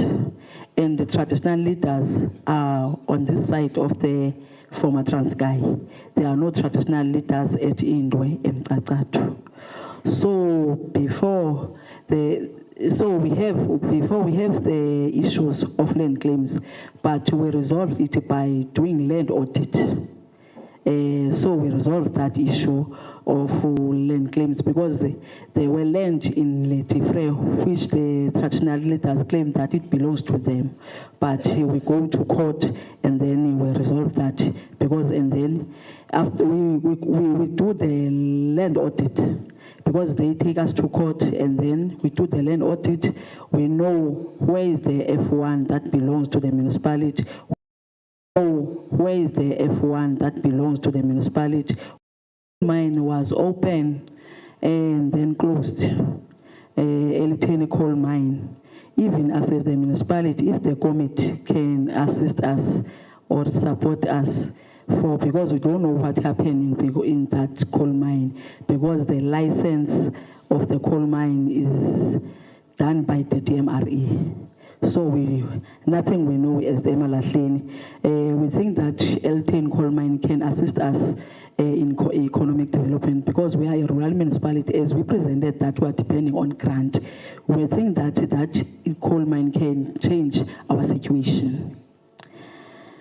As the Honorable Speaker said that we don't have any problem with Amakos and the council. We are working with them. Even in our IDP meetings, apart in our IGR meeting, they form part of those meetings. So we are working together with the traditional leaders. Only that thing that we were having the dispute of land claims only. But in all the development of the municipality, we are working together with them. Our economic generation as Emalahleni, we are depending on grant, as I said, but we have livestock, we have sheep, cows, most of our areas. As a result, we have a farmers association that are farming sheep. And then we have Landuka, we are strong even in wool production as Emalahleni, because we have black farmers that are producing more wool as Emalahleni. We have farmers in the area of Dordrecht, few farmers, but you can assist us because other farmers were belonging to the Department of Agriculture, and then we transferred to Emalahleni, but there is no formal transformation of the farmers that belong to the Department of Agriculture. I think. Thank you, Honorable Mayor. Greetings, Chair. Greetings to the members at large. Mine is to maybe try and address the issues that relate more on the finance side of things. There is a question from the Honorable Member that relates to ineffective use of consultants, particularly to a 4.5 million rand that was spent last year. From our assessment as management as to what happened last year was those consultants were then brought in within the municipality to do a particular task. However, because of the resignation of the then Chief Financial Officer and the staff that were there, we later found out, and I'm going to say we because we are now part of the municipality, we found out that there was not enough capacity to actually monitor and to be part of the work that was being done by those particular consultants. That is the main part there. Then in terms of poor budget and data collections, yet again, we had undergone as a municipality from the year 2021-22 a massive exodus in terms of staff within the BTO section, which did hamper our ability to perform and to collect in terms of debtors and management. But what we then did and what we've done now as a way forward, we have appointed a revenue manager, and you'll pick up over the trends in terms of this last financial year that we've just closed, that from the second quarter to the third quarter, there's been a bit of improvement there, which resonates from the capacitation of the department itself. We also have a debt collector that helps from the municipality. However, we try and limit the work that goes to him, because what we can do on our own in terms of sending demand letters, in terms of switching off and applying our credit control, we generally want to do it ourselves, but they're there as well to assist.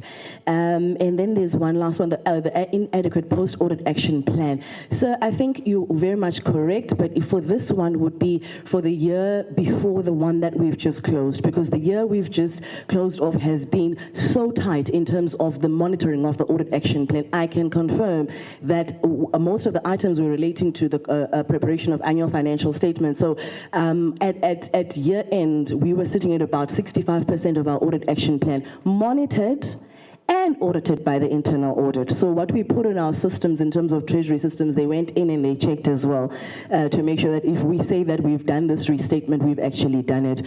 So also as a way forward, what we've done as a municipality is to attach the audit action plan as a part on each directorate to say you're reporting in your standing committee on a quarterly basis in terms of how far you are, and then finance will then give again on a quarterly basis the consolidated a part of it.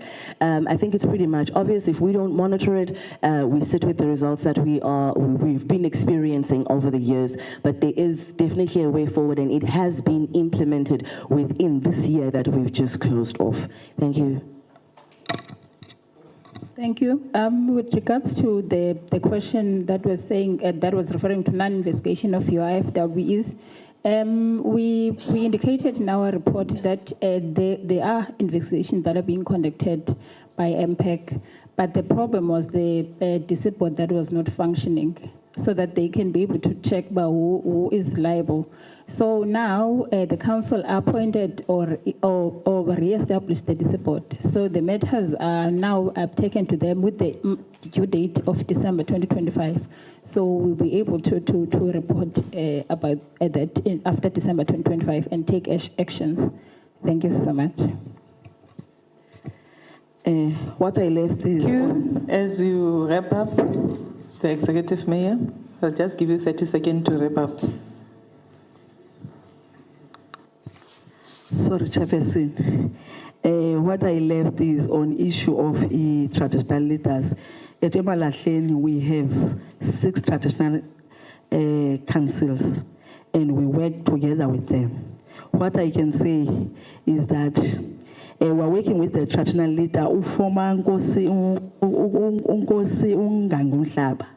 We work together because it's coming in that municipality, and he was in control of forwards, and we work together to assist the farmers with the production inputs like the tractors. Even there is a Nkosana in Ward 2, Nkosana Ugcina, that is also have the Bengu. Thank you. We do understand that there's a working relationship with the municipality.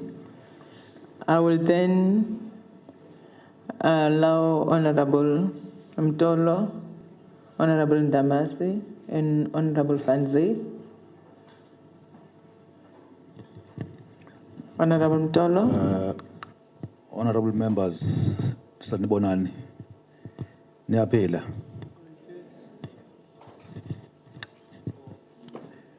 Niyaphila. Hayi, ngijabula ukunibona nje manihleli kanje nibahle kanje. Niyazwana kodwa lapha kumasipala nixabani njengomama. Anixabani? Hayi, no, just nje ukubonga nje nokunincoma nje indlela eniyona. Kuyaqala ukwenzeka nje beshilo honorable member ukuthi siyaqala ukubona itafula elinjengani nje. Siyacela ukuthi uqhubeka ni move to unqualified audit. Nize nifike la nithola khona clean audit. Sorry okwenzekile kumasipala. Nayithola kodwa ke ukululekwa. Thank you, Honorable Member. However, unfortunately, where we are, we don't have parliament translation with us. Just language is on our side. Ngiyabona kunamalungu kunabantu abawu20 lapha ka community services ama positions angafiliwe. Kungani mhlambe ke kunale number siwadinga ama services ukuthi ke kusetshenzwe, but kune vacancy rate yabantu abawu20. If ningachazela ngiyabonga. Thank you, Honorable Chair. Thank you very much, Chair. I would wish that there is a detail on the arrest of the PMU. And in your report, your indigent register, you are saying there you have approved 3,564 approvals. But you are not getting deep into detail as to how many applicants, and can you also just fill up that gap? On the food security, you are supplying seedlings, chicks, etc., etc. Now, it needs a little bit deeper to say, in terms of the land that you have, how much are you able to contribute into the tilling of that land so that we can have a picture of the work that is being done there? Let me leave the AG capacity and consultants because it has been asked. Poor debtors and creditors management. That's risky. I don't know whether we will be able to get an insight from the AG's point of view because that talks about the liquidity of the institution. If it is said more than 50% of next year's budget was already spent in the previous years, then inadequate and ineffective implementation of the post-audit action plan. I heard what the CFO is saying, but the fact of the matter is you draw it yourselves, and therefore you are expected to stick to it religiously. No excuses about it, because you will never be able to improve your audit outcomes. On the last one, the Nhlapo Commission, Ukumkani uDalmvula, we had a meeting with the kings. And interestingly, out of everything that was said by the kings there, your king is worried about Nhlapo Commission. And I know that you are not going to help him there. Of course, I decided to keep quiet.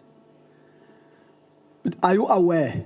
Because what he says is that him and Buyelekaya, they agree that ngomthoka kabonke abo, but unobukumkani baseKhoda ube nobuyaba ngapha. Then how clear are you, and is there any instance that can threaten your development in situations where there are people that undermine uDalmvula ngokuthi hayi ethi ukumkani isebumbane ayikho apha? Thank you. Thank you, Chairperson. Just quickly, according to the Auditor-General's report from the last report, it stated 59.7% of the residents has access to water. It states that 39.3% has refuse removed weekly, and 38.6% has access to a flush toilet. What are your plans? Why is it so low? What is the issue? What is causing you not to be able to formalize these services? Then on supply chain management, the Auditor-General also stated the following issues: awards to close family members, awards to other state officials, and inadequate contract management. Can you tell us a bit more about those things, the awards to the close family members, state officials, and the contract management, and if there's any consequence management, any criminal cases laid, anything happened because of that? Thank you.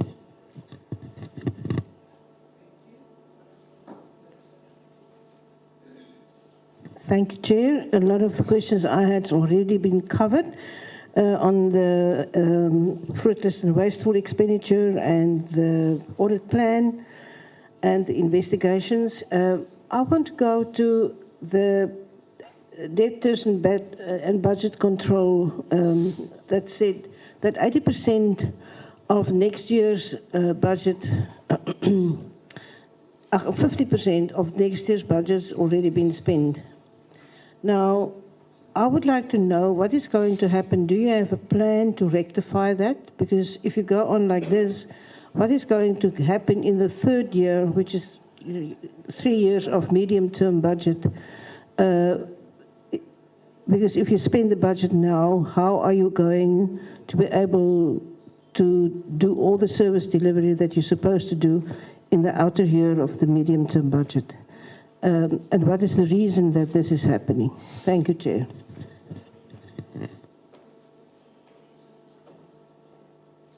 Thank you, the Executive Mayor and the team.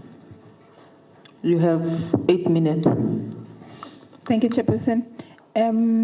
I'll respond to the issue of non-filling of vacancies or the vacancy rate. With that one, the council took a resolution to not to fill any vacancies because of the salary and wage bill that is above the norm. Because the aim was to check and see what can we do to a review, because we noticed that there's a lot of overtime that is being paid and allowances that are not bargaining level. So the council decided to put a moratorium, but we during this financial year we issued a bulletin with all the vacancies, because we managed to review our policies and also consulted our employees when it comes to the overtime and introduced the shift allowance and others.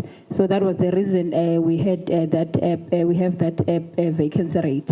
Then when it comes to the arrest of PMU manager, the matter is sub judice. We're not allowed to say anything. That's why we didn't have any details about that, because it's still with the authorities. Then I'll hand over to CFO to assist with the budget-related issues. Thank you, ATMM. First of all, let me appreciate the comment that is encouraging us to move to an unqualified audit this year. Sir, I'd like to also just reiterate that that is our mission as well as a municipality, to try and see the situation turn around. So thank you very much for that word of encouragement. Then there is a question relating to the indigent of 3,500 approvals in relating to applicants. At this moment, I am unfortunately unable to say we've got 5 applicants. The reason for that is why the process of our registering our indigent, we open up through the financial year where they come in and then the councillor will verify the form and anything of the sort, and then we capture it within the system. But what we've done, and the reason we can be confident about the 3,500 approvals, is that we've put the system of our indigent registers into a process of actually verification. So we've got a system that we are putting through your ID number 75 whatever to see if really reliably the information that you've given to us is reliable. But however, I'd like to mention, honorable members, that also, you know, we are aware that the whole issue of the indigent is an ever-moving target. Today you are not indigent, tomorrow you lose your job at ShopRite Checkers and then you need to come back. But we are confident with that figure because we've put in a system in place to at least know that the person who's there is what we have reasonably verified within our capacity and available resources within the municipality. Then there is the item of the poor debt management and credit management. In terms of creditors, we pay our creditors reliably within 30 days. I think we've had issues in the past with the likes of your Eskom and your Telkom, purely because we had a lack of a system in terms of getting invoices today within Tandi, if it's Tandi, and getting them through the process within that period. So what we've then done as a municipality is to say, let's then have a central point, a central email address where these invoices are being sent to, and then SCM will print and assign and follow up. I must admit, we still have a work in progress and a lot of improvement to go there, because right now I was telling the mayor that we still have invoices coming through the internal audit, who was SCM whenever and the likes. So that's a moving target, but we are having improvement there quite significantly, particularly in this current financial year. Data management, I will drag the answer that I gave in the previous part, where we did have for the past 2.5 financial years a significant lack in terms of the capacity within the municipality. But I also think it goes from the assessment of the figures themselves. It alludes to the rural state of our municipality. One of the members actually asked what was the main economic activity in the municipality, and it's your small businesses and the municipality being an employer and the like. So residents carry a large amount, I think significantly about 70% of my debtors book of the residents within the municipality. And what we're doing going forward on that is to get a data cleansing exercise that will help us to feed 2 wolves, if I can call it that, the wolf of cleaning it and making sure that we're declaring the correct data, and on the other side making sure that whoever is not a correct data, are they indigent or not, so that can assist in terms of our in indigent subsidies and the likes, and what we get to budget for. On the part of the 50% budget expended, funny enough, we were having this conversation as we were preparing for this. I'm like, I think this alludes to the fact that we are unable to collect, because it can't be in my books where I've got, because that would lead to a significant amount of unauthorized accruals, for that matter, where I would spend this year money for next year, and that situation is relatively controlled, honourable member, but it does impact, I will agree with that, in terms of the ability to collect. So of course, if you are not able to collect this year's debts, you will then obviously inevitably financing that out of the next financial year. What are we doing in terms of that? We have really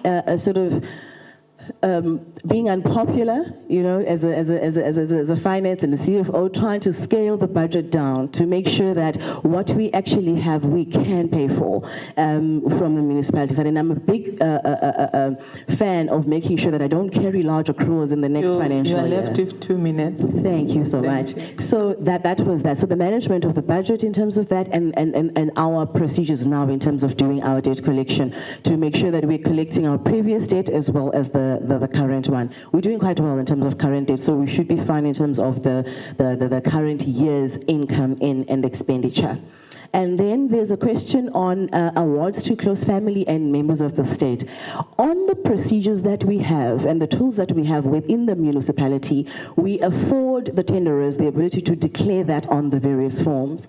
So, and unfortunately, and maybe this is something we should do, maybe look into getting a CATS of the likes, you know, like the Auditor-General. These findings come from when the AG takes all of that information and they populate it, and then it comes out that actually Ubusi gave Tandi, who is you know, a member of the state or anything of the sort. Within ourselves, that capability we don't have as a municipality. So in that situation, that's where we then disclose it, and then we take it through MPAC in terms of irregular expenditure and the likes. Contracts management, one of the things that we looked at within this tenure of mine within the MUNIC was to ascertain the fact that the SCM department literally had a manager and one contract principal clerk, I think, and then one person. So we have capacitated that section to be able to manage the contracts quite closely in terms of the workbook as well. Thank you very much. Thank you. Honorable members, do you have clarity or follow-up? Just the explanations on the access to piped water and the low refuse removal and the access to flush toilets. Thank you. 1 minute to respond to that. Just 1 minute. Water.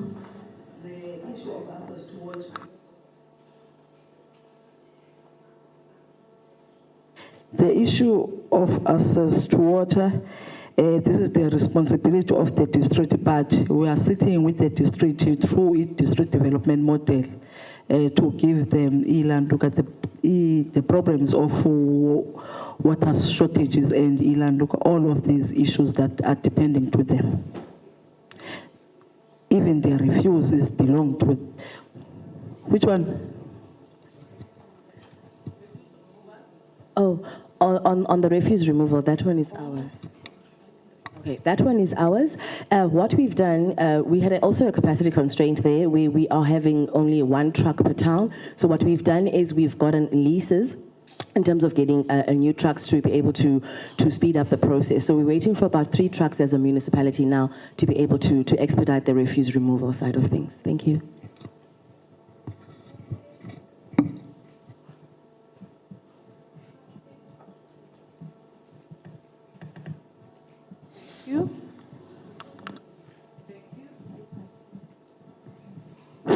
Thank you. I will now give our colleagues from the province. I'm going to take the first 3 members to be followed by other 3 members. And as you respond to the questions by colleagues, I believe that you can also give us a clarity to your response when you say access to water is a responsibility of the district. For I believe that even if your district is the one that is providing water for you as a municipality, you also equally have a responsibility to ensure that your communities are getting water. Thank you. Chair, I'm fine.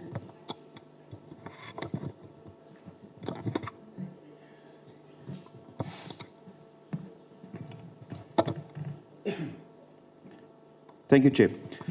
Chair, for me, let me greet the municipality. I'm JP Pretorius. I'm a member of COGTA and SCOPA in the Eastern Cape Legislature.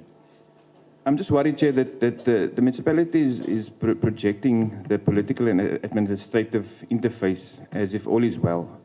And I think in that part, it would have been expected of you to present to us or to report to us the the issue of your chief whip that was recently assassinated, and the arrest that has been made of your officials in the municipality. That it has happened not so long ago in this year. And I would like to understand how are you dealing with the situation? And the official that it was said that would be suspended for the alleged involvement in this assassination, has that official been suspended? And just generally share with us your dynamics around this serious issue that your council is now faced with. Then our COGTA report also shows that your municipal manager was suspended in this year, June 2025, and has since resigned. I just want to check, have you concluded the investigation into this process of the suspension and the resignation? And have you then, put the matter to bed so that we can close that chapter and then move on and embark on an appointment of a new MM? Thank you, Chair.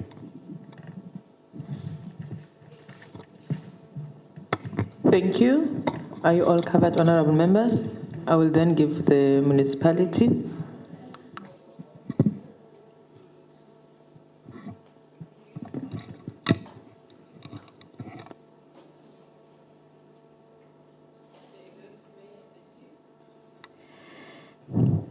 Thank you, Chairperson. On issue of the PMU was arrested in associated with the killing of the whip of the council. As the acting MM said that it is subject to care. But as the municipality, we have started the disciplinary process while she was in jail, but we received the resignation letter from the PMU. Other izinto will come. We can't talk with this because it's subject to care. Is on issue of the MM, we suspended the MM in June because of irregularities. But the DC was supposed to sit on the 22nd and on the 23rd of September. As I said, the MM was supposed to come at 9 o'clock, but she didn't come. When we check her at 10 o'clock, we get the resignation letter on the 22nd of September. We took the resignation letter to the council. We will wait here for the council to what is going to be done, but we will not stop for the irregularities that she's supposed to respond on them. But she resigned on the 22nd of September last month. Today, in 9th October. Just to add and conclude, all in all, we cannot say there is a problem between administration and politicians because we do not know what was the reason, as the matter is still under investigation. So that's why we said we stay working very well with our councillors and administration. Thank you so much. Thank you. Are you covered, honorable member? Okay, let me take this opportunity to thank the municipality for being active participant in the meeting. And I must also indicate that you seem to be stagnant on a qualified audit opinion. We really need a change. So as a result of that, we'll then advise you on the following. When you look at the AG's summarized report, the AG indicates that the mayor and NPEC are failing in monitoring the audit intervention plans. So hence, there's a lack of consequence management, lack of internal controls.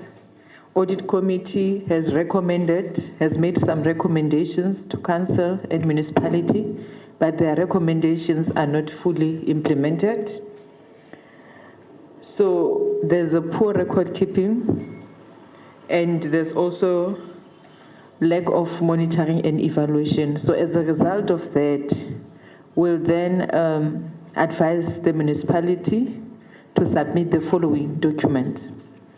We need your post-audit outcome plan, that will be able to address all material irregularities. And when you address material irregularities, it simply means that the recommendation of Audit Committee, Disciplinary Board, and MPEC are implemented. And if MPEC has not yet investigated some of the matters, they would have to sit before the end of 3 months and submit those recommendations to Council. We need a record of MPEC meeting and their recommendation, and also on consequence management. Where there are material irregularities, we need you to investigate that. And upon investigating, we need the list of the people who are held liable for those irregularities. As we've indicated earlier, our main objective is to enforce accountability. So that is why we need that. And we also need a full report on the access to water, as to how does the system operates, how do you strike balance between the needs of municipality and your relationship with the district in terms of water, who's responsible for the infrastructure, who's responsible for supply of the water. So just give us a detailed report on that, and what are your challenges, and what is the way forward in terms of that. And apart from there, we really would like to thank you for your active participation in the meeting, and our session with you has ended. Thank you so much. That reports, or those reports that we've just mentioned, we need you to submit them before 3 months to the portfolio committee in the province, so that it can reach us. And as and when there's a need for further clarity, we'll then have to contact you regarding that. Thank you so much, Executive Mayor and the team. We'll then go to the next municipality.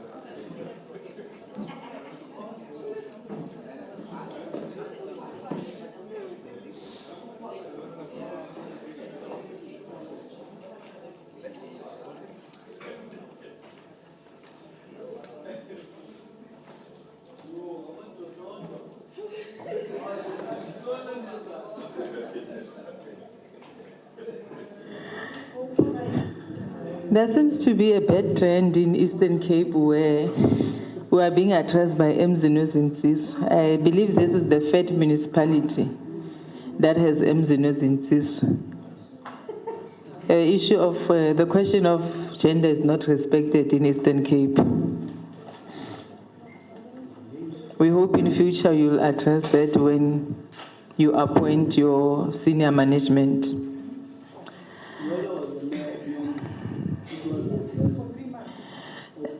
For 3 days, anyway. Colleagues, greetings. My name is Dikeledi Direko, and I'm going to facilitate for this session. We are a joint committee of Parliament. We are with the Standing Committee on Auditor-General and the Committee on Cooperative Governance and Traditional Affairs in Parliament. We are accompanied by our colleagues from the province, Portfolio Committee of COGTA and SCOPA. The main objective for this oversight visit is to address some of the issues that were raised by AG during our meeting with her when we were dealing with the finances of municipalities. And some of those concerns are regarding material irregularities, expenditures that are irregular and not being addressed by municipalities, municipalities that are adopting unfunded budget, municipalities that are remaining in one audit opinion for a very long time without any improvements. So when we decided to conduct this oversight visit, we then agreed that we are going to go to all the provinces. We have been to the province of Free State, the province of Northwest, and Gauteng. So Eastern Cape is the fourth province that we are visiting as this committee. And I must also indicate that when you come to this committee, we as the members of the committee have already done our research. We know what we are meeting with, we know your challenges, we have our own research, we have the report from the AG, we have the report from the province. So we also want to hear your side of story. But if the 3 reports that we have are contradicting yours, it then means that it's either we are wrong or you are wrong. One of us is giving a misinformed or misrepresenting report. So we need you to be honest and transparent about the state of your municipality, because we're not here to play a big brother or blaming games. We want us to work together, identify the gaps, and be able to address those gaps. Hence, amongst the delegation that is there, we have the province and the national. We also have a team of AG, the national COGTA and provincial COGTA. And one of our objectives is to enforce accountability, consequence management, and good governance. However, enforcing accountability does not rule out the role that have been played by provincial government in municipalities, because in terms of the laws that are guiding local government, provincial COGTA, national COGTA, provincial treasury and national treasuries are responsible for supporting municipalities and monitoring the activities of municipalities in order to ensure that we have ideal municipality. So some of the challenges that we are having is because somehow in terms of cooperative governance, we had challenges in terms of coordination and support. So what is going to happen now, we're going to give you 12 minutes. In that 12 minutes, you introduce yourself and you give us a high-level briefing of your presentation. You have sent us that presentation, and we went through that presentation. So as we present, we want you to give us a brief summary of what you have sent. We don't want you to go read the presentation line by line because it's going to take long. So we're just giving you 10 minutes. You touch on the state of municipality, and then you go through the things that we have sent to you to give clarity on, because each and every municipality did receive a letter from the portfolio on matters of concern. So you touch those matters of concern. When you are done with the presentation, we'll then allow honorable members to engage your presentation. And as and when we engage our presentation, the members will then introduce themselves. So we are going to have a set of 3 or 4 members asking questions, and then we are giving you a certain minutes to respond to those questions. And my name is Dikeledi Direko. The chairperson of the Committee of COGTA, who is the leader of delegation, is Honorable Zweli Mkhize, but he's not with us today. He's not feeling well. So that's how we are going to proceed. I will now give the executive mayor and the team to introduce themselves and also do the presentation. Thank you. Thank you, Chair. Greetings to you, the honorable members from national and as well as the province, the whole delegation which is in. I am Councillor Nelani Nyaniso, the executive mayor of King Sabata Dalindyebo.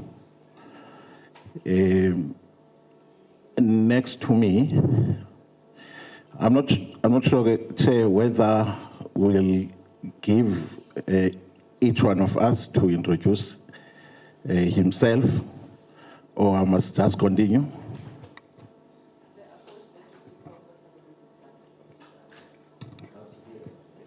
No, thank you, Mandi Bulise, everyone that is here today. My name is Marco Sandile Macheke. I'm the acting speaker of KST.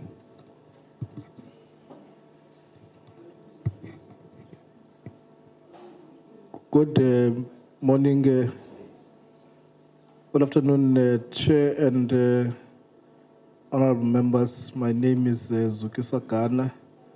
I'm a member of the Mineral Committee responsible for finance. Thank you very much.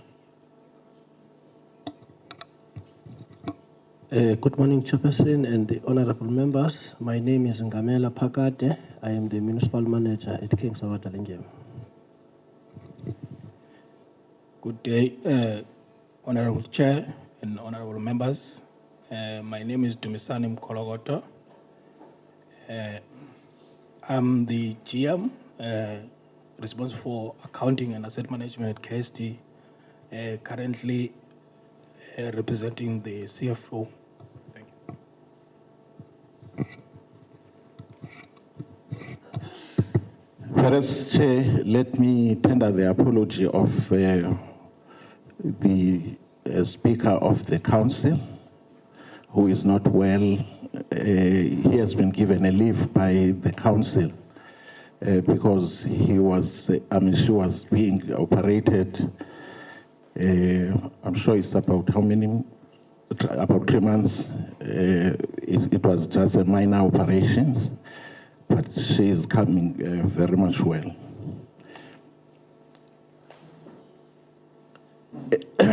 Chair, this is King Sabata Dalindyebo municipality. Category B municipality under our Tambo, sitting in Umtata. We are having 37 wards. It houses approximately 535,000 people, which constitute 33.8% of the district or Tambo, and it contributes 74% of the Eastern Cape. We have households, according to statistics, of 129,000 households. 90% have got electricity access, 48.5% have piped water. It hosts major institutions like Walter Sisulu University, Nelson Mandela Academic Hospital. In fact, it's serving as an economic hub of the region. Not only our Tambo, because it was a former capital of the homeland, so it services a bigger region. I can comment about the governance highlights. We have a stable troika, a functional council with regular meetings ensuring compliance and accountability. There is a strong political and administrative cooperation, enabling efficient implementation of the council resolutions. The staff establishment is under review to align with the local government staff regulations. Completion expected in December this year. MPEC is the best performing committee with effective oversight on UIFW expenditure. We do have next to me the chairperson of the MPEC, Uzabus Tetel. We have 370 ward committees fully functional, submitting monthly, quarterly reports, and assessed through COGTA functionality tool. If I may comment about the financial management status, consistently we have received unqualified audit opinion from 2022 to 2024. We have been having funded budgets since 2021. A salary bill is at 36%, which is within the National Treasury norms. ESCOM debt is 400.6 million with an interest-free repayment plan to 2029. We had a sitting chair with a successful sitting with ESCOM, wherein we managed to have a grand plan, which was one area which our municipality was having a challenge in, and we are able then to report that we are having a repayment plan up to 2029. The revenue collection rate is between 93% and 98% since 2021. UIFW balances unauthorized, in our case, is 203.5 million. Irregular expenditure is 2.38 million. Fruitless is 12.1 million. Billing system is functional. Own revenue recovery plan is monitored quarterly. Insofar as local economic development, we can report that indeed on top of us giving and rendering a conducive environment for expansion in terms of the economy, in terms of the investment, We have supported about 21 cooperatives. We're working very much well with farmers. Agricultural support, 21 cooperatives, and as well as wool growers. And we have close to $1 million in each. We are also supporting spaza shops, and as well as the youth are being trained working with DDIT, in fact, working with government generally, because also CETA, ECDC, we have a very good working relationships. We are also having fishing cooperatives, and we have a program which we are partnering with WUSU and Dr. Da in supporting those fishing cooperatives. Indeed, we have key tourism events.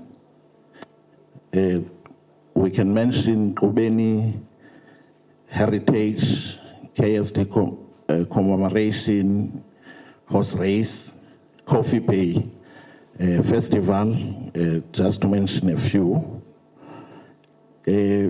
We have just worked with the Department of Small Business to revive Kwanto Zonke market at a tune of 11.7 million. We are working well with informal traders, and we have make sure that we focus on bylaws in terms of regulating the space. Bulk infrastructure and maintenance. Yes, indeed, we are having an aging electricity infrastructure affected by vandalism and as well as resource diversion, meaning that we have illegal connections in our space, which we are fighting very much well in terms of arresting that situation. Roads network is 2,816 kilometers, of which for the access road, for our responsibility, out of that, 2,094 belongs to the municipality, with less than 80% being far below fair condition. Electricity losses is 15%. Yes, it is above NERSA's 12%. My apologies to interject. You are left with 2 minutes. All right. In my 2 minutes, Chair, if I may talk about the Auditor-General findings, remedial actions, going concerns, we've improved liquidity, as I alluded, via ESCOM repayment plan and debt collection. Creditors and debtors, we've improved policies and expenditure controls. Electricity losses were reduced from 15% to 13.6% after interventions. Performance management, new electricity system and training has been implemented. Auction plan, audit, action plan, 70%.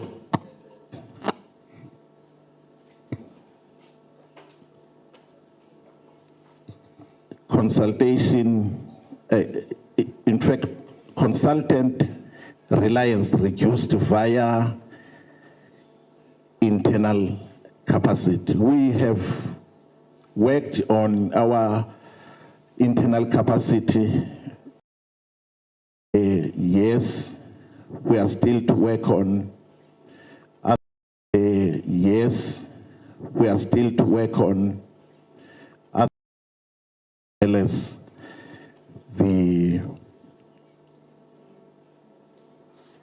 as well as other capacities which will be we are outsourcing. If I may talk about Chair, the service delivery highlights. Yes, I can say we have been spending 100% on infrastructure grants, year in and year out. I can say insofar as RAS is concerned, we can really say it helped the institution to achieve that. From 2001 up to now. We have also able to deliver 2001 houses constructed against a revised target of 304, delays due to a contractor performance. The waste management services to 18,000 household recycling and purification is underway.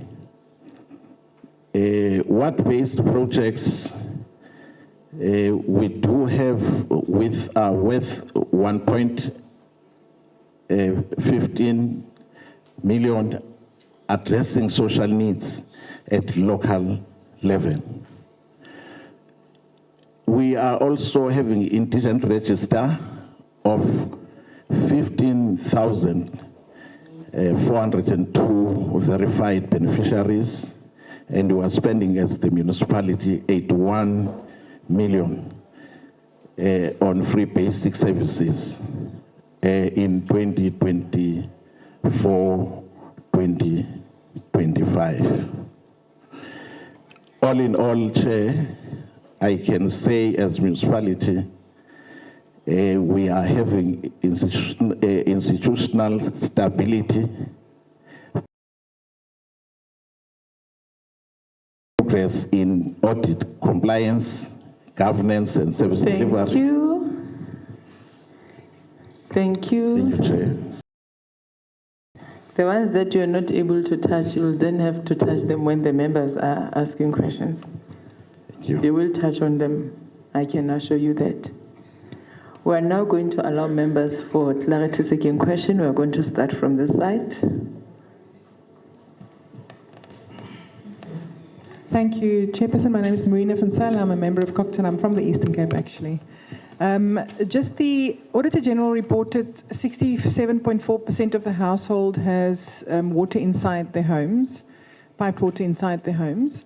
43.4% has refuse removed weekly, and 47.6% has flush toilets inside the home. So obviously, I know that the district is the water supplier and authorities, but this might indicate that you've not formalized housing. How far are you with informal settlements, formalizing the housing for them to have the RDP homes, etc.? So just a quick question on that. Then your road infrastructure, especially to Coffee Bay. I know there was some issues with poor road conditions, and that's a tourism hub. What are you guys doing about, what is the municipality doing about the road infrastructure to get more tourists to your activities in the province?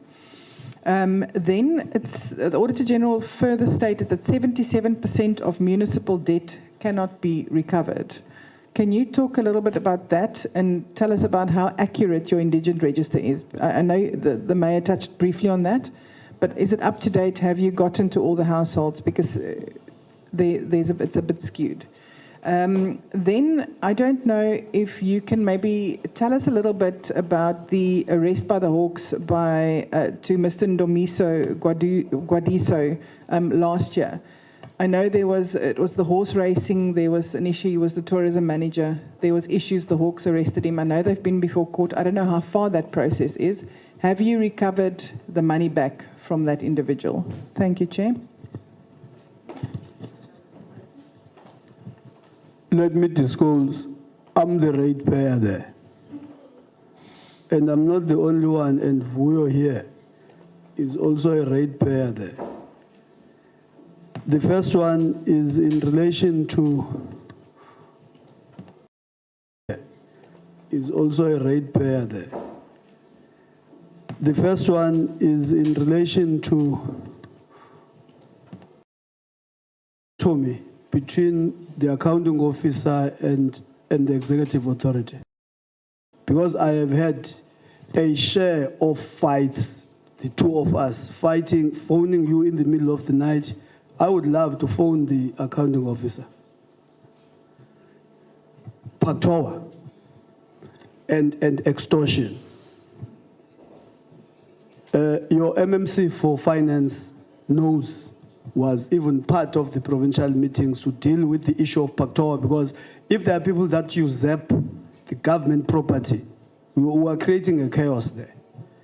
How far are you on your part? Because that's ECDC properties, that's public works properties, but they are in your commonage. Then Vulindlela, in terms of the economic spin-offs, there is that chaos that is happening there. And I think this thing of usurping the land also started there, where the business areas, people who just run businesses in the municipal area without a due regard of what must be happening. Water services, as a water services provider, don't you want to take back water? Because you can have the capacity to do that. I may not say that in Nyanden. I can't say it in Lebode, but I'm saying it in Mchaja. Then you aspire to be metro. You know my stance, ne? But I changed it. I'm no longer against it. But you need to prove so that you can earn it. Then you have 37 wards. Speaker, why don't you get into the engagement that we did in Nyanden to increase wards from 23, get far more than 37?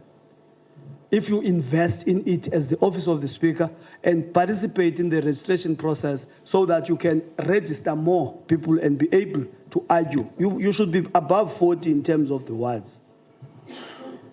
Then the SEZ, Special Economic Zone, how far are you? Because in terms of the investment that was required there, how far are you? And again, have you improved the relationship between the business? Your predecessor, they had their own serious fights with the business, organized business. What is the relationship like now beyond that era? Umyol's collection rate. I can say your collection rate is fine. 94, 98. But what were you doing in terms of having a third party that was collecting on your behalf? Can you shed light there? Then Coffee Bay Road, that has been raised here. You also have that route that goes to Kocha. Very, very bad. I'm not blaming you, but it's your people that are traveling that road. Ibi Valley work, you were running around recently when people had closed the roads, and I wish you can send the MM there when the road is closed so that people can greet him. So what is it that you are doing? Because there has been a very much promise for a very long time about Coffee Bay that is going to be upgraded, it's going to do that, but you don't see it. What is the problem? Thank you very much, Chair.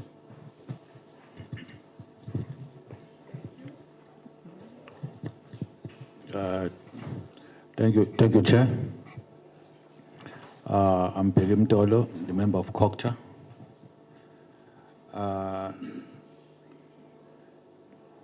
There was a concern by AG, more participants, but fewer targets achieved. So I'd like this management and the mayor to take this committee into confidence about the approach moving forward in addressing these concerns. There is also an issue of going concern, uncertainty. If you could also actually take us into confidence how we are going to deal with it, and the issue of expenditure control. And the issue of expenditure control. Thanks, Chair.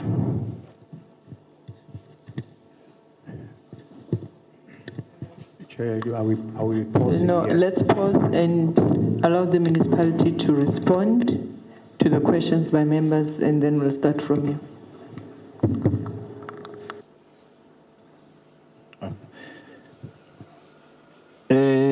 Thanks, Chair. Perhaps,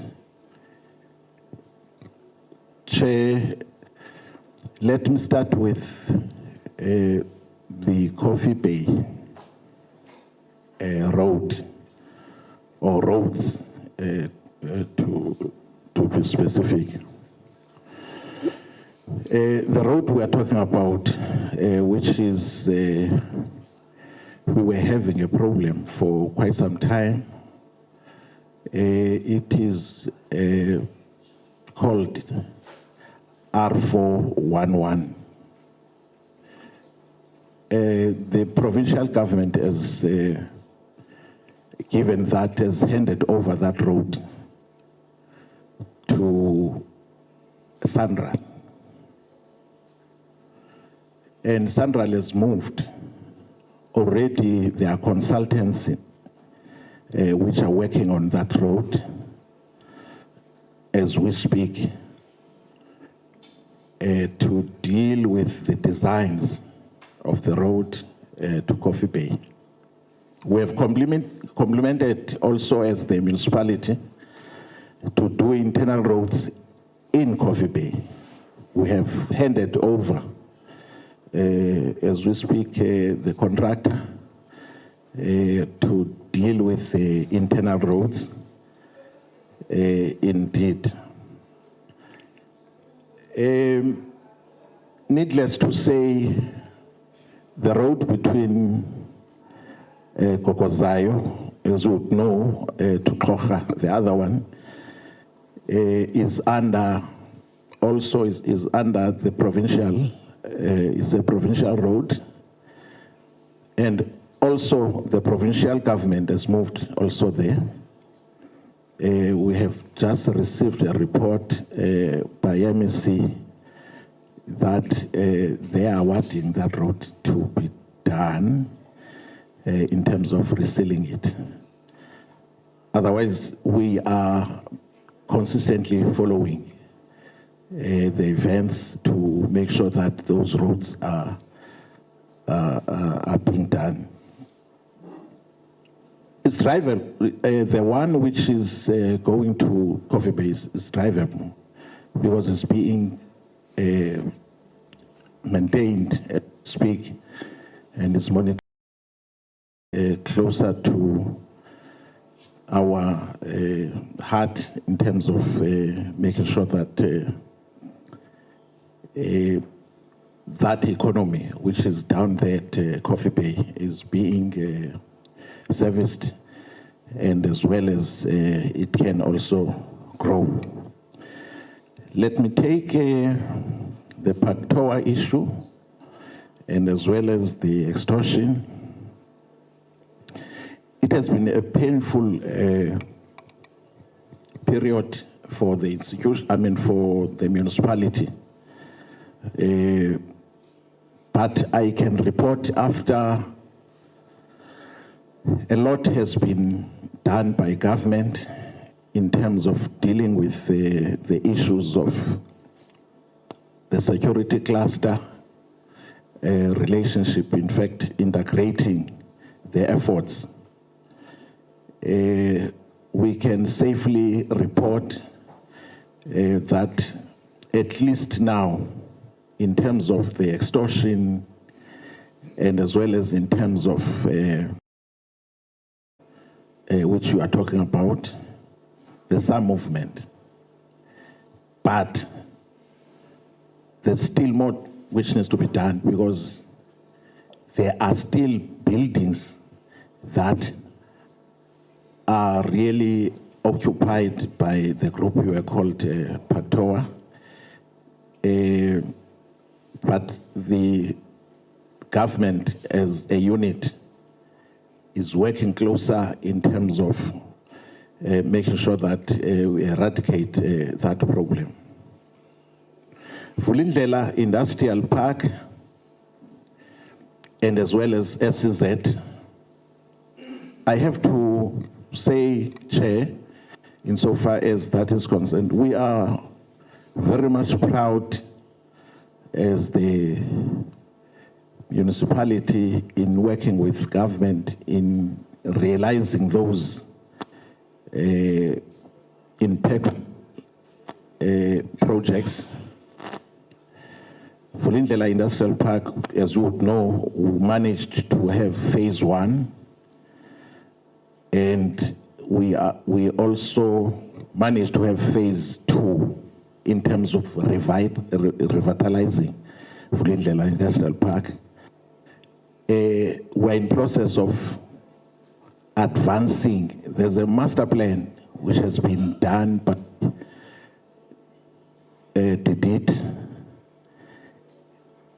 we are working closer then with DDIT in terms of pushing the implementation of that master plan, which will culminate in exactly what you are saying,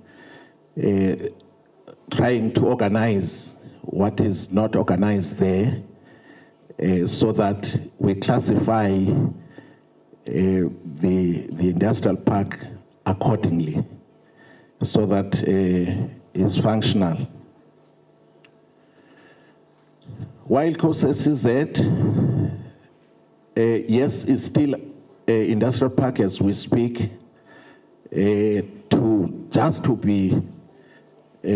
we are, as government, we are also pitching for it to be an SZ, because by now we do qualify the pipeline, the project pipeline was lower. It has been exceeded now, the requirements. It's just a matter of time that we qualify as an SZ.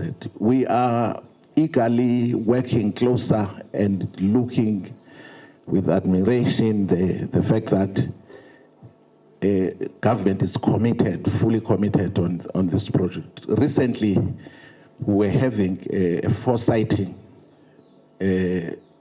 session wherein we were looking at what we do today, tomorrow, in order for us to achieve the goals and the outcomes of the SZ itself. The metro status, we are still fully committed in achieving it, very much so. We started on focusing on good governance, in which case I can report that at that area we're winning. Secondly, we have identified through Vision 2030, we have identified through Vision 2030, we have identified through Vision 2030, we have identified through Vision 2030 on them, with the support of provincial and national government in terms of bulk infrastructure. We will realize indeed the development and our journey towards the metro status. Perhaps, Chair, let me take these and allow the team to handle the others. We become a bit more direct. We don't over-elaborate. I'm going to give the team 5 minutes because we are left with the members from the province and also our colleague from National. So you are left with 4 minutes to respond to those ones. Thank you very much, Chair. I don't think we would indeed be long. Let's start, Chair, with the debtors balance and the issues around debt collection and the fact that we have third parties also assisting us. I think, Chair, it's important that we split the debtors balance. 63% of the debtors balance is households and are no longer residents of the municipality. So there are instances where you try and collect, you disconnect, and still you are unable to recover because there's no one who's really inconvenienced by that. So you then have to find other means, which therefore such capabilities can then be sourced through your debt collection and debt collection entities. But 18% of that debt, of the debtors balance, is government debt. And then the 18% of the government debt, which is 53 million currently as things stands, there's no avenue that executive mayor has not done working with us, IGR platforms, writing to the premier, writing to the MC, writing to the minister, writing to the president around the issues of the government debt. What is always surprising to us as local government, I think it's a matter that we must put before the portfolio committee, is that in terms of the enforcement of compliance by Treasury, when other organs of state have not paid SARS or AG, National Treasury is quickly to act in the best interest of the financial viability of SARS. But when we are not paid our own monies by government, no equitable share is withheld to ensure that we are also paid. And we view that this is inconsistent with what the Constitution actually inscribes as a responsibility of the National Treasury to protect the financial viability and the fiscal framework of the country as a whole. It cannot be a protection of the fiscal framework of only provincial and national to the exclusion of local government, because the fiscal framework is one of the country. So I think I'll be passing on that particular point. And then the second and the last one is an issue around the industrial and commercial businesses in terms of their tariffs. You would note that we are in a post-COVID-19 period. We had an energy crisis in the country, and that had made businesses to suffer a lot in terms of their profitabilities, and many of them therefore were defaulting in terms of their rates, and we are engaging with them. And in terms of the relationship with business, part of the things that we have done from a fiscal framework point of view, we have introduced investment incentives, where we're saying if you're investing up to 300 million, we can give you up to 80% rebate on rates, and other incentives such as 100% rebate on building permit approvals, connection fees for electricity and other things to complement the SEZ tax incentives that the executive mayor also just now spoke about. And as it relates to the indigent register, you are correct. The 15,000 number of households that are on the register do not represent the current overall rate of the indigency in the municipality. But obviously there's a process. People must apply, they must be verified.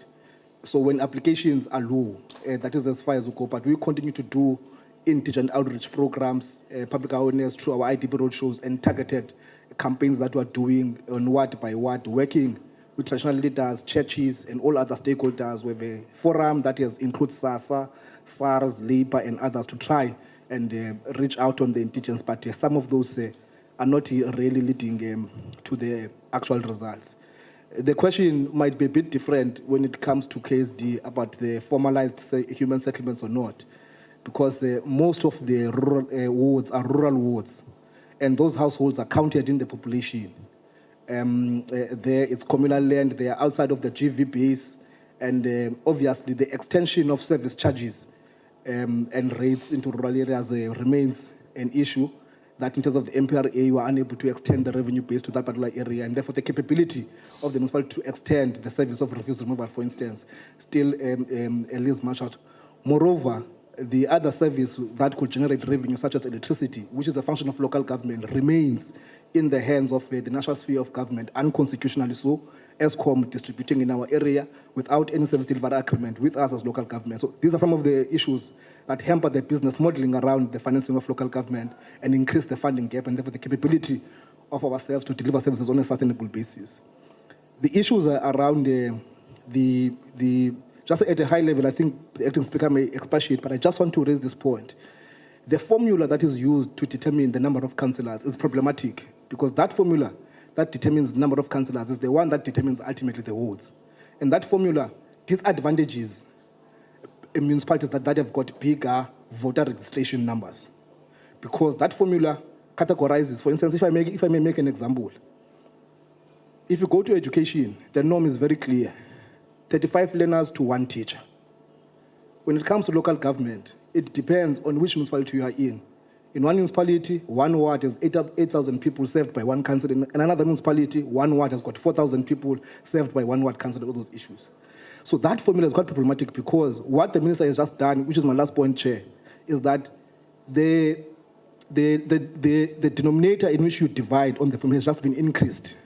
So the fact that KSD increased 27,000 new registered voters did not translate to additional wards, though ordinarily it should have been able to do so. We are definitely interested, Chair, on being a water services provider as a municipality. We have written to the district municipality and other agile structures insofar as that is a concern. I'm sorry, the Chair is panicking, but there were many questions and we are trying to ensure that we're answering all of them. Unless you are saying, Chair, we must not answer. No, I do understand what you're saying.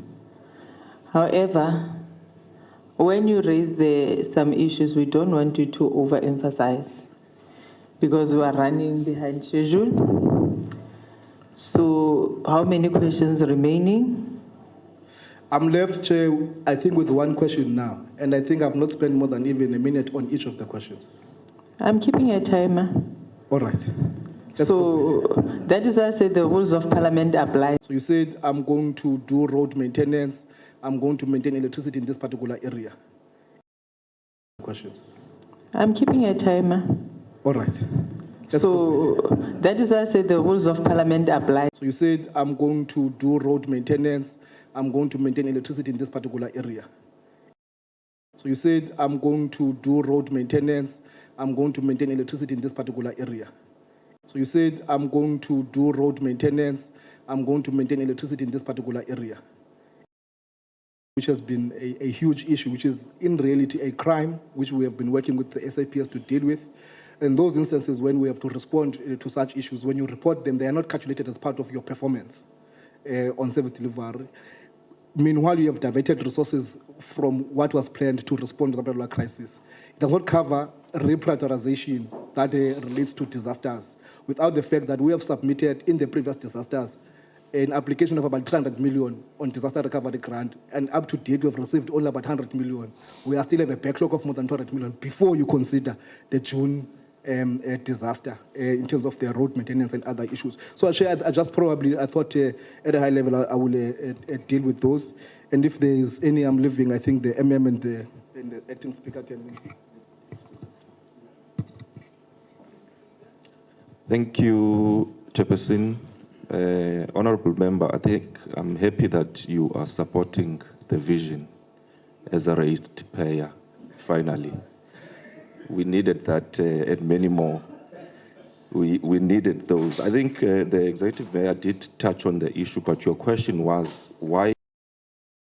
But I wanted to be specific, to say when Council took the decision to apply to be a metro, we also put in place staff personnel to make it a point that the registration issues that you're talking about in increasing our voters' roll are taken into account. And indeed, we did achieve that, such that indeed over 27,000 new registered voters were registered, with the assumption that at the time, the formula and the norm was such that a ward was constituted at around 5,000, but now registered, with the assumption that at the time, the formula and the norm was such that a ward was constituted at around 5,000. But now, as we look at it currently, it has increased, and therefore, our application in terms of missing wards was not considered based on that. Thank you. Thank you very much, Chairperson. I'm going to respond to a few remaining questions. I want to start with the non-domicile quadriso issue and indicate that that particular matter, Chairperson, is not yet resolved in terms of getting back the money that was actually misused because as we were advancing the disciplinary processes, there were many court cases that were launched to interdict the processes. However, we have since finally been able to dismiss her. We are hoping that she is not going to appeal further. We have also opened a criminal case against her, which is ongoing. So the next step would then to the process of recovering the monies. On the going concern issue and issues around expenditure control, at KSD we have a turnaround strategy, which among other things has a financial recovery plan, our own financial recovery plan.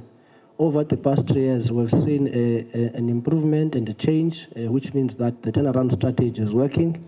So we are convinced that we'll be able to get to a point where we are able to stabilize our finances to a point where now currently we are starting to build cash reserves in the municipality. We no longer incur fruitless expenditure as a result of non-payment to SARS or AG or ESCOM, and all our creditors up to date. Hence, we have been able now to start building cash reserves. So the issue of going concern is going to be a thing of the past.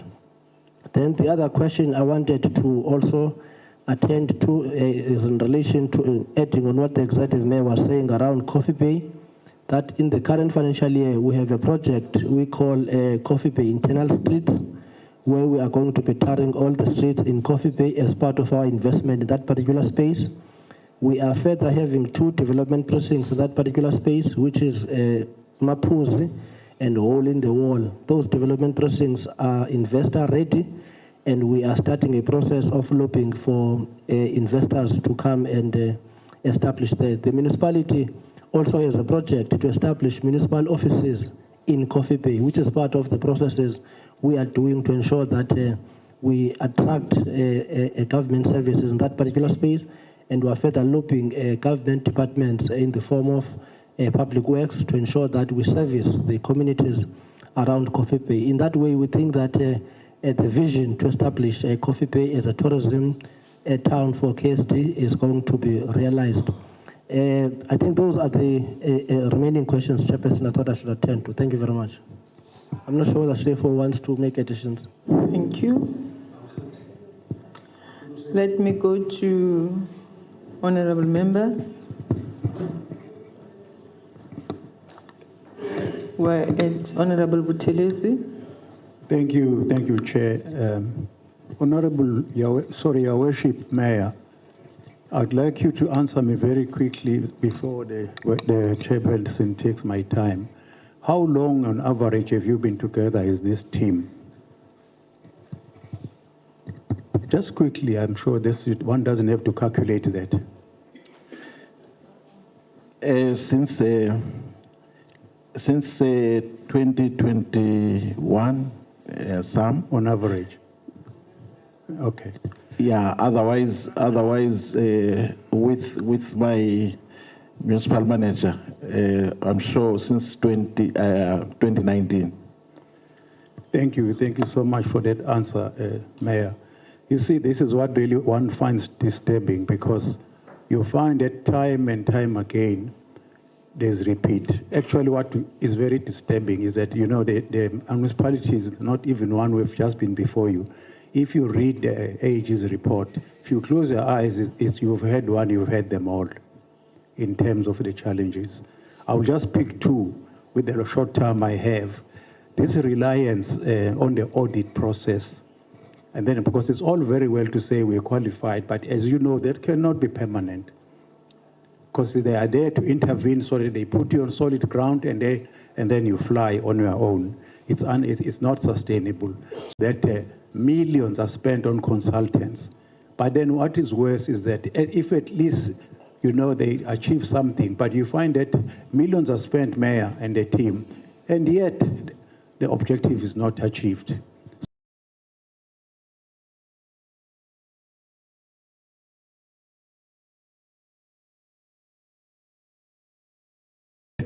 Millions are spent on consultants. But then what is worse is that if at least, they achieve something, but you find that millions are spent, Mayor and the team, and yet the objective is not achieved. Now, please give us some clarity. Are they still on site? Because I think they were for financial, to help with financial management. Are they still on track? How long are they going to be there? How much has been spent to date? And then lastly, I just would like to know, what is the level of your cooperation and partnership with the traditional leaders there? And I'm not just talking about initiation. Thank you, Chair. Yeah, thank you, Chairperson.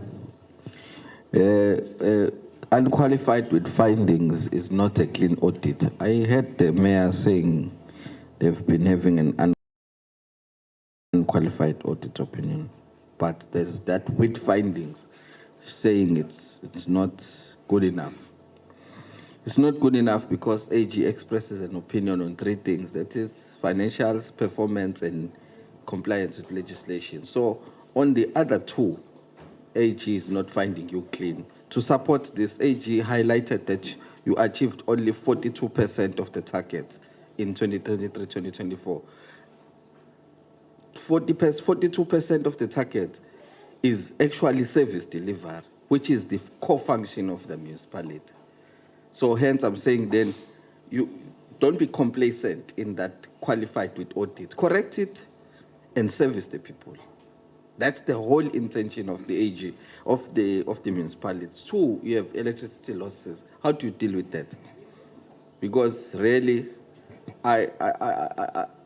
to expect electricity losses at this time of democracy, really, it's not a good picture. It's not a good picture, considering that electricity is so expensive. As a ratepayer myself, I know electricity is so expensive. To have losses, really, it's not acceptable. Let's try and correct it. Let's show, let's show people of South Africa what you are doing to correct this thing, because that's the whole.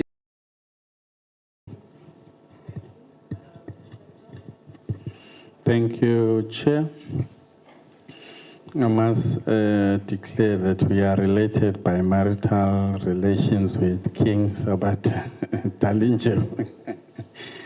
So I had the opportunity to meet him in 2021, obviously through my elder brother who is married a daughter here. But my point is that this king dates back in the struggle.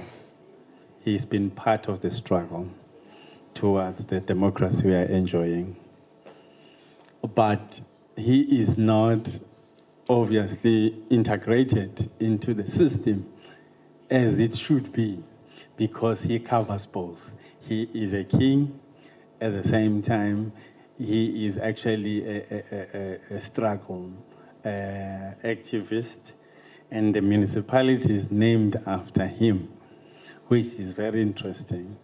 But then what is the problem of now not integrating already, given that he matches both? He's still treated like our other kings as well, which means it's clear that the agenda of not integrating Amakosi seamlessly into the local sphere of government is intentional, because even one of the political related ones is also not enjoying a better workmanship with the state. But be that as it may, so in terms of land, are you leasing from his land? Because I know that he always says, I'm in charge here, which means he's a landlord. And as a municipality, And in terms of economic base, what sustains now this municipality, given that it dates back in the history of homelands? And now that we are in the new dispensation, what actually is keeping it afloat? And I see there are cooperatives, fishing cooperatives, which is part, I think, of the economic participation, but I know that he's got a following of subject Amakosi under him in various parts. So it would be interesting to see whether are you having a good model, smooth relationship with him, seeing that he is right, named after what you are named as a municipality, and his history is not just dating back currently, he is also a king. Thank you. Thank you. You have about 4 questions and comment. So on those questions and comment, I'm giving you 1 minute each question. I'm going to do the timer. Thank you.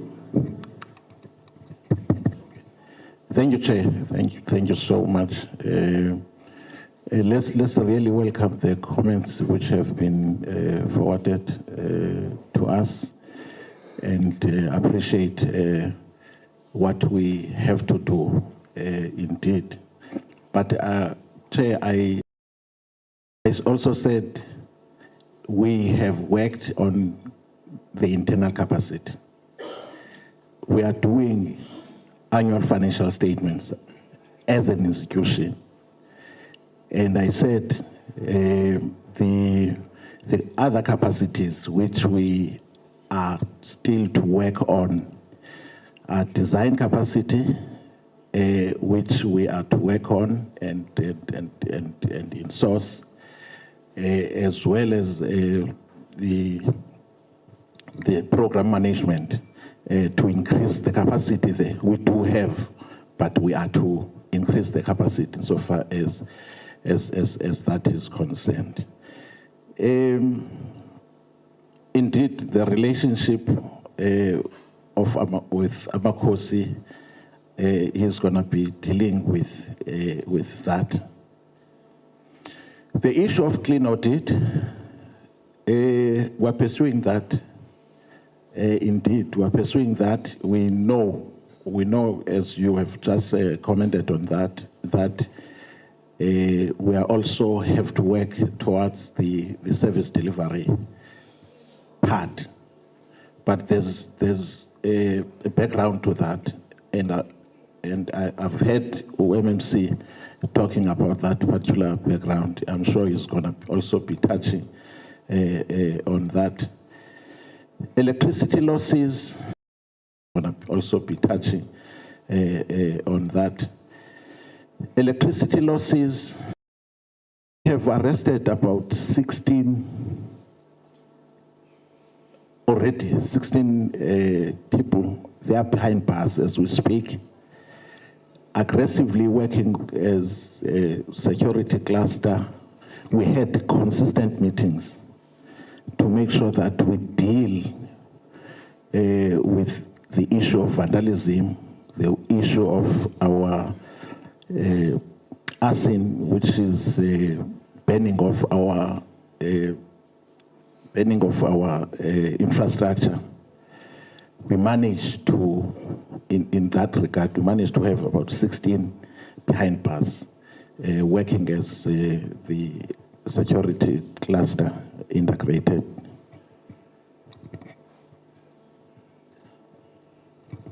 No, thank you, Chair. There are just 2 issues. On the distribution losses, in the previous financial year, they were sitting at about 15%. They have now reduced to about 13%.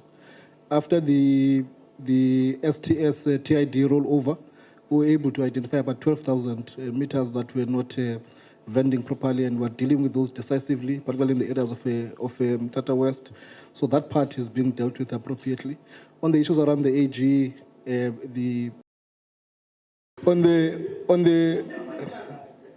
on the issues that relate with the AG findings, the issues of non-compliance, One relates to creditors' balance. 90% of that creditors' balance related to ESCOM.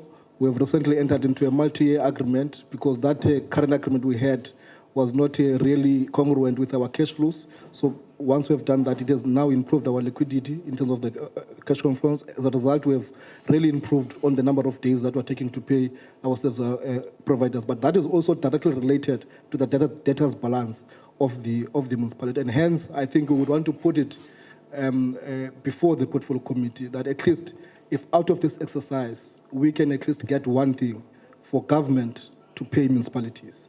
At least because they owe us about 200 million. Our creditors are not more than 300 million. If we could get that 200 million, our ability to pay would improve immediately, and government should be the model rate payer and service charges. So I think it's one area that I think we would want to work in. On the issue of consultants, we no longer use consultants, as the executive mayor has said, in terms of the preparation of our Fs, but there are specialized skills such as your auditing of the landfill site provisions. So we only use consultants to do such things. The calculation of your employee benefits, because that would need an actual science skills. So those are the only areas that would potentially outsource. But the actual preparation of the Fs, we do interim Fs on a quarterly basis, which are sent to internal audit and are corrected. So all that work is done with the support of Provincial Treasury and COGTA. So we're no longer using consultants to prepare our annual financial statements. So the issue around the clean audit, even the issues around irregular expenditure, in this term of office, there's been no irregular expenditure that has been incurred in this term of office. It relates to a contract of previous terms, which council has worked even to reduce the quantum of that particular contract to ensure that we rid ourselves of that particular irregular expenditure. And if I have explained before, I wish to re-emphasize the issue of the budget being spent at 70% and at 42% related to technical services specifically, not the whole budget of the municipality. And that related to issues of maintenance of our roads and electricity, where there would have been vandalism and other issues, and there would have been disasters. So that money would have been spent really on service delivery.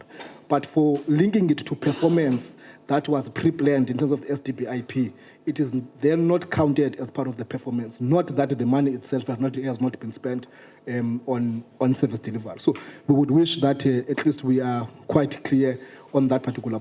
And insofar as the executive mayor has said about the relationship with the traditional leaders, we relatively have a very good relationship with the traditional leaders.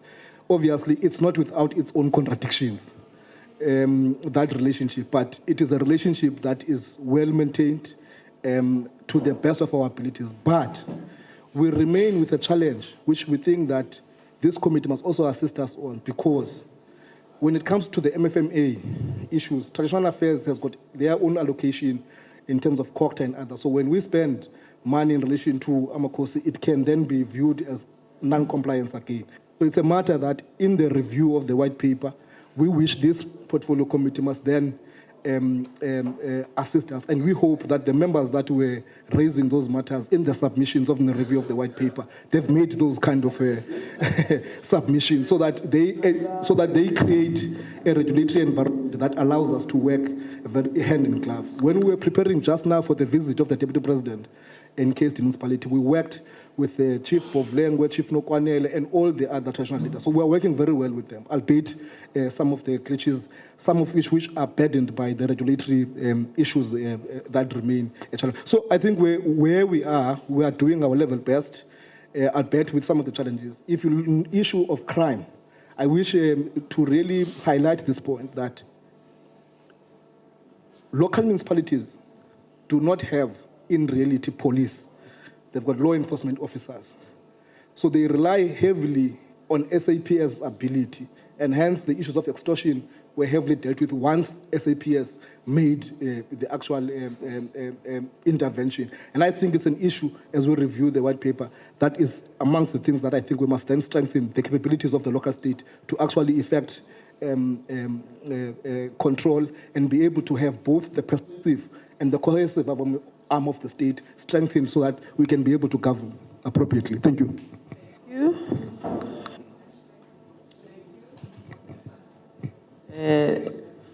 Are you the speaker? Who's the speaker?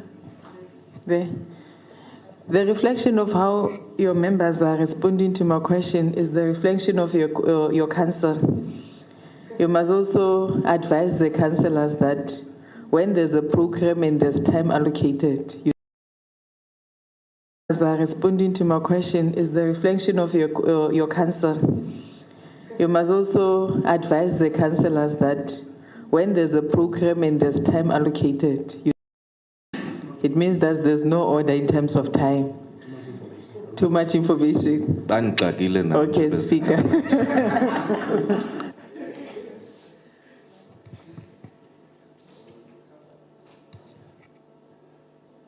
I'm now going. Are you covered with your questions? Honorable Ndamasi, where were you when we were asking questions?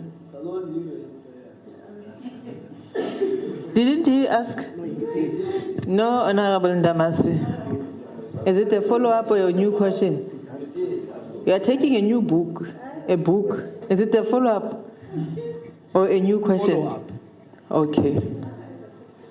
On the extortion, did Mayor attend Bishop's funeral?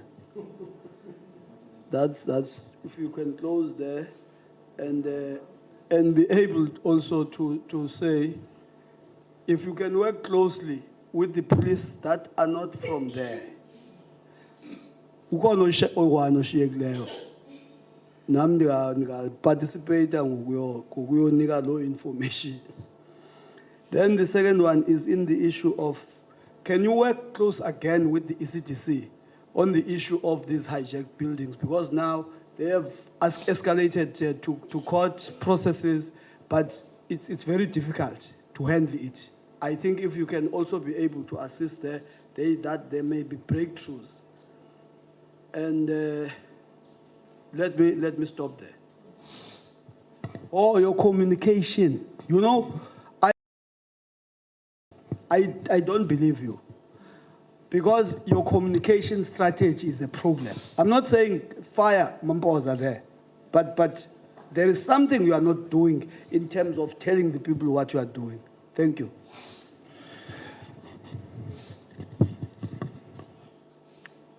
Thank you. I believe that some were comments and advices. Yes. You only have to answer one question. Yeah. Yes. Yes. And the one of the funeral, bishop's funeral is optional. It's not compulsory to respond. Thank you. Yeah. No. It's. I'm sure it's a serious matter. The issue of the organized crime, generally, in our municipality. It's a serious matter which government at all levels is facing squarely. As I said, there are, gains insofar as that aspect is concerned. But it's not easy. It's not easy. Let's really welcome when you are encouraging us to work with ECTC. I know ECTC is serious about the matter. I know provincial government is serious about the matter, as we are the district and everyone. We are focused on, because really it's an answer to the investment in the area, it's an answer to the stability of business. As you know that already there are positive spin-offs insofar as the stability we're having presently is concerned. Thank you. I will now allow the honorable members from the province. If I may check with you, is this municipality not part of the municipalities that you are meeting next week? No. Okay. So I will now allow you to engage.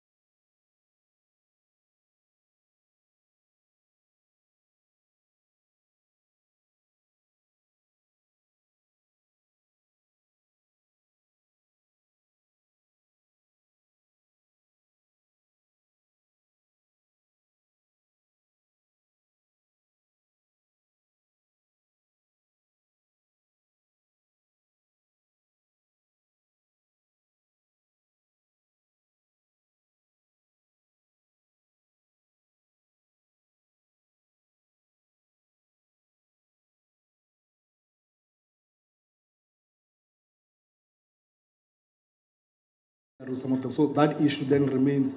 It is our understanding that once they've been terminated, they form part of our reporting on the MIS and submission of Section 71 and COGTA.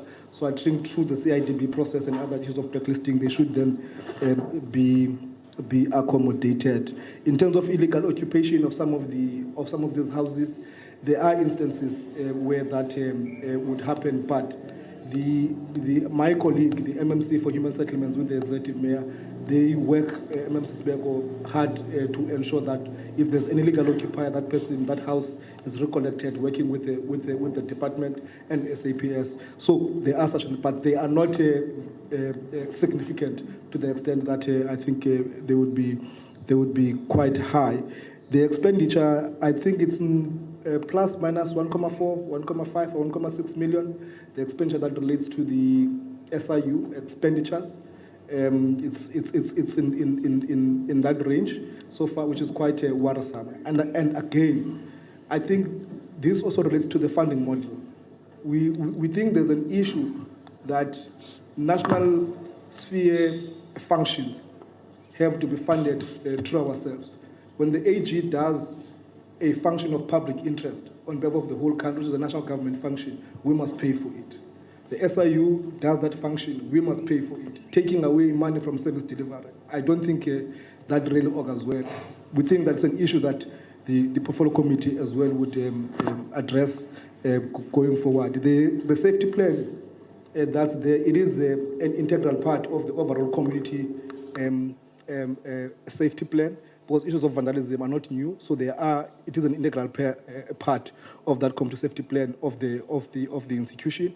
And there is a plan and structures that are sitting as part of that plan, and the community safety forum of the municipality that sits, which includes all the other participants in the security cluster, SAPS, intelligence, and other people. And then on the revenue collection, Chair, we really appreciate that, but we can't obviously probably waste this opportunity by saying we've been doing very well, Chair, also on grant expenditure. We would appreciate the portfolio committee in the province and nationally that in the adjustment budget that is going to be done now, there could be additional allocation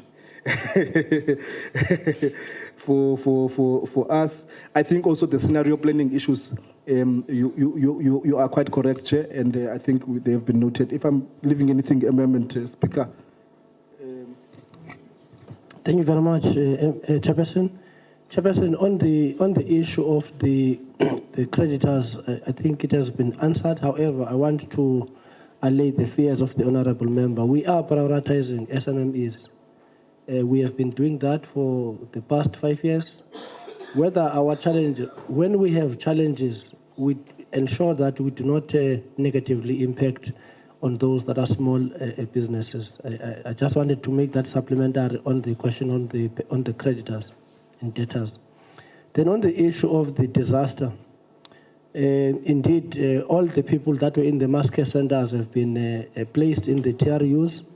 We are now focusing on the permanent solution. In that particular regard, we are engaging with the Department of Human Settlements, COGTA. We have a council resolution in that particular regard, where we have identified land in Bedford to ensure that we have a permanent solution, because we do not know when is the next disaster going to occur, because KSD is very much prone to this particular disaster. So our focus now is to ensure that we push hard for a permanent solution. However, the critical element of that is the issue of bulk infrastructure, which we have a challenge on.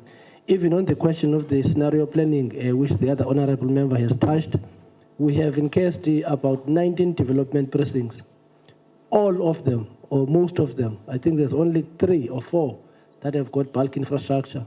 The rest do not have bulk infrastructure. So our biggest challenge is support of the national and provincial government when it comes to providing bulk infrastructure. Currently, we have an application sitting with the Infrastructure South Africa for 4.5 billion, which we have submitted, and also the BFI applying for funding to ensure that we unlock development in these particular development precincts, just to show that we have a vision moving forward to ensure that we enhance our revenue base and improve the finances of the municipality. Then the issue of it's a sore point, the issue of the Mandela investigation. They are no longer submitting invoices now because we asked them for progress. Because they've been submitting invoices, we pay these invoices, but there's no progress report. Imagine from 2013, it's now 2025. You have an investigation that you do not know the direction it is taking, whether there is any findings or there are no findings. You just get an invoice of 500,000, you pay it, and then they go away. After a year, they come back with an invoice of 300,000.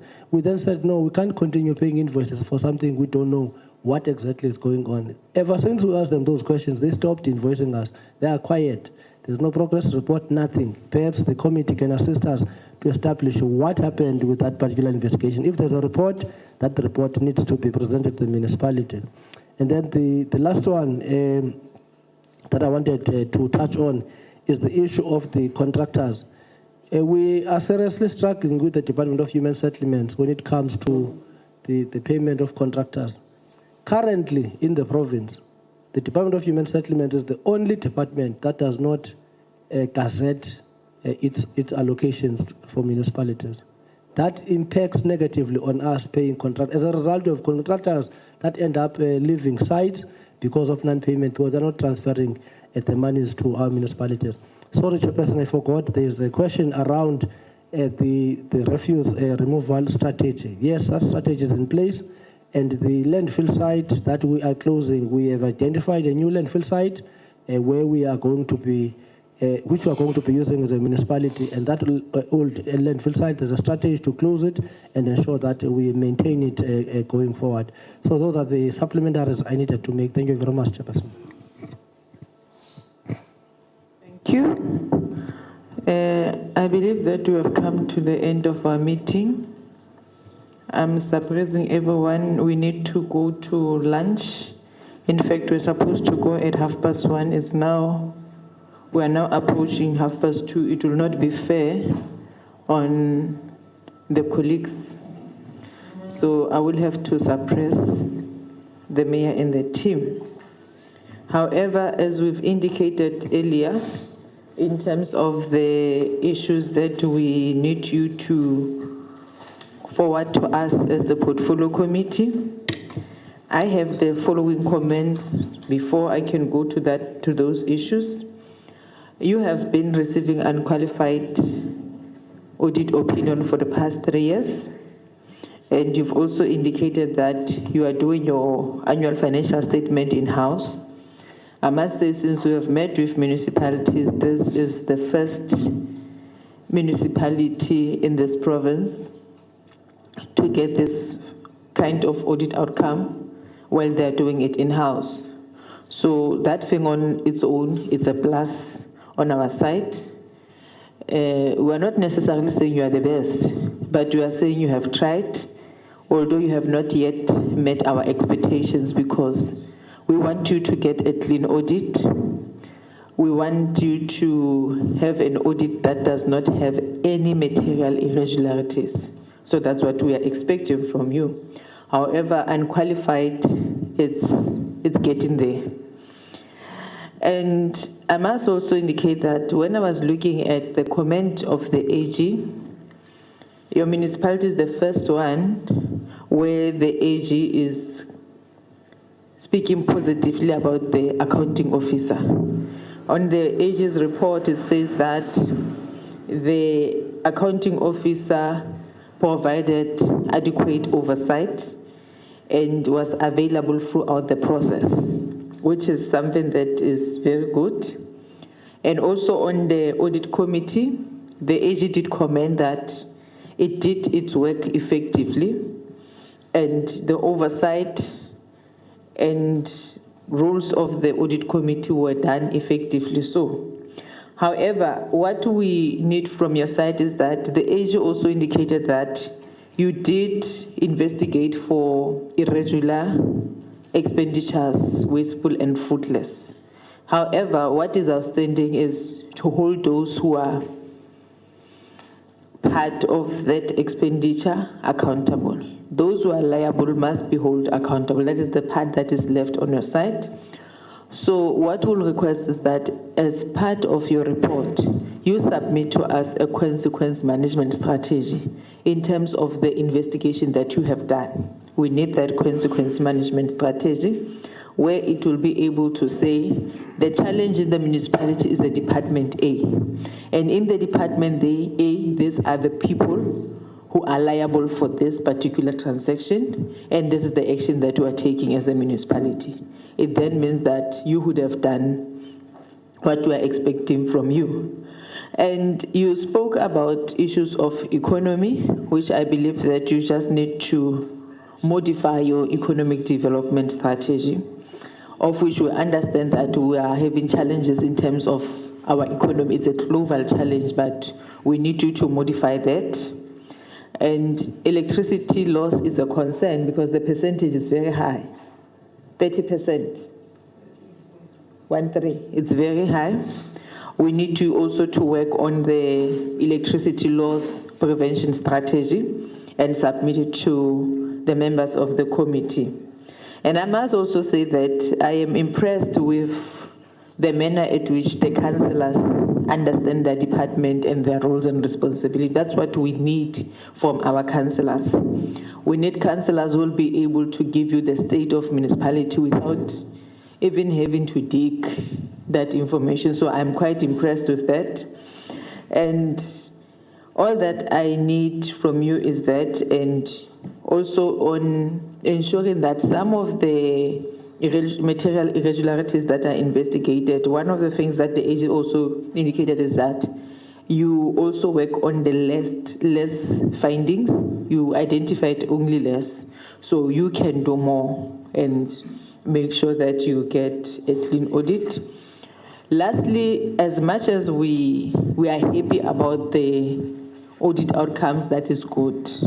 That is not only our objective. We are expecting that same audit outcome to be equal to the number of the project that you have delivered to our communities. So when we look at service delivery and your audit outcome, there must be a balance. But in case where the audit outcome is positive, but service delivery is less, then it's a challenge because it will go to a point whereby you have done well in terms of your budget, you have spent 100%, but in terms of delivery, it's 30 or 40%. That is a concern for us. They must always strike balance. So we have come to the end of our meeting. We are really comfortable. However, we believe that you can still do more. Can you please submit those 2 or 3 documents that we need from your side to the Provincial COGTA in the province? And as and when there's a need for follow-up, we will then have to conduct you and make a follow-up meeting. Thank you so much, the Executive Mayor and the team. Thank you so much, Chair. Thank you so much.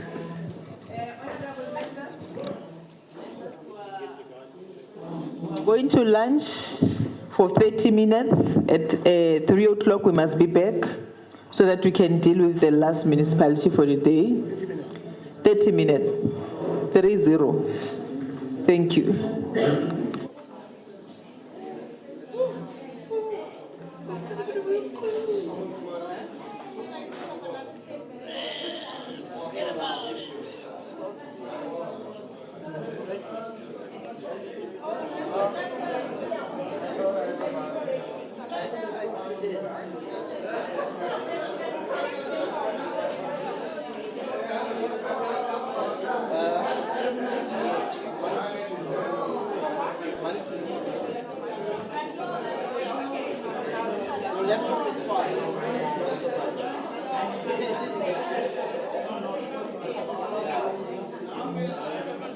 We had some visitors. They come here. They come and look. No, but they can make a fucking mess. We leave the window open.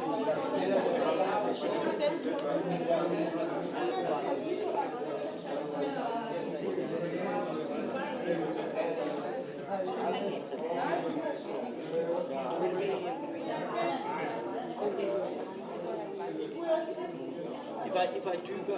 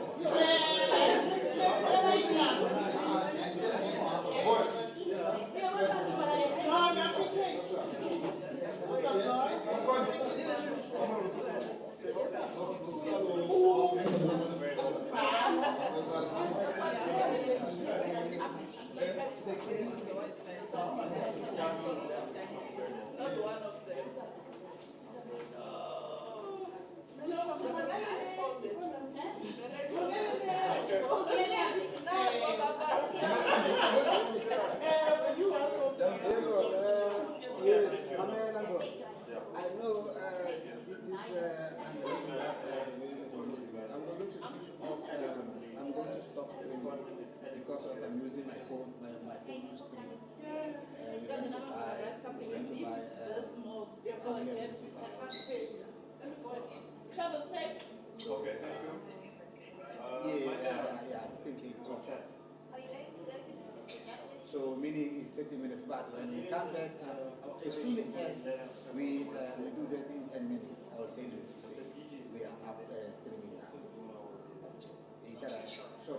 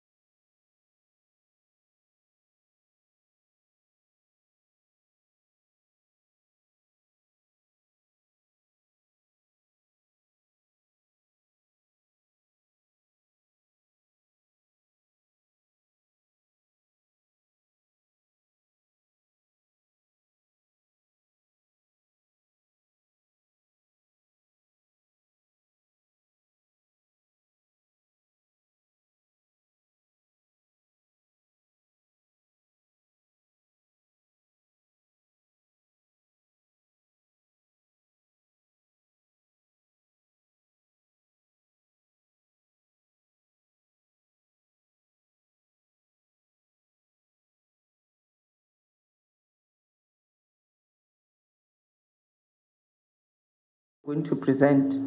So of our proceeding is that we're giving you 12 minutes, 2 minutes you introduce yourself, and then 10 minutes is for the presentation.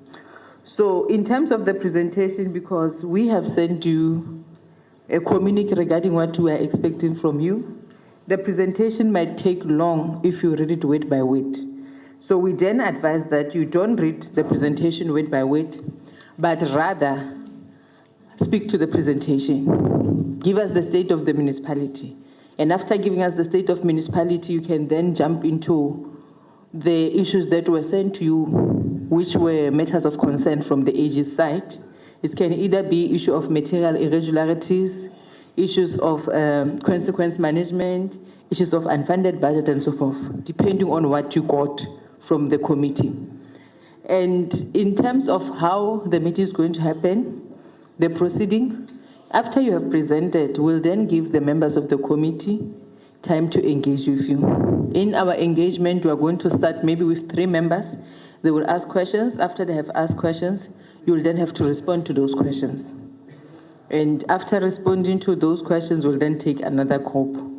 And after the engagement, we'll then have issues. Should there be issues that will raise with you, which will need that we still need more information on, we'll then give you those issues that we need you to give us more information on them. And you are having 3 months to submit those outstanding documents that we may need from you. And those documents should be sent to the Portfolio Committee of COGTA and SC in the province. They will then submit it to us. As and when there's a need for further clarity, we'll then contact you and call you to our session again. And my name is Tigeledi Direko. I will be facilitating the session for this afternoon. And I'm with my colleague from Standing Committee on Auditor-General in Parliament, and my colleague on Portfolio Committee of COGTA in Parliament. And I'm also having colleagues from the province, COGTA and SC. So our main objective for conducting this oversight visit is because when we had our engagement with the AG, she raised the serious concerns regarding the finances of municipalities, and which then made us realize that in most of our municipalities, there's a need for us to strengthen consequence management, accountability, and good governance. So as part of consequence management, it simply means that the issues that are raised must be investigated and people must be held liable. So that's what we need. We are not here to play a big brother, but we're here to ensure that our communities are getting the services that they deserve. And in order for them to get those services, it simply means that we need municipalities that will be able to provide services. And for municipality to provide services, we need people who are accountable for what they have been employed for in our municipalities. Even the councillor should also be able to take responsibility of their roles and responsibilities in council. So we are now going to allow you to do the presentation, but I must also indicate that this committee is a committee that have worked with municipalities for a very long time. Some of us have been councillors, others have been in the administration. So for us to come here, we have already done our research. We have an idea of the municipalities that we are meeting. We've got the report from the AG, and we also got the report from the provincial government. So if your report is contradicting the information that we currently have, it means that between ourselves and you, there's one who's not telling the truth. So what we need is for you to be honest about the state of municipality. Don't be defensive. Just tell us what is your problem. How are you going to resolve your problem? Where do you need assistance? Then we work on that. And unfortunately, as much as we'll be dealing with that, but where there's a need for consequence management, we'll also ensure that it's been enforced. So I will now give to the mayor and the team for introduction and the presentation. Thank you.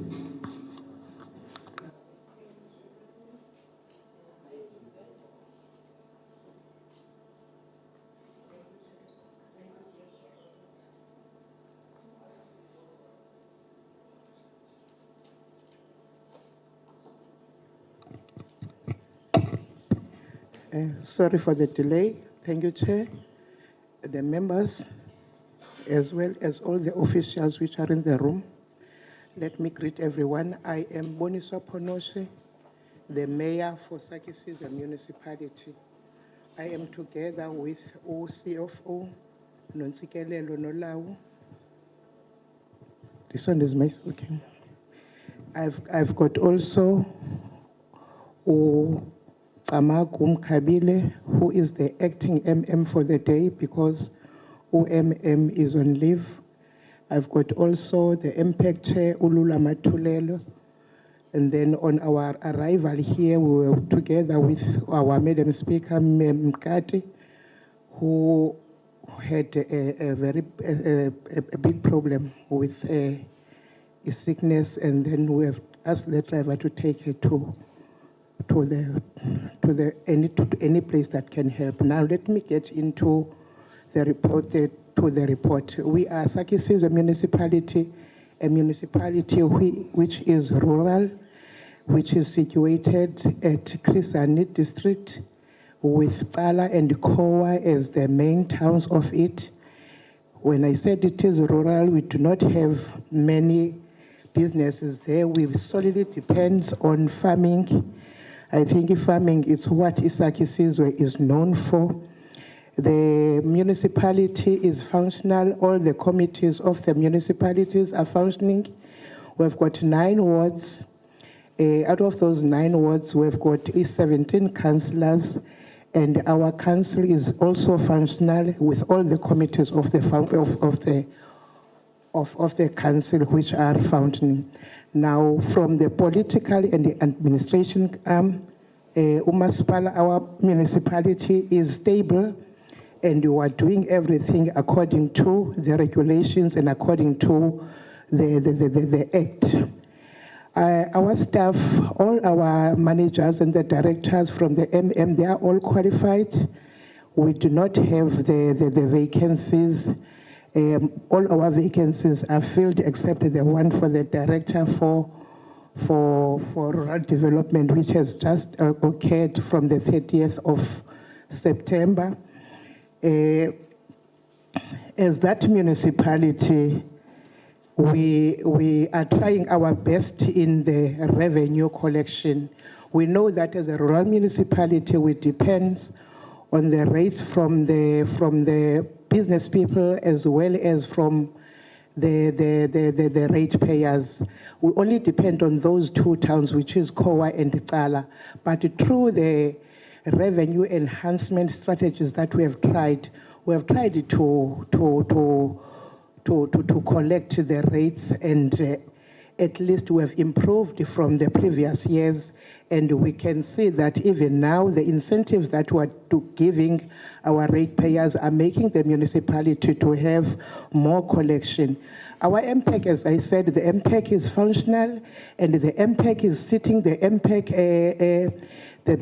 meetings, and they do all the investigations that are supposed to be doing, and they come with the reports to the council, and then according to the report that we have forwarded, we have tried our best in this from 2021, 2022, 2022, 2023, 23, 24, 25, at least to have managed to investigate our UIFWE, as well as the fruitless and wasteful expenditure. But we have got a problem with the prior years, that is from 2012 up to 2021, because we cannot get, according to the report I'm getting from them, they cannot get the relevant documents they're supposed to be getting from those years. But we're still seeking the advice from other bodies like AG, but how can we do that? Because at least from the time we started the office up to now, we have tried our best.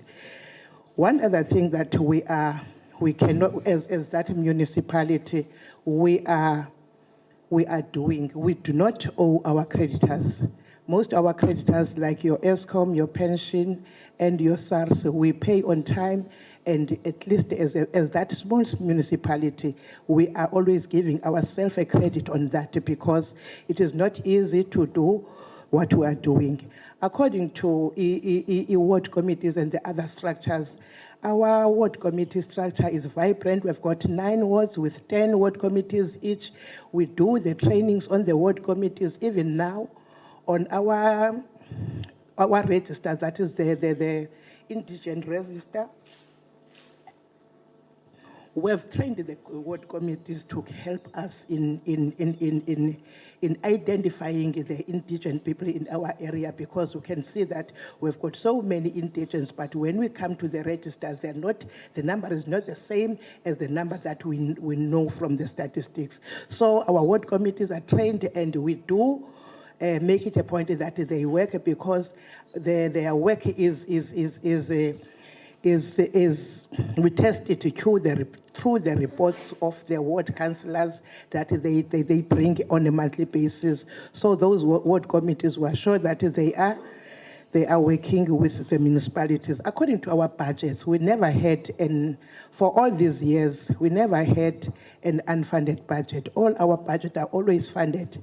But I know that for the past years, we have been on that qualified, but definitely this year, we are quite sure, we have got that big hope that at least we'll move from that qualification because of the work that we've been doing, and as well as the way we are doing our financings.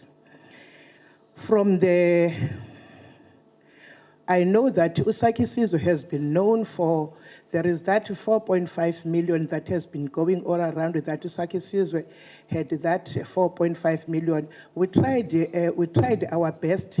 Last year, we recovered 2.5 million.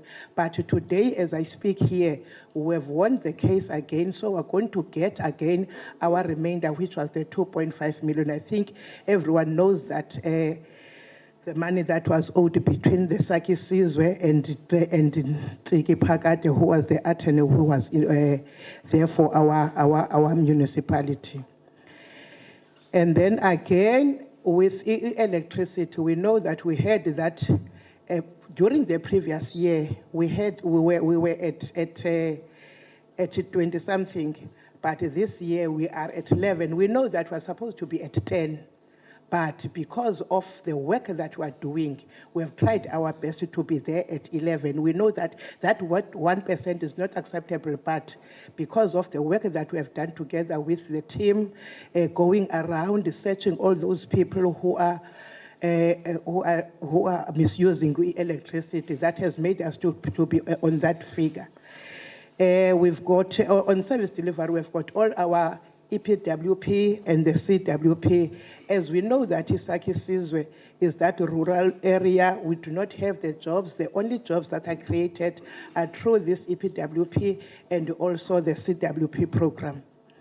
According to the waste management, we know we've got the landfill site, and we know that our landfill site has been identified as one of the landfill sites that do not have the licenses. We've tried our best, but last year, when we were about to get our certificate, we discovered that our application was never taken, was never done. We only knew that when we received a letter demanding 10 million from the municipality, and then when he replied, he said, we did everything that we're supposed to be doing, and then we finished them with all the documentation. It was then, the fine was then taken down to 150. So now, as we're sitting here, at least our license is on the final stages, and we're quite sure that by the end of the year, we'll be having our license for our waste, that is our landfill site. With human settlement and transport and everything, because those are the departments that are helping the municipality. But most fortunately, we do not have so many problems, because if you go to Sakisizwe, you'll find that many of the houses from human settlement are there at Sakisizwe, and the problems that are there, we always sit on a quarterly basis with the department and we solve those problems. I think there was a problem with the Auditor-General in connection with it's 36 million, or that is on the material conditions of the. But most unfortunately, the money was supposed to be received earlier. We received the money on the 29th of February, and we were told to spend the money immediately, but we applied for a rollover. As I sit here, we have already used the money accordingly, and we do not have, or at least I think we have tried to come to the good terms.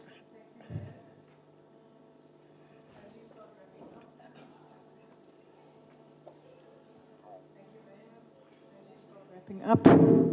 1 minute to go, thank you. Can I continue? Yes. 1 minute?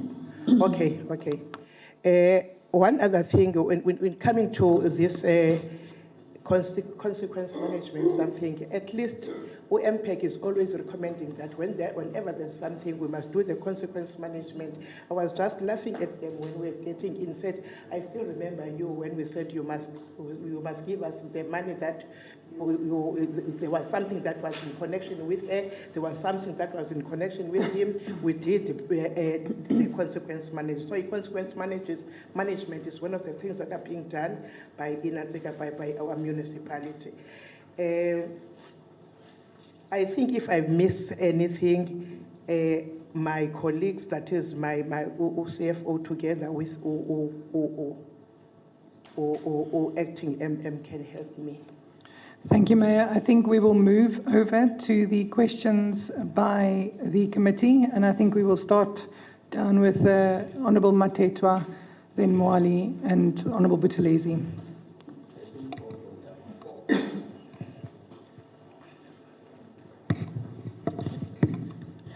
Thank you, Chair. Zwela Mtetwa, member of the Portfolio Committee on COGTA. I'm trying to locate Ikala and Kowa as the towns. And when I checked, you are also surrounded with the other municipalities, Ojo, Gabi, and so on. I'm trying to find out what was the significance of these towns, what was happening, what's the historical activity that took place there, to the point that as they were demarcating and carving out municipalities, even Kowa and Kala had to become an independent municipality, like the significance of it being kept away from these surrounding municipalities, because it's like it's at the center of the others.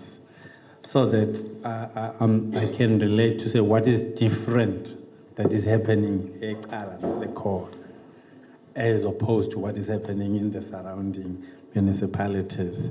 Because it's like in a circle, then they then decided to demarcate a municipal area. Question is, why did you separate it from the others? Because it's right at the center. So that significance for me is important. But I want to check whether is there no history of a municipal area. Question is, why did you separate it from the others? Because it's right at the center. So that significance for me is important. But I want to check whether is there no history of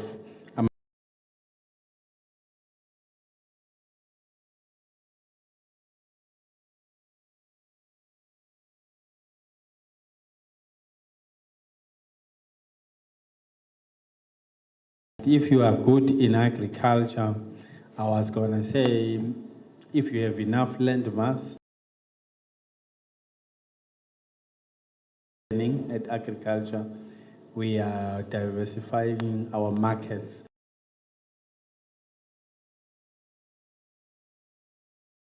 They need goats, they need sheep, they need cattle, they need vegetables, they can't grow those things there. So if you have that, that can become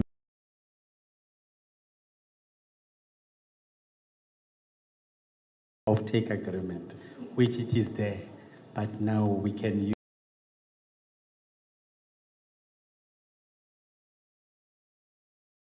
stock and then produce and supply. That's job creation. That's local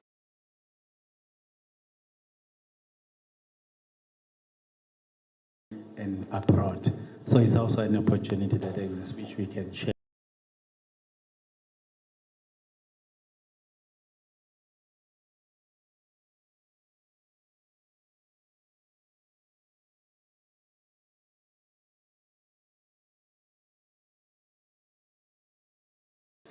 There's not many issues with the municipality, except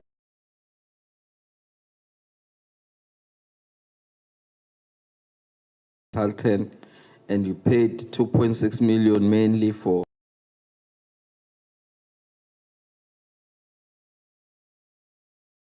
fixed asset register preparation. These people are not from AG is an uncorrected PPE, but you're paying so much, your PPE is incorrect. So whoever you've been giving an assignment to get it correct is failing. So must remove them, because really we can't be spending so much money and we're not getting value for that. And also for internal audit unit, in 2023-2024, the manager for internal audit was vacant. Have you filled it? Also, audit committee, is it fully functional now? Does it have capacity? Because these are functions that will assist also with reviewing your financial statements before they get to AG. Because if you have a fully functional internal audit, it will assist with control, with strengthening the control environment. If you have a functional audit committee, it will assist also with consistent monitoring of the control environment, also with the review of financial statements, so that when they get to AG, they are free from material misstatements. Then you will have an unqualified audit opinion. And then also improve on the performance information, also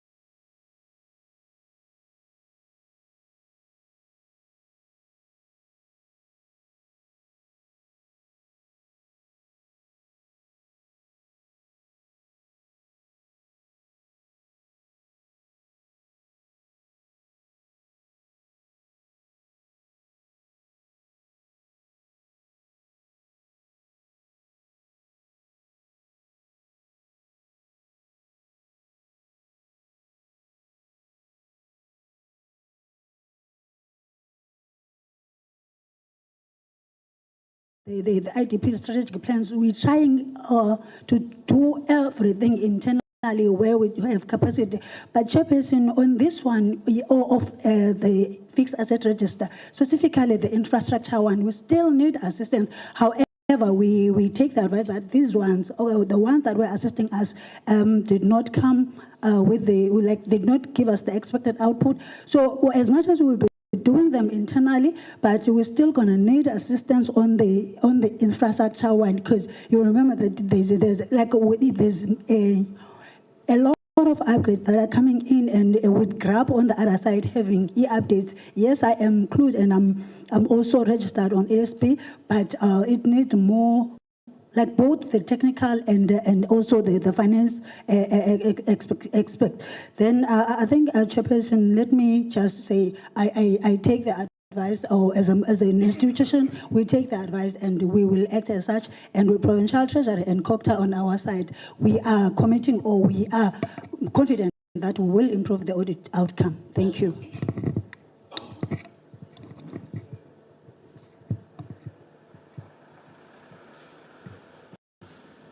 Thank you. Are you covered, honorable members? We'll then start with Honorable Mtolo, to be followed by Honorable Damase and Fanzeli. Sanibonani. Niyaphila. Hayi mina ngijabulisa nje i-composition mangibona nihleli kanje. Indlela nje enihleli kahle ngayo nibahle ngayo. Insuku esencane nje ephoxile ngokuba khona nje fangabe nivele nafana nonke. No, just one question, Hlalo. Thank you, Honorable Mtolo, a member of COGTA. Ile yamakhansela akweletayo. Ngiyathemba ukuthi sengincomile kunina akekho kunina okweletayo mameya. Ngizwe ukuthi amanye amakhansela abhalelwe incwadi letters of demand. Amanye ayakhokha, respond accordingly. Engathi khona amanye angarespondanga. Can you clarify kuleli committee ukuthi Honorable Member, wonke amakhansela? we understand that we have our official languages. However, we don't have translation. Oh, sorry. So my apologies sorry for about that. It's an inconvenience on the side of Parliament. Okay. No, thank you. Thank you. Sorry about that, Chair. The councillors that actually are owing the municipality in terms of municipal debt. So can you clarify actually whether all councillors are paying accordingly? Thank you.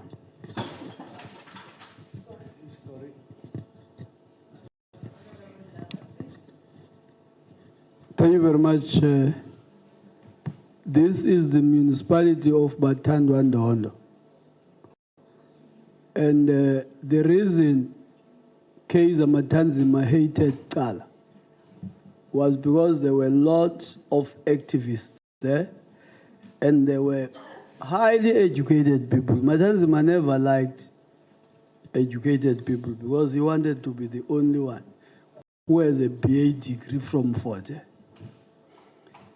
The Nsebezas, the Nkushus, the Kwetanas, the Inogodongwanas, they come from there. The Mantashes are coming from there. So we expect more. We are worried about the troubles that are there. Now, the first one.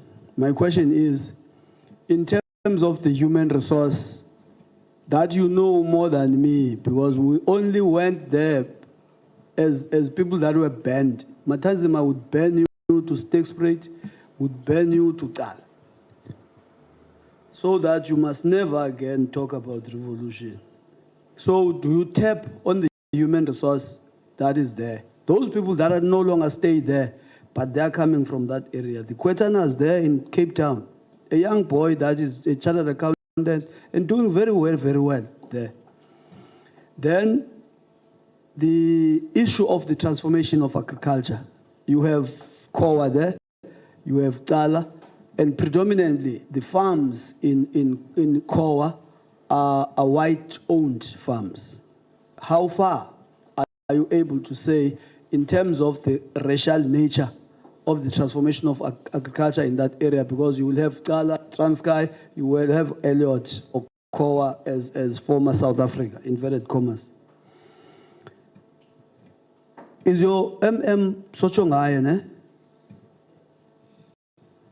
Okay, where is he? Then the last one is on the misuse of fuel by mayor and speaker, allegedly. Thank you. Thank you, Chairperson. I think the mayor has recognized me now as a councillor at Jagabi District Municipality before I came to Parliament, and it's right next door, Berkeley and Kowa.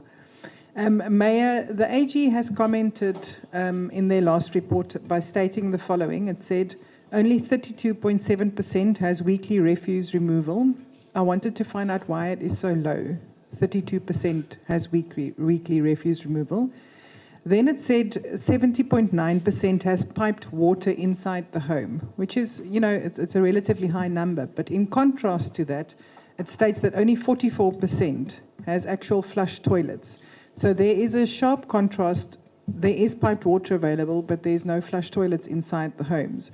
So I was just wondering if there's a housing issue. What is the issue? Why is there such a discrepancy that, because if you've got piped water, it should match with ablution facilities inside the home. Then the Auditor-General also actually said that the DC board has not been established in your municipality, the disciplinary board. Can you tell us if the disciplinary board has since been established? Also quite worrying is that the Auditor-General has said that you have spent 0% R0 on infrastructure maintenance. If you can just comment on that. Then the indigent register, is it up to date and updated regularly? Because that's also one of the key concerns that was raised, that it doesn't quite match the area and how many should actually be on your indigent register. Thank you, Chair.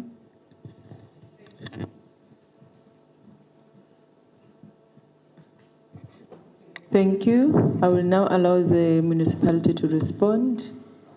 You have 6 minutes. Thank you. I think on the let me start from the councillors. I'm one of the councillors who are living in town. I'm the neighbor to the Ntsebeza, the one that was mentioned here. And some of the councillors like myself who have made it a point that there are deductions that are directly deducted from our salaries for the rates. And then for those who are not up to date, we have written the letters to them. And as we are coming here, we have given them the final demand. So if they don't do the payments, we will act.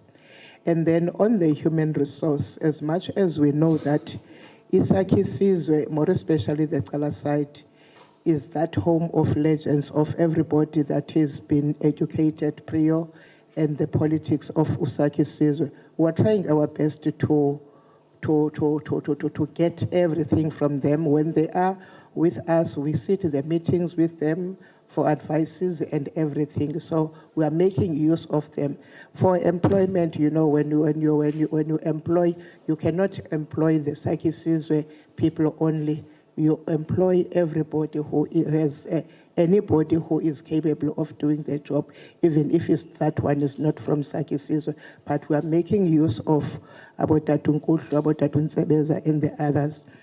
Coming to transformation on agriculture on the Kowa side, Saki Sizwe, again, I'm proud to say, South Africa, I think about 45 farms have been handed over to black people in Saki Sizwe. So independent, when you compare with the other provinces and the other places, we still say that municipality has many black farmers. For instance, even the one who's going to be handed over the tractor is a black farmer.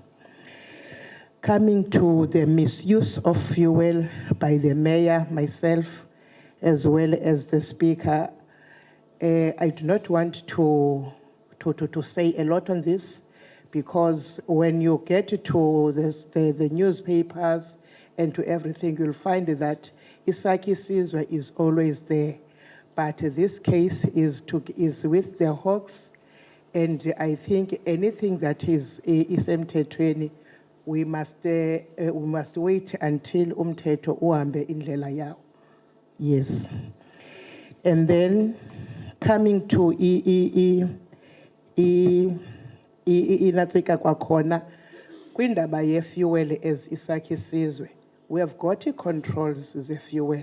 Sinayo fleet manager, sinazo controls ze-fuel kangangobana even the fuel cards from inatsika i-departments ziyamanejwa kakuhle. So andifuni ke ukuthi we are protecting ourselves. Let me just say, let the law ihambe unatsika indlela yayo. And then kulento ye-disiport, i-disiport Isaki Sizwe has been established and it's functional and it's working.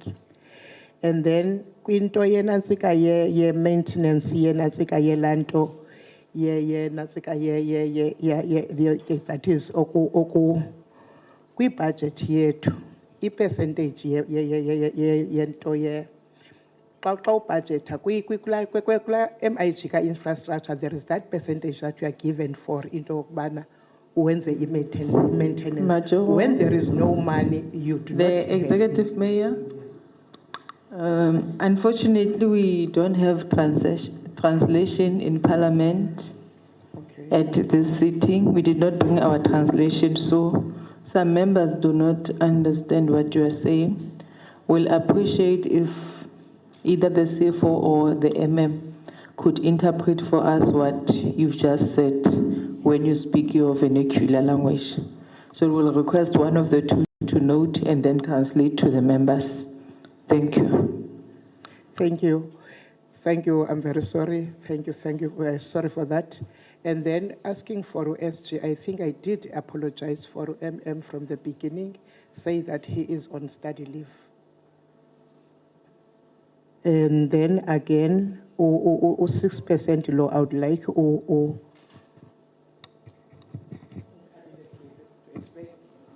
Thank you, Madam Mayor. Once more, I think I will touch base on the infrastructure side of the questions. The 32% of the weekly refusal is because from the population that we've got as the municipality. Once more, I think I will touch base on the infrastructure side of the questions. The 32% of the weekly refusal is because from the population that we've got as the municipality, suburban area, that is where we are able to collect weekly refusal removal. Then on the 44%, in terms of waterborne infrastructure for storage, is still the same principle. Because if we look at it as well, most of the households and population lies vastly in the villages. In the villages, we have the Chrisani having assisted us in terms of building VIP infrastructures, which are still P to toilets, but mostly within the suburban and urban areas, we are still sitting at that 44%, whereby they've got utilization of the waterborne system. Then in terms of the infrastructure, we've been budgeting for between 6 and 8% of the equitable share to actually assist in terms of the infrastructure maintenance, which that has been done over the past 2 years, whereby we have maintained mostly around the rural roads, which is your gravel roads. But furthermore as well, utilizing the transport, Department of Transport as well to also assist on their routes, which are the DR routes, which leads furthermore to the farmers. So we've been actually been able to have a budget allocated for all the infrastructure maintenance. Thanks.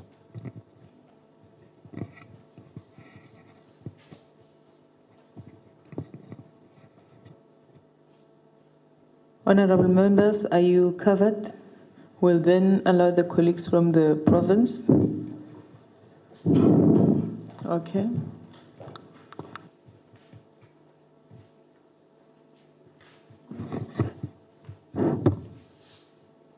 Thank you, Honorable Chairperson. My name is Honorable Tiffany Adams. I'm the Chairperson of SCOPA in the Eastern Cape Provincial Legislature. I just have 4 quick questions. I'd like to know what consequence management has taken place with regards to the payments made to date that exceed original contract prices, because that's what the AG speaks of.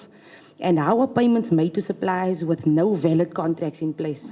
Who's being held accountable? What consequent management is being enforced with regards to that? And then secondly, why did MPAC not investigate fruitless and wasteful expenditure as well as unauthorized expenditure as per the AG?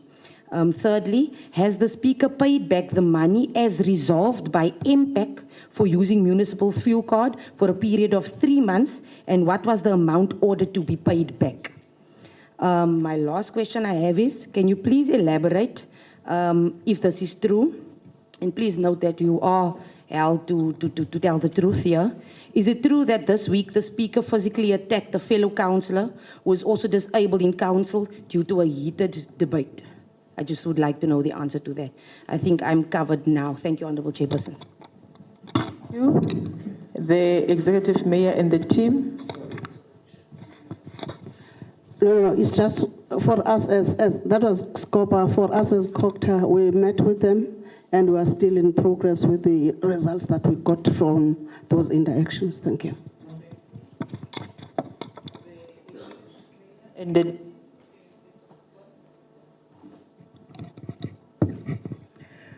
I didn't hear properly the second question. The first one was on the consequence management. As I alluded before, I said the MPAC recommends to the council that consequence management must be done. And I even made example of the CFO and the technical services managers next to me that I was making examples that we do apply the consequence management. And then the DC also is there for, since I said we've got our disciplinary committee and it is functional. If there are things that are supposed to be referred to it, they are referred to it. Coming to the Speaker pay back the money, I think I said before, this case is with the Hawks. But as the council, the MPAC recommended and the Speaker did as the recommendation of the council. But I don't want to dwell much on this because I said before, this is still with the law. And then coming to the last one, I do not want to comment on it because in our council, we never had this.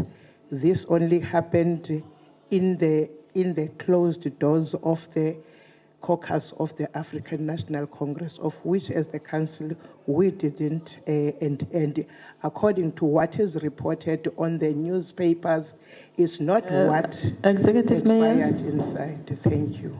The Executive Mayor, can you please repeat what you've just spoke? You spoke about the caucus. I heard something about a caucus of a political party. I said what she is asking me is not something that happened in the council. It's something that was in the caucus of the organization. And from the council, we never heard that. And it's not as it is published on the newspapers and on the social media. Thank you.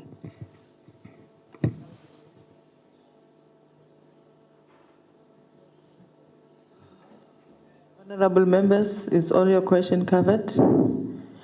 Executive Mayor, I believe that you don't have to answer all the questions by yourself. You have a team of members who are there to support you. Can you please also respond to some of the questions? Thank you, Honorable Member.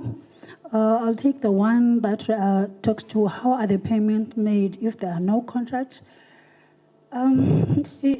Chairperson, there are letters or there are commitments to the service providers that were drawn without following the proper SM processes. In those transactions, data as far back as 2021, that is what Alma Mayor was referring to, because it's one of those transactions where we're saying we do not have documentation, but there is an appointment letter, but there's no evidence whether the proper SM processes were followed. And unfortunately, the CFO that was in the municipality at that time is no more.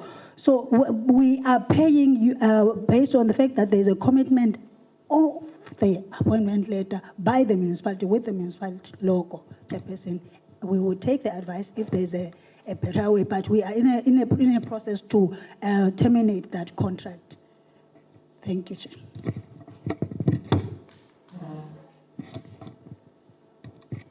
Thank you, Chairperson. I want to...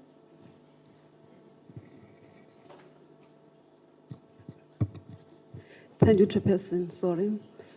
I want to answer the question of fruitless and wasteful expenditure. As a committee of MPEC, we have a lot of work, and we are new in the council, but we are trying all the best to do for the work of municipality. I think now the balance of wasteful expenditure is 156,000, and the balance of fruitless is only 15,000. We are trying to do the best as MPEC chairperson and my members for the sake of our municipality. Thank you.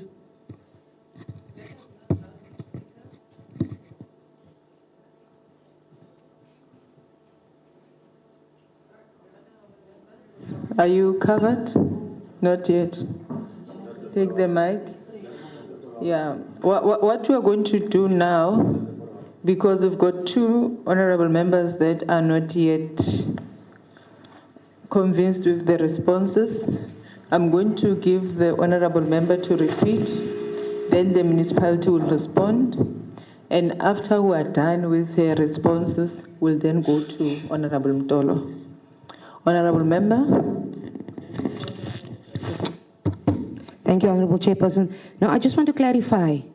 I'm not asking about the investigation. I'm not asking anything about the hawks or anyone like that. I'm saying impact resolved. So you also reiterated that impact resolved. So I'd like to know the amount. So if impact resolved, the amount must be available to the municipality and the mayor, etc. So can you please just divulge the amount? Also, to the impact chairperson who spoke now, I'm struggling to understand how you can say you are new when the new election is in 2026 next year. So it can't be that impact is new unless I misread something here. But that is all I'd like to clarify. Thank you.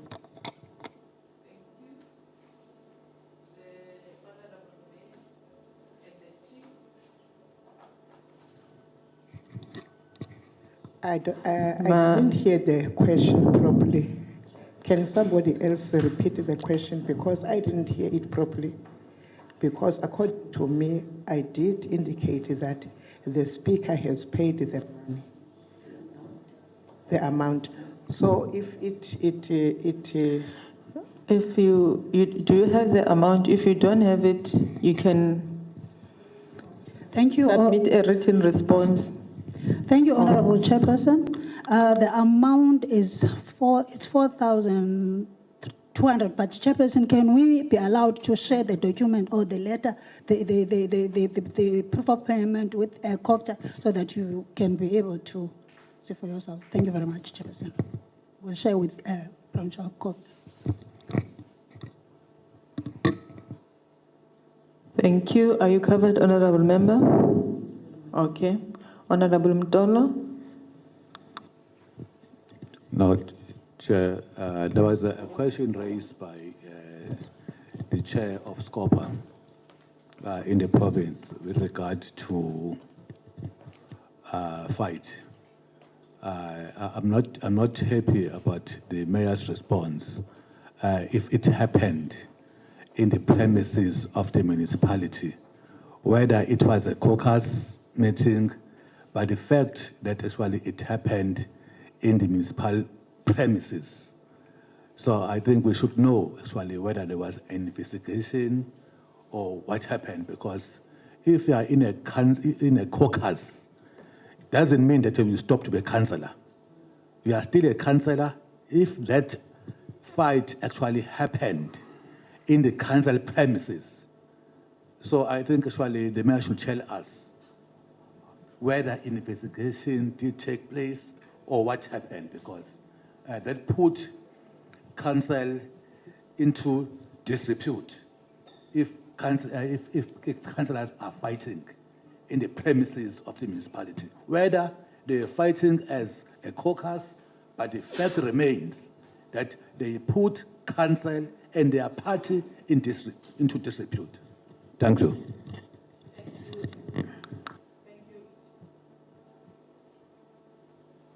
Thank you, Honorable Member. I'm going to make a ruling on that matter. Honorable Ndamase.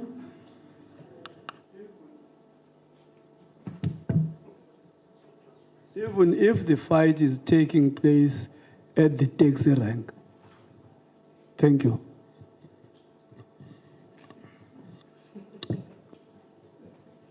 Honorable Matiwane. You've got nothing. Oh, I thought you were talking.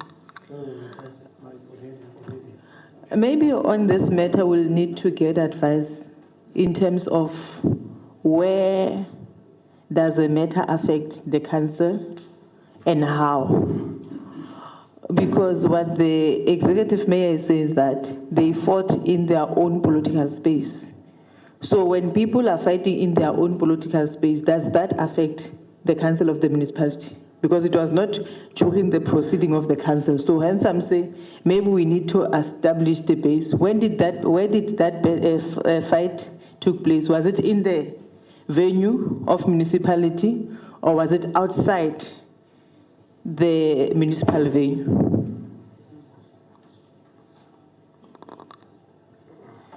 Honorable members, Honorable Pretorius, Matiwane, and we'll take the... Chairperson, I want to submit to the committee that we be given a comprehensive report regarding this by the mayor, and a submission be made to the committee as the chair will explain. Reason being, we don't want a short or to be jettisoned into an information angling. We want a comprehensive report what happened. That report can be submitted post this meeting. That was my request, Chair. I doubt that we'll get something now in the meeting, but we want that report. That will be my suggestion, Chair. Thank you. Thank you, Chair. Chair, in latching on to what Honorable Matiwane is saying, I think because the Speaker is not here, and I think the Mayor's explanation on the sudden illness of the Speaker needs to also be reflected in the report, so that we can also substantiate where she is. Because this apology for me was a bit, you seem dislodged, Mayor, when you keep giving us the reasons why she suddenly is not here and she had to be taken somewhere to get the treatment or something. So the apology must be in writing, where she went, the treatment that she got, so that we can be satisfied that she was not suddenly just dodging this session, because we didn't come here for nothing. The invite was very clear, and we expected a certain delegation. So if your Speaker was here and then suddenly she's not here, it's suspicious, and it doesn't reflect good on you, Mayor, if your delegation is suddenly not concluded. So I think that must just be added to the report, and then we can perhaps take it from there at a provincial level. Thank you, Chair.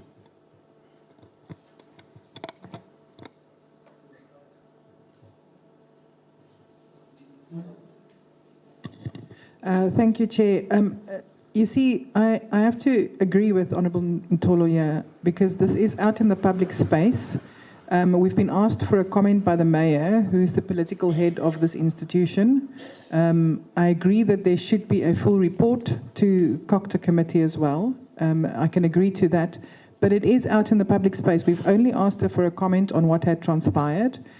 Surely there is a police case also opened, if that is the fact. So, yes, I think that would be my submission. Thank you. Thank you. Honorable Mtolo. Or Honorable Damas. I'm covered by Honorable Matiwane. Honorable Mtolo. No, we'll wait for your report. Thank you. Thank you. A ruling on this matter will be that you submit a detailed report on the incident, if it has happened in the municipal premises. However, if it has happened somewhere else, not within the municipal premises, we believe that it's a personal matter that does not involve the municipality.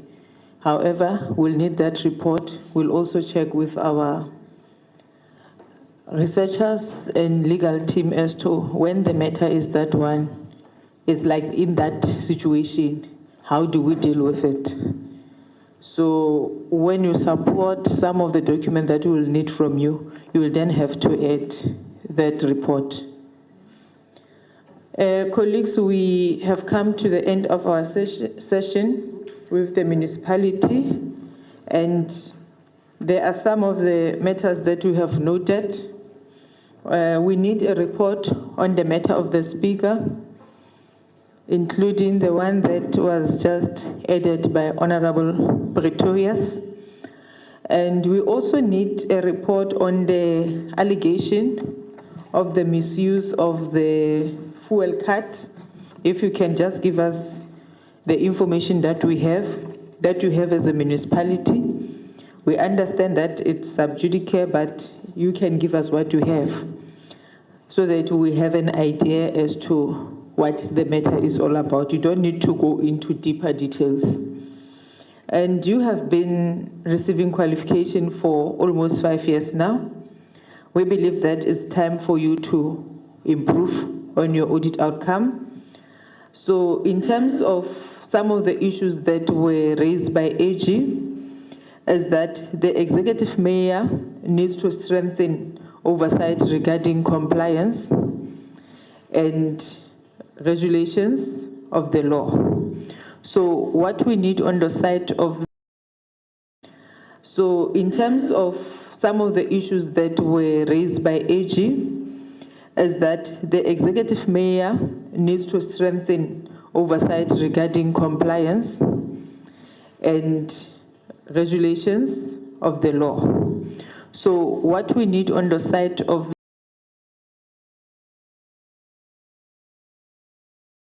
from your monitoring and evaluation, which will be in line with consequence management guide local government. Wasteful and unauthorized were not investigated in terms of the AG's report. We'll then request that you strengthen your MPEC and you give us a report on your wasteful and fruitless expenditures. We need that report within three months. And we also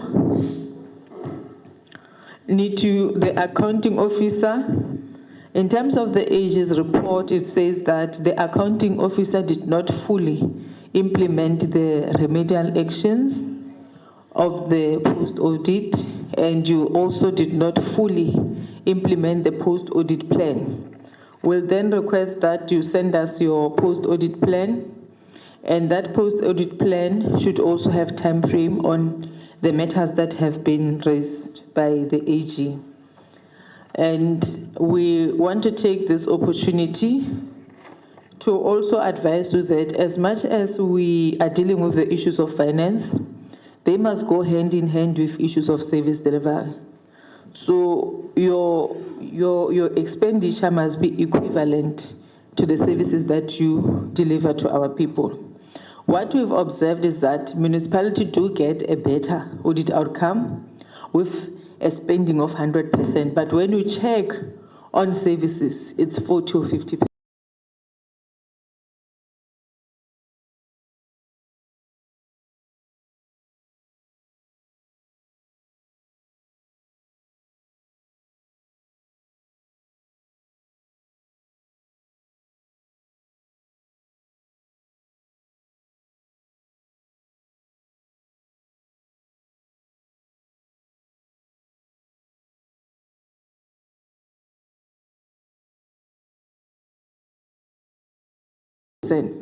Which then raise a concern because you are the one who set targets for yourself, and your targets should also be able to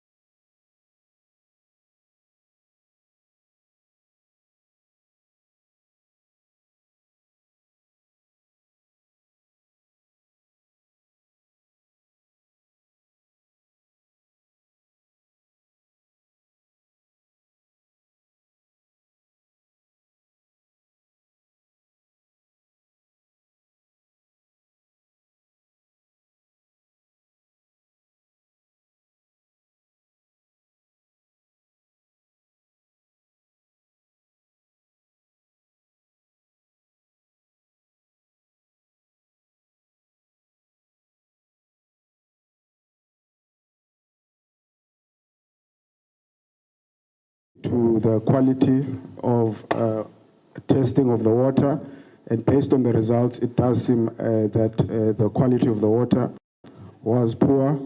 So it was unfortunate, the regression at Blue Crane.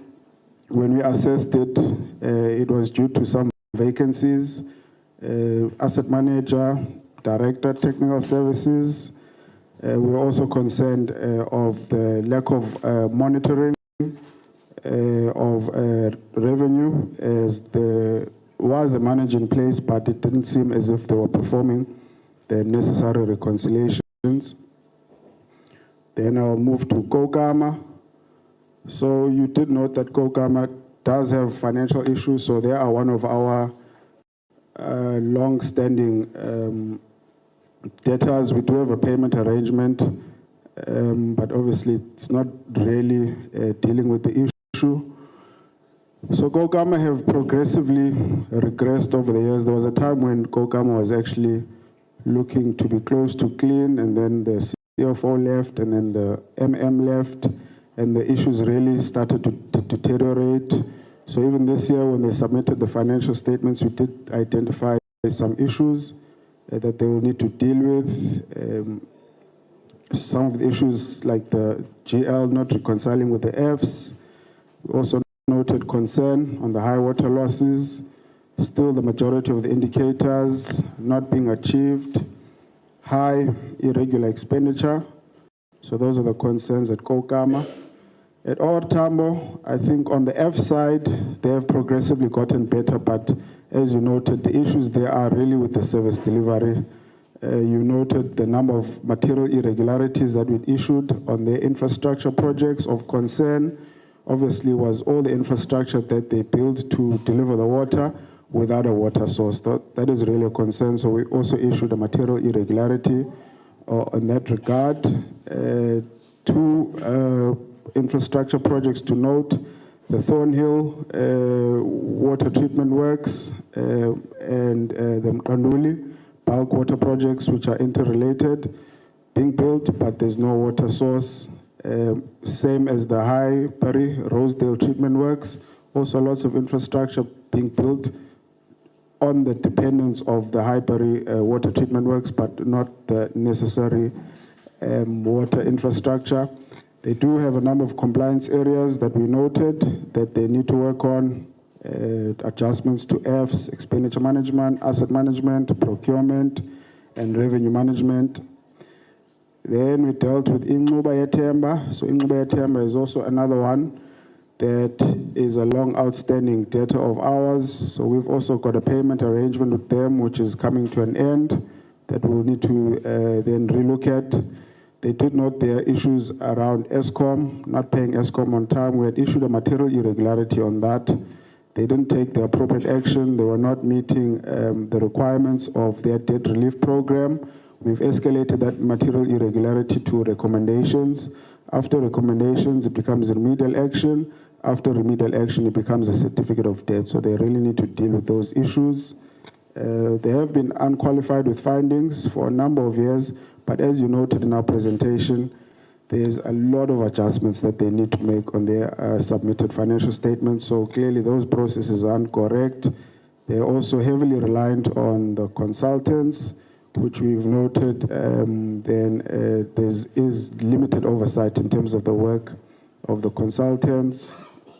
They did speak about an audit action plan, but we didn't have sight of that. So they also indicated that they hired the consultants because of the CFO vacancy, so that's not correct. They have used consultants for the past 3 years, and we haven't seen evidence of skills transfer. In fact, we have requested a skills transfer plan. We didn't really get hold of one. I think there was also the issue of the roads and the trucks moving by. So when you look at the financial statements, there is a significant rise in the impairment of property, plant, and equipment, especially for roads, which does indicate a deteriorating infrastructure. Also, when we looked at the funds, most of them are going to repairs and rehabilitation. rather than building new infrastructure. At Krisani, we did note that there was an audit action plan in place. However, it was not fully implemented. We do have some concerns still remaining based on the financial statements that they have submitted. We did note that the chief audit executive resigned during the year, which did leave a gap in that unit. Also, the recommendations of that unit were not being adequately implemented. We did speak about the VAT MI, that's sub judice. Also, the data cleanup in the revenue, they did indicate they'd done some work, but we did a status of records review earlier on in the year. We did still note concerns. We are also concerned with the multi-year projects, but some of them were completed in the current year when we look at the Fs, but obviously we are still subject to auditing that. We were also concerned with the low maintenance of the infrastructure. They're responsible for providing the water in that Krisani district, particularly Queenstown, now Komani, have got constant water shortages, which is a concern. So you note maybe some of the service delivery protests targeted at the local municipality actually may be caused by the district itself. In Makana, they have had a disclaimer for 6 consecutive years. So we note that even though the mayor was elected in 2022, she was previously the speaker. Also, the speaker became in that position in 2022. However, he was previously a councillor there, so they've been involved in the municipality for a long time.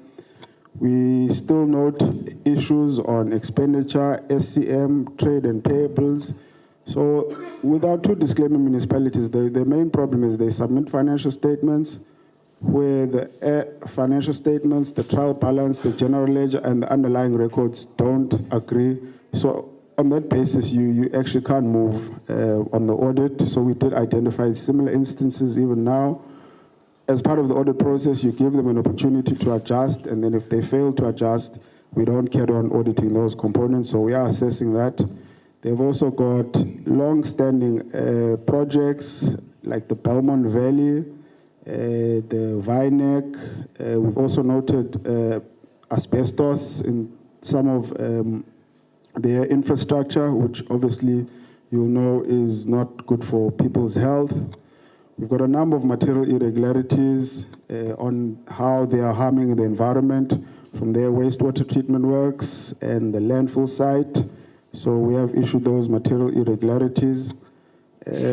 Also, we noted concerns on MPEG not timelessly investigating the unauthorized, irregular, fruitless, and wasteful. Also, no evidence that MPEG monitors the implementation plan. One positive, though, we will concur, they did reduce their overtime from 12 million in the prior year. This year, we saw they reported 4 million, but that is obviously still subject to audit. There is an audit action in place, but it is not adequate to address all the previous deficiencies identified. So we are concerned about the potential outcome. Similar to Sunday's River, F's TPGL not agreeing to the underlying records, so also experienced similar.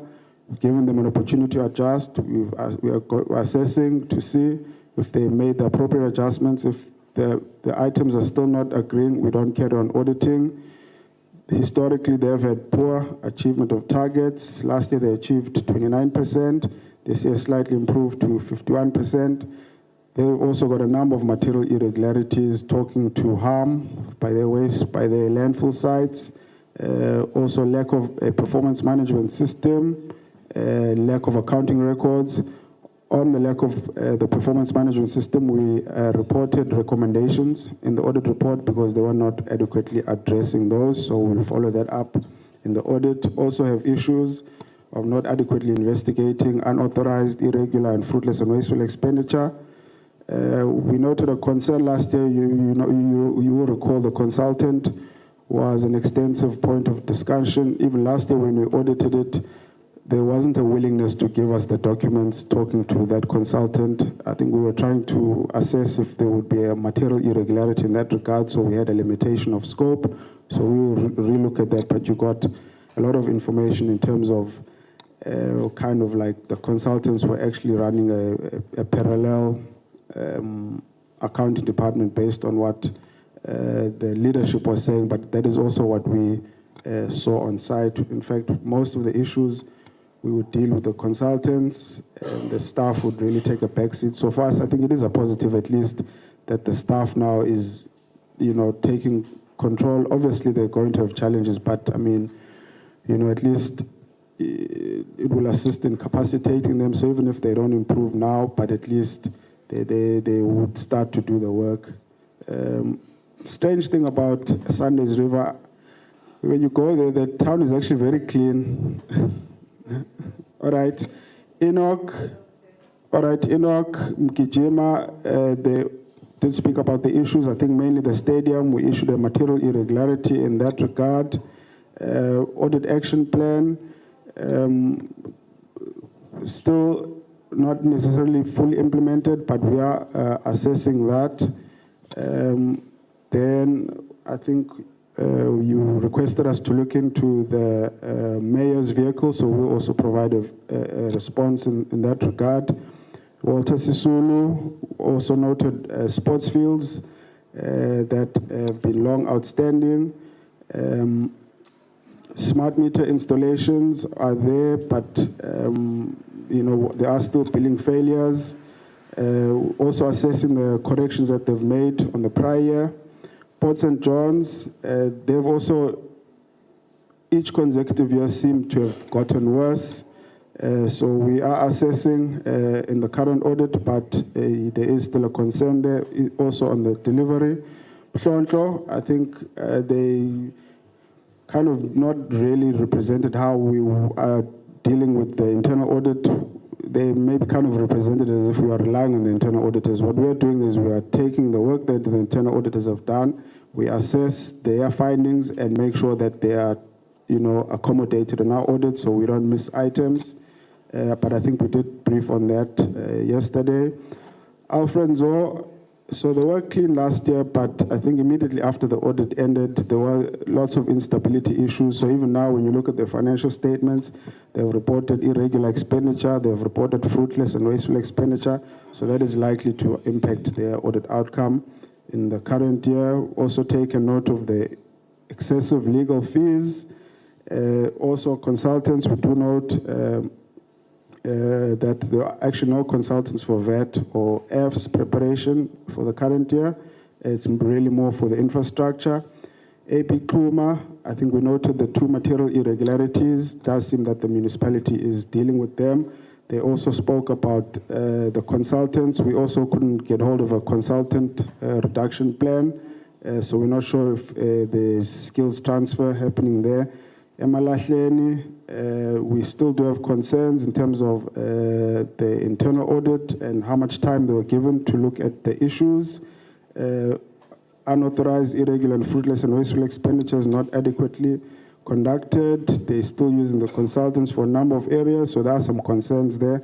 KSD, they have systematically dealt with the issues. What is going to be stumbling block with them is their financial challenges, their going concern issues.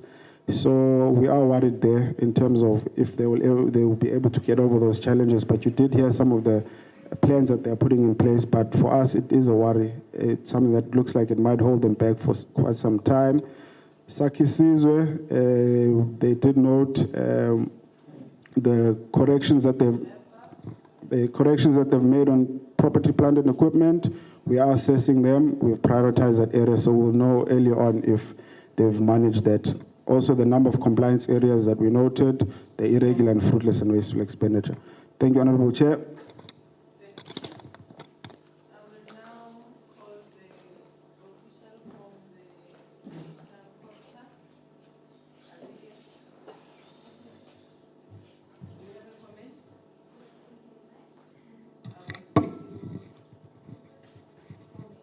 Thank you. Thank you, Chairperson, Honourable Chairperson, Members of Parliament, Provincial and Municipal leaders that were here as well, and colleagues. So on behalf of the National Department of Cooperative Governance, I wish to commend all participants for their robust engagement and commitment over the past days. The frank discussions and the evidence presented have underscored the progress made and also the persistent challenges facing municipalities in the Eastern Cape. So key observations from our perspective as we close indicate, the national and provincial support and the imperative of accountability. So we as the National Department remain committed to its Section 154 constitutional mandate to support and strengthen municipal capacity. We recognize the efforts of the province and municipalities to address weaknesses, but where support and remedial action do not yield results, it could be escalated to Section 139 interventions. Our goal is always to enable municipalities to fulfill their developmental mandate, but we must also protect the interest of communities when governance or service delivery persistently fails. In terms of financial management, consultants and contract oversight, a recurring theme has been the over-reliance on consultants, especially for the preparation of annual financial statements. Despite significant expenditure, audit outcomes remain unsatisfactory in many municipalities. This points to the urgent need to build internal capacity, ensure skills transfer, and strengthen contract management. We urge councils to ensure that every consultancy engagement delivers measurable results and value for money, and that contract management is robust, transparent, and compliant with legislation. In terms of service delivery, budget performance, and infrastructure, it is concerning that many municipalities report 100% expenditure on grants, yet fail to meet service delivery targets. This disconnect must be addressed.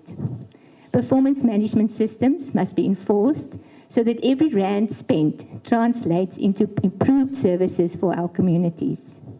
Furthermore, aging infrastructure and maintenance backlogs threaten both service delivery and economic growth. Municipalities must explore alternative service delivery methods and prioritize maintenance and rehabilitation of existing infrastructure. In this regard, the MEEC framework actually mandates 10% of allocations to be used for repairs and maintenance. In terms of repairs and refurbishment, actually. So in terms of governance, accountability, and consequence management, the AG's findings on irregular, fruitless, and wasteful expenditure and the lack of consequence management require urgent action. There's a worrying perception that UIFW expenditure will be addressed through large-scale write-offs without robust prevention and mitigation strategies. Impacts and disciplinary boards must investigate and follow through on all cases, and councils must implement recommendations without delay. Good governance, accountability, and consequence management are non-negotiable. Thank you. In terms of collaboration, compliance, and intergovernmental relations, effective intergovernmental relations across local, district, provincial, and national spheres are essential. We must work together to resolve cross-cutting challenges, including the recovery of debt owned by government departments to municipalities, and to ensure compliance with all legal prescripts. National government is currently finalizing measures to escalate the issue of departmental and government debt to municipalities cabinet for further action. So our call is to move forward with urgency, integrity, and a shared commitment to accountable, capable, and developmental local government. The national department stands ready to support, but also to hold to account, so that together we deliver on the promise of local government for all communities in the Eastern Cape. Thank you. Thank you. Do we have Treasury? Okay, you have 5 minutes. Is it the provincial one or national? Okay.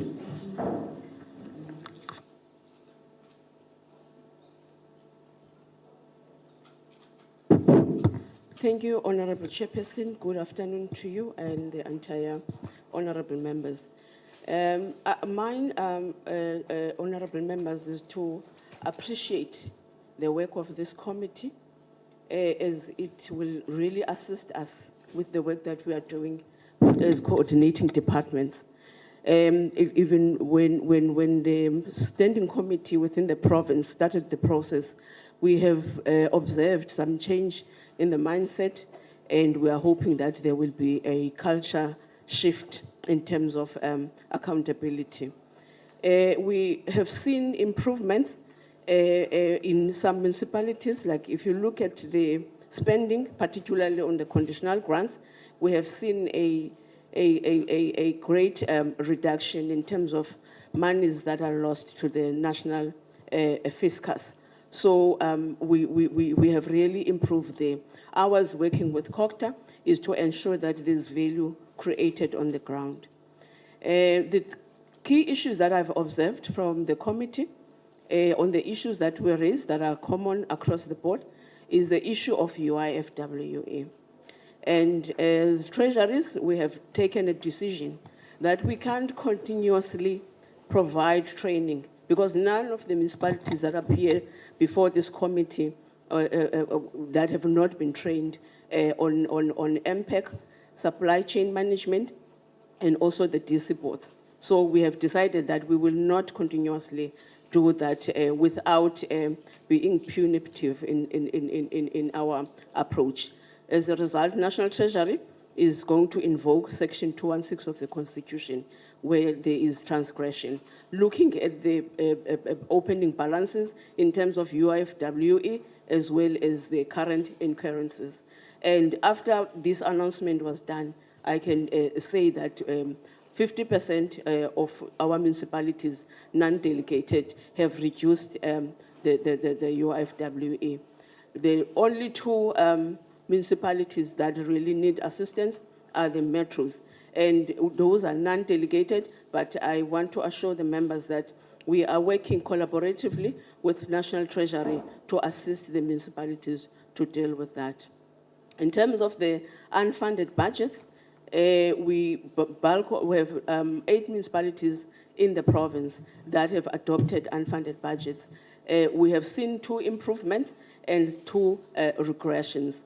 Hence, now there is no much difference, and this is can be attributed to low revenue collection and debt owed to ESCOM and DWS. We continue to support the municipalities with ESCOM debt, and we are happy to announce that 4 municipalities have benefited as a result of our support to smart meters, and also the write-off of their first 1/3 of their debt. And also we have been instrumental as a province to support municipalities to deal with the DWS debt.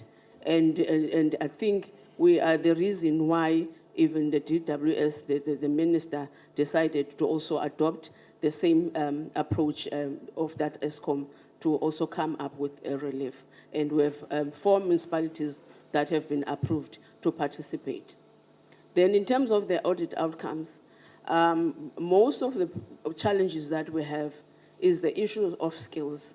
Our municipalities, they don't invest in making sure that they attract the skill that is required for financial management. Where there is a skill, there is a reliance on consultants, and that hinders our strides to support the municipalities, because we don't go there to support consultants. We want to support people that are appointed and people that will create value within the BTOs. So I think also on the issue of consequence management, we have taken note of that, and as we are going to be reviewing now the financial statements and also the reports on the UIFWA, we will report on the issue of consequence management. As you wrap up, yes, 30 seconds. No, I think in conclusion, honorable members, as province treasury, we commit to continuously provide support to our municipalities, and I'm glad to announce that we're working closely with, collaboratively with COGTA and OTP, SALGA in the province. Thank you very much. Thank you. Provincial Scopa.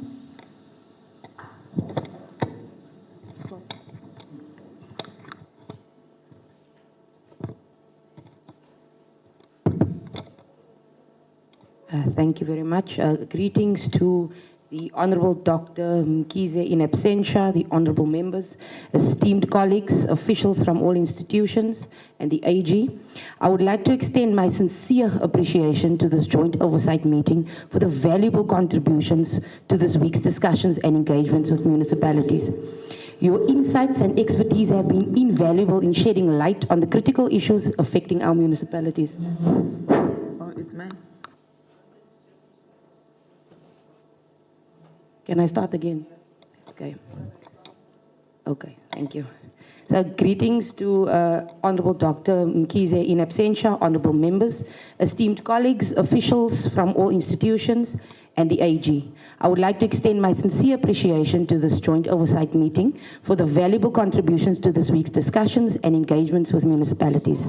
Your insights and expertise have been invaluable in shedding light on the critical issues affecting our municipalities. We have pinpointed the key areas for improvement in municipal governance, non-compliance with legislative frameworks, political interference, financial management, capacity issues, particularly in relation to finance, as well as poor record keeping across various municipalities, which are major contributors to financial losses, ineffective service delivery, and lack of consequence management. Ballooning UIWF that is not investigated is the responsibility of the accounting officer to ensure prevention and sound internal control environments. As we progress, it is crucial that we collaborate to ensure municipalities are held accountable for their actions. The Eastern Cape SCOPA has committed to helping MPACs by benchmarking during hearings,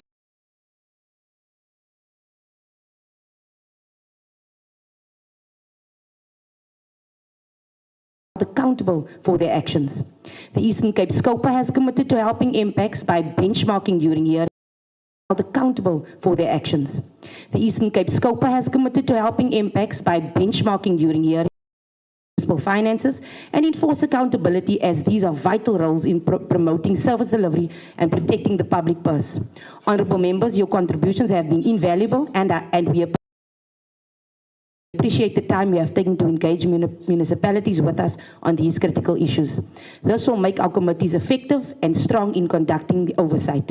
We must continue working together to bring back stability to our municipalities and the entire country, as this is a collective responsibility we all share. I thank you.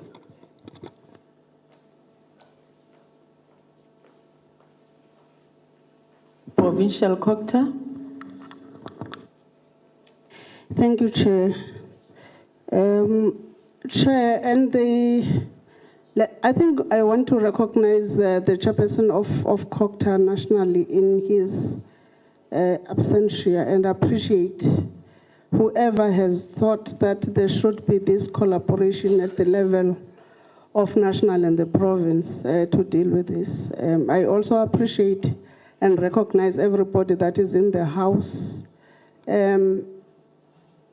We wish, as the portfolio of COGTA and on behalf of them, to express our gratitude of having been part of these interactions with the identified municipality this to express our gratitude of having been part of these interactions with the identified municipality this chairperson and members, because many a times, whilst we talk of cooperative governance, include each other in the programs that we engage on. And in that way, we end up then having sort of activities that are somewhat each other. It was a long week, but worth of every second that we spent here. This integrated approach and collaboration on oversight program should be sustained when dealing with municipalities and COGTA issues in general, whether it is initiation programs, whether it is the issue of traditional leaders, whether it is disasters, because we see that it can yield very good results. It should be sustained and governance, accountability, delivery of quality services, consequence management, amongst others, are issues that need us to hold our hands together. One good writer, Indian writer, once said, if you want to walk far, walk alone. But if you want to walk fast, walk together. So it means that if then we want to go far, if we want to go fast, go alone. But if we want to go far, walk together. So if we hold hands like we did now, we can go far, and the results can show in the results of municipalities and their performance. This complements the work we have started as COGTA in the Eastern Cape on interacting with municipality and has given us an opportunity to interact with more.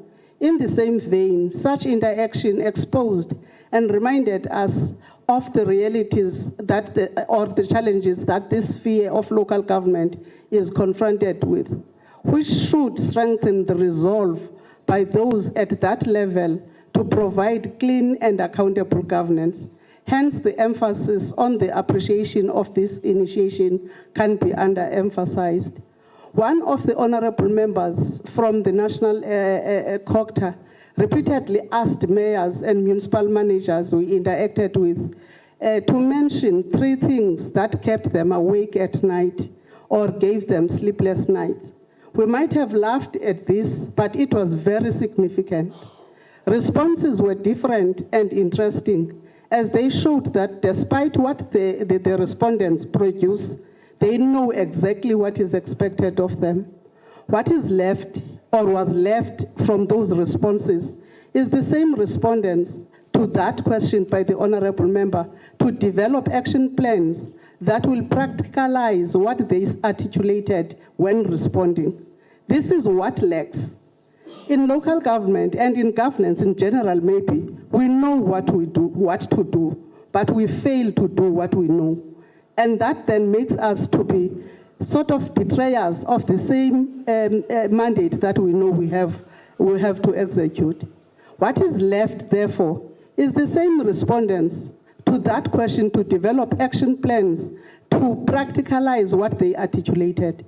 If the Office of the Premier in the Eastern Cape, COGTA did it, the Provincial Treasury, Agriculture, and DISRAC are now clean, why can't then that be translated to all municipalities of this province under the eye of COGTA? What we usually ask COGTA is, if you get clean audits, why can't your municipalities get clean audits? Replicate what you do, let us see it in your municipalities. We believe that with the right attitude and commitment, all municipalities can be clean. With the approach that municipalities showed here, except the one that seemed to be a sort of, I don't know how to put them, they were just like a peg in the, will follow up on the processes and have the reports as recommended in this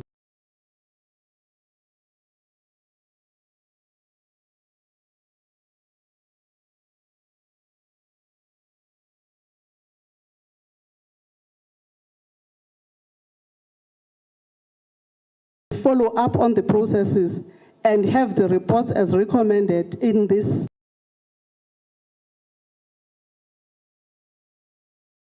nationally. We thank you so much for this opportunity. Thank you. Thank you.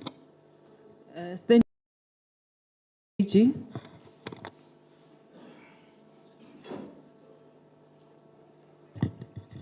Thank you so much. Greetings, Chair, members, officials, AG. I would like to say just 4 things, Chair. I would not go and start, making a big speech. I want to say to AG, because I oversee the work of the office, continue to strengthen the oversight mechanism. Continue to do the good job. Continue to hold the public accountable. Continue to audit to build public confidence. I don't see a day where I would come and then have to hear that the AG is doing 1, 2, and 3, and 4. But instead, what you've done for this country has actually made us come as national parliament to interact with the municipalities, all solely for improvement. So thank you so much for what you've done and what you are doing. Continue with it. You also assist them. Some of them, they said it themselves. You assist them with formulating audit action plans because the intention is to improve, because everyone who's here in their own capacity is serving the people of South Africa. So I wish to see that day where all of us in the National Assembly, in the legislatures, in the provincial departments, national departments, in the local government, wake up and go and serve the people of this country with dignity that they deserve. And then we just go there and execute our mandate. All of us. I'm looking forward to that day. Okay, as I close, I appreciate to be part of this oversight. Thank you so much to the COGTA team also to work together. It's so seamless. You don't even see that we sit in different committees because we are actually one government after all. And the whole idea is to build and to strengthen the oversight mechanism. And we've done that. The whole thing that was happening here, we're not attacking anyone. We're actually holding people accountable and telling them what they need to be doing. And also for those that are showing potential, we've poured our heart. We told them, this is what we recommend you do so that you will improve and then you'll improve the lives of the people. So thank you so much to everyone. Thank you. Thank you, colleagues. I must indicate my disappointment on COGTA and Treasury. The reason why I'm disappointed is that when the municipalities were presenting here, some of the things are the things that could have been prevented if the component of monitoring and support was doing its job. How do you explain a situation whereby you have more than 6 municipalities that have adopted and funded budget, yet you have Treasury and COGTA saying they provide support to municipalities? Where were you when those municipalities were adopting those unfunded budget? You know better, you know the implication of that unfunded budget, but yet we have to come here and listen to municipalities telling us how they have adopted that budget. And you look at the council committees, they are not sitting. Apart from the municipality through the office of the speaker, who's also responsible for assisting municipality with capacity building on their council committees, and who's also responsible for playing the monitoring part on ensuring that those council committees are doing their job. Those are some of the things that we need to look at as the Department of Treasury and COGTA. What does the MFMA say about support to municipality? What does the MFMA say about the role of the MEC, the role of Treasury and COGTA in terms of the budget and the IDP of the municipality?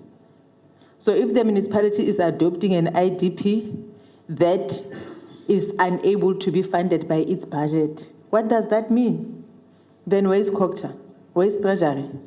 What is the role of that component? So the department. We also encounter some challenges with 3 or 4 municipalities on the concurrence, which I believe that the provincial COGTA will have to communicate with the MEC and be in touch with these municipalities to resolve the issue of concurrence, because we don't encourage a situation where the relationship are being breaked unnecessary in government. Hence, we have cooperative governance, where we are saying, let's find one another and resolve the matters. So the office of the MEC and the COGTA will have to keep in touch with those municipalities with regard to concurrence and resolve the matter. And municipality also raised an issue about the municipal debt. Most of provincial and national department owes municipality. So then there's a need for an agreement, payment agreement, in terms of those debts so that municipality can be able to sustain itself.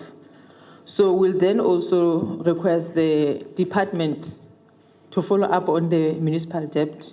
Your department must make a payment commitment and pay municipality so that municipality can be able to provide services. And you look at municipality like the Sunday River. That municipality is a great offender in terms of disclaimer. They have been receiving disclaimer for the past 5 consecutive years. Where are you as provincial and national department in that space? Why is there no intervention in that municipality? Unless if you see as that condition as normal condition, then there's no need for intervention. We don't have to come here and remind you of your roles and responsibility and be the one who then have to advise, so why can't you put this municipality under intervention? Is when the municipality get a second or third disclaimer, that is it good enough a reason for you to intervene?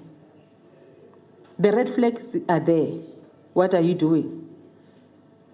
So can we please address the issue of that municipality? And we need also on the side of the Provincial COGTA and SCOPA, you need to assist us, colleague, by following up on the matters that we have raised. Ensure that they submit all the necessary documents within 3 months. And we need to continue with oversight visit. This should be the first of the many to come. Even if we are not there, continue with oversight visit so that we work together in turning municipalities around. And on the side of the AG, I know in my municipality, Machabe, the problematic one in Free State at the time, where it used to get a disclaimer. It was adopted by AG until such time that it then moved from disclaimer to qualified. And now they are working very hard so that they can get unqualified, and maybe one day they will then get a clean audit. But what I'm saying is that when they were at the time where they were used to be great offender in terms of disclaimer, the AG intervened and then adopted the municipality to a point where it then improved.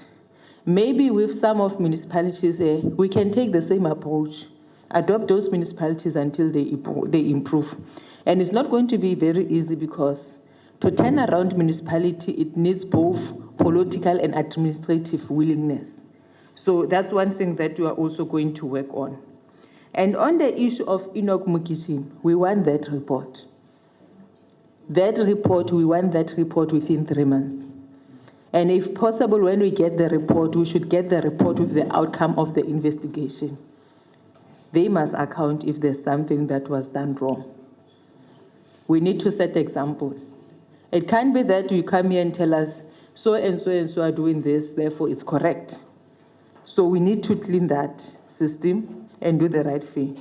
So in order to do the right thing, you must start with one. So Enoch Mikitim is where we want the AG to start. And what we've also observed as a challenge with many municipalities here is an issue of post-audit outcome plan, whereby some municipalities do have the plan, but they don't implement, others they don't have at all. It's an issue of investigation, which also need to be followed up because of, some is because there's no willingness to investigate, some is because of lack of capacity on the MPEC side. So we need you also to adopt that approach. I'm glad that one of the, was it National Treasury, where they spoke about a different approach on dealing with issues of material irregularities that was adopted by Treasury, if my memory serves me well. So we hope that the turnaround strategy that you are going to use will also assist us, because we've been training people. We don't even know if the reason why we are having this audit outcomes, is it because people do not have capacity or because people do not want to do the work?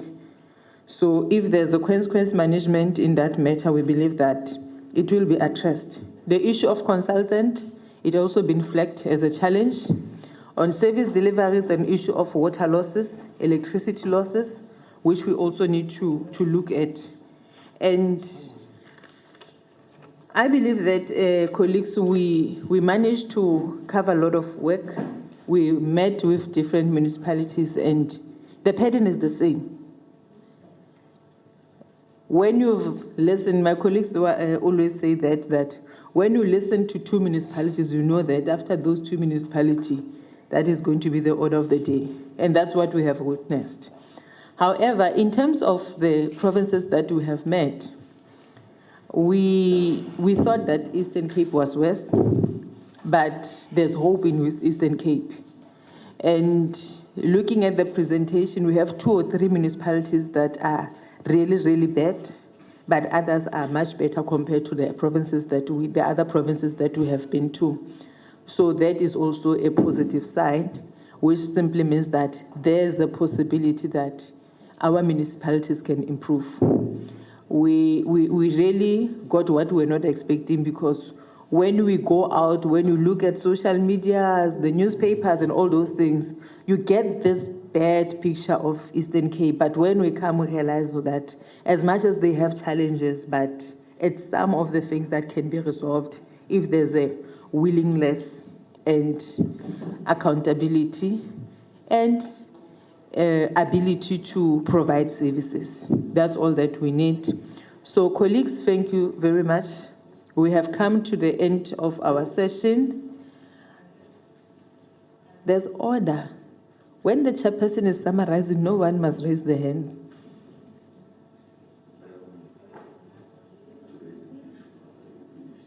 No, let me give you 1 second. But in future, when the chairperson is summarizing, you don't raise your hand. We are closing the matter. Honorable Mtolo. We have to thank you as the members of the committee and the chairperson in absentia. You will recall, chairperson, that actually our chairperson of this committee came to this meeting having not feeling well. But because of his commitment, he was with us. And we need to thank you as well, the manner in which we have shared this meeting. So we must say thank you as the members of this committee. And also remind you, chairperson, that our task as this parliament is not only to expose these deficiencies, but is to ensure that there are remedial actions. Oversight must have consequences. We must insist that municipal infrastructure grant is used for its intended purposes. Hence, we are here. We thank you so much.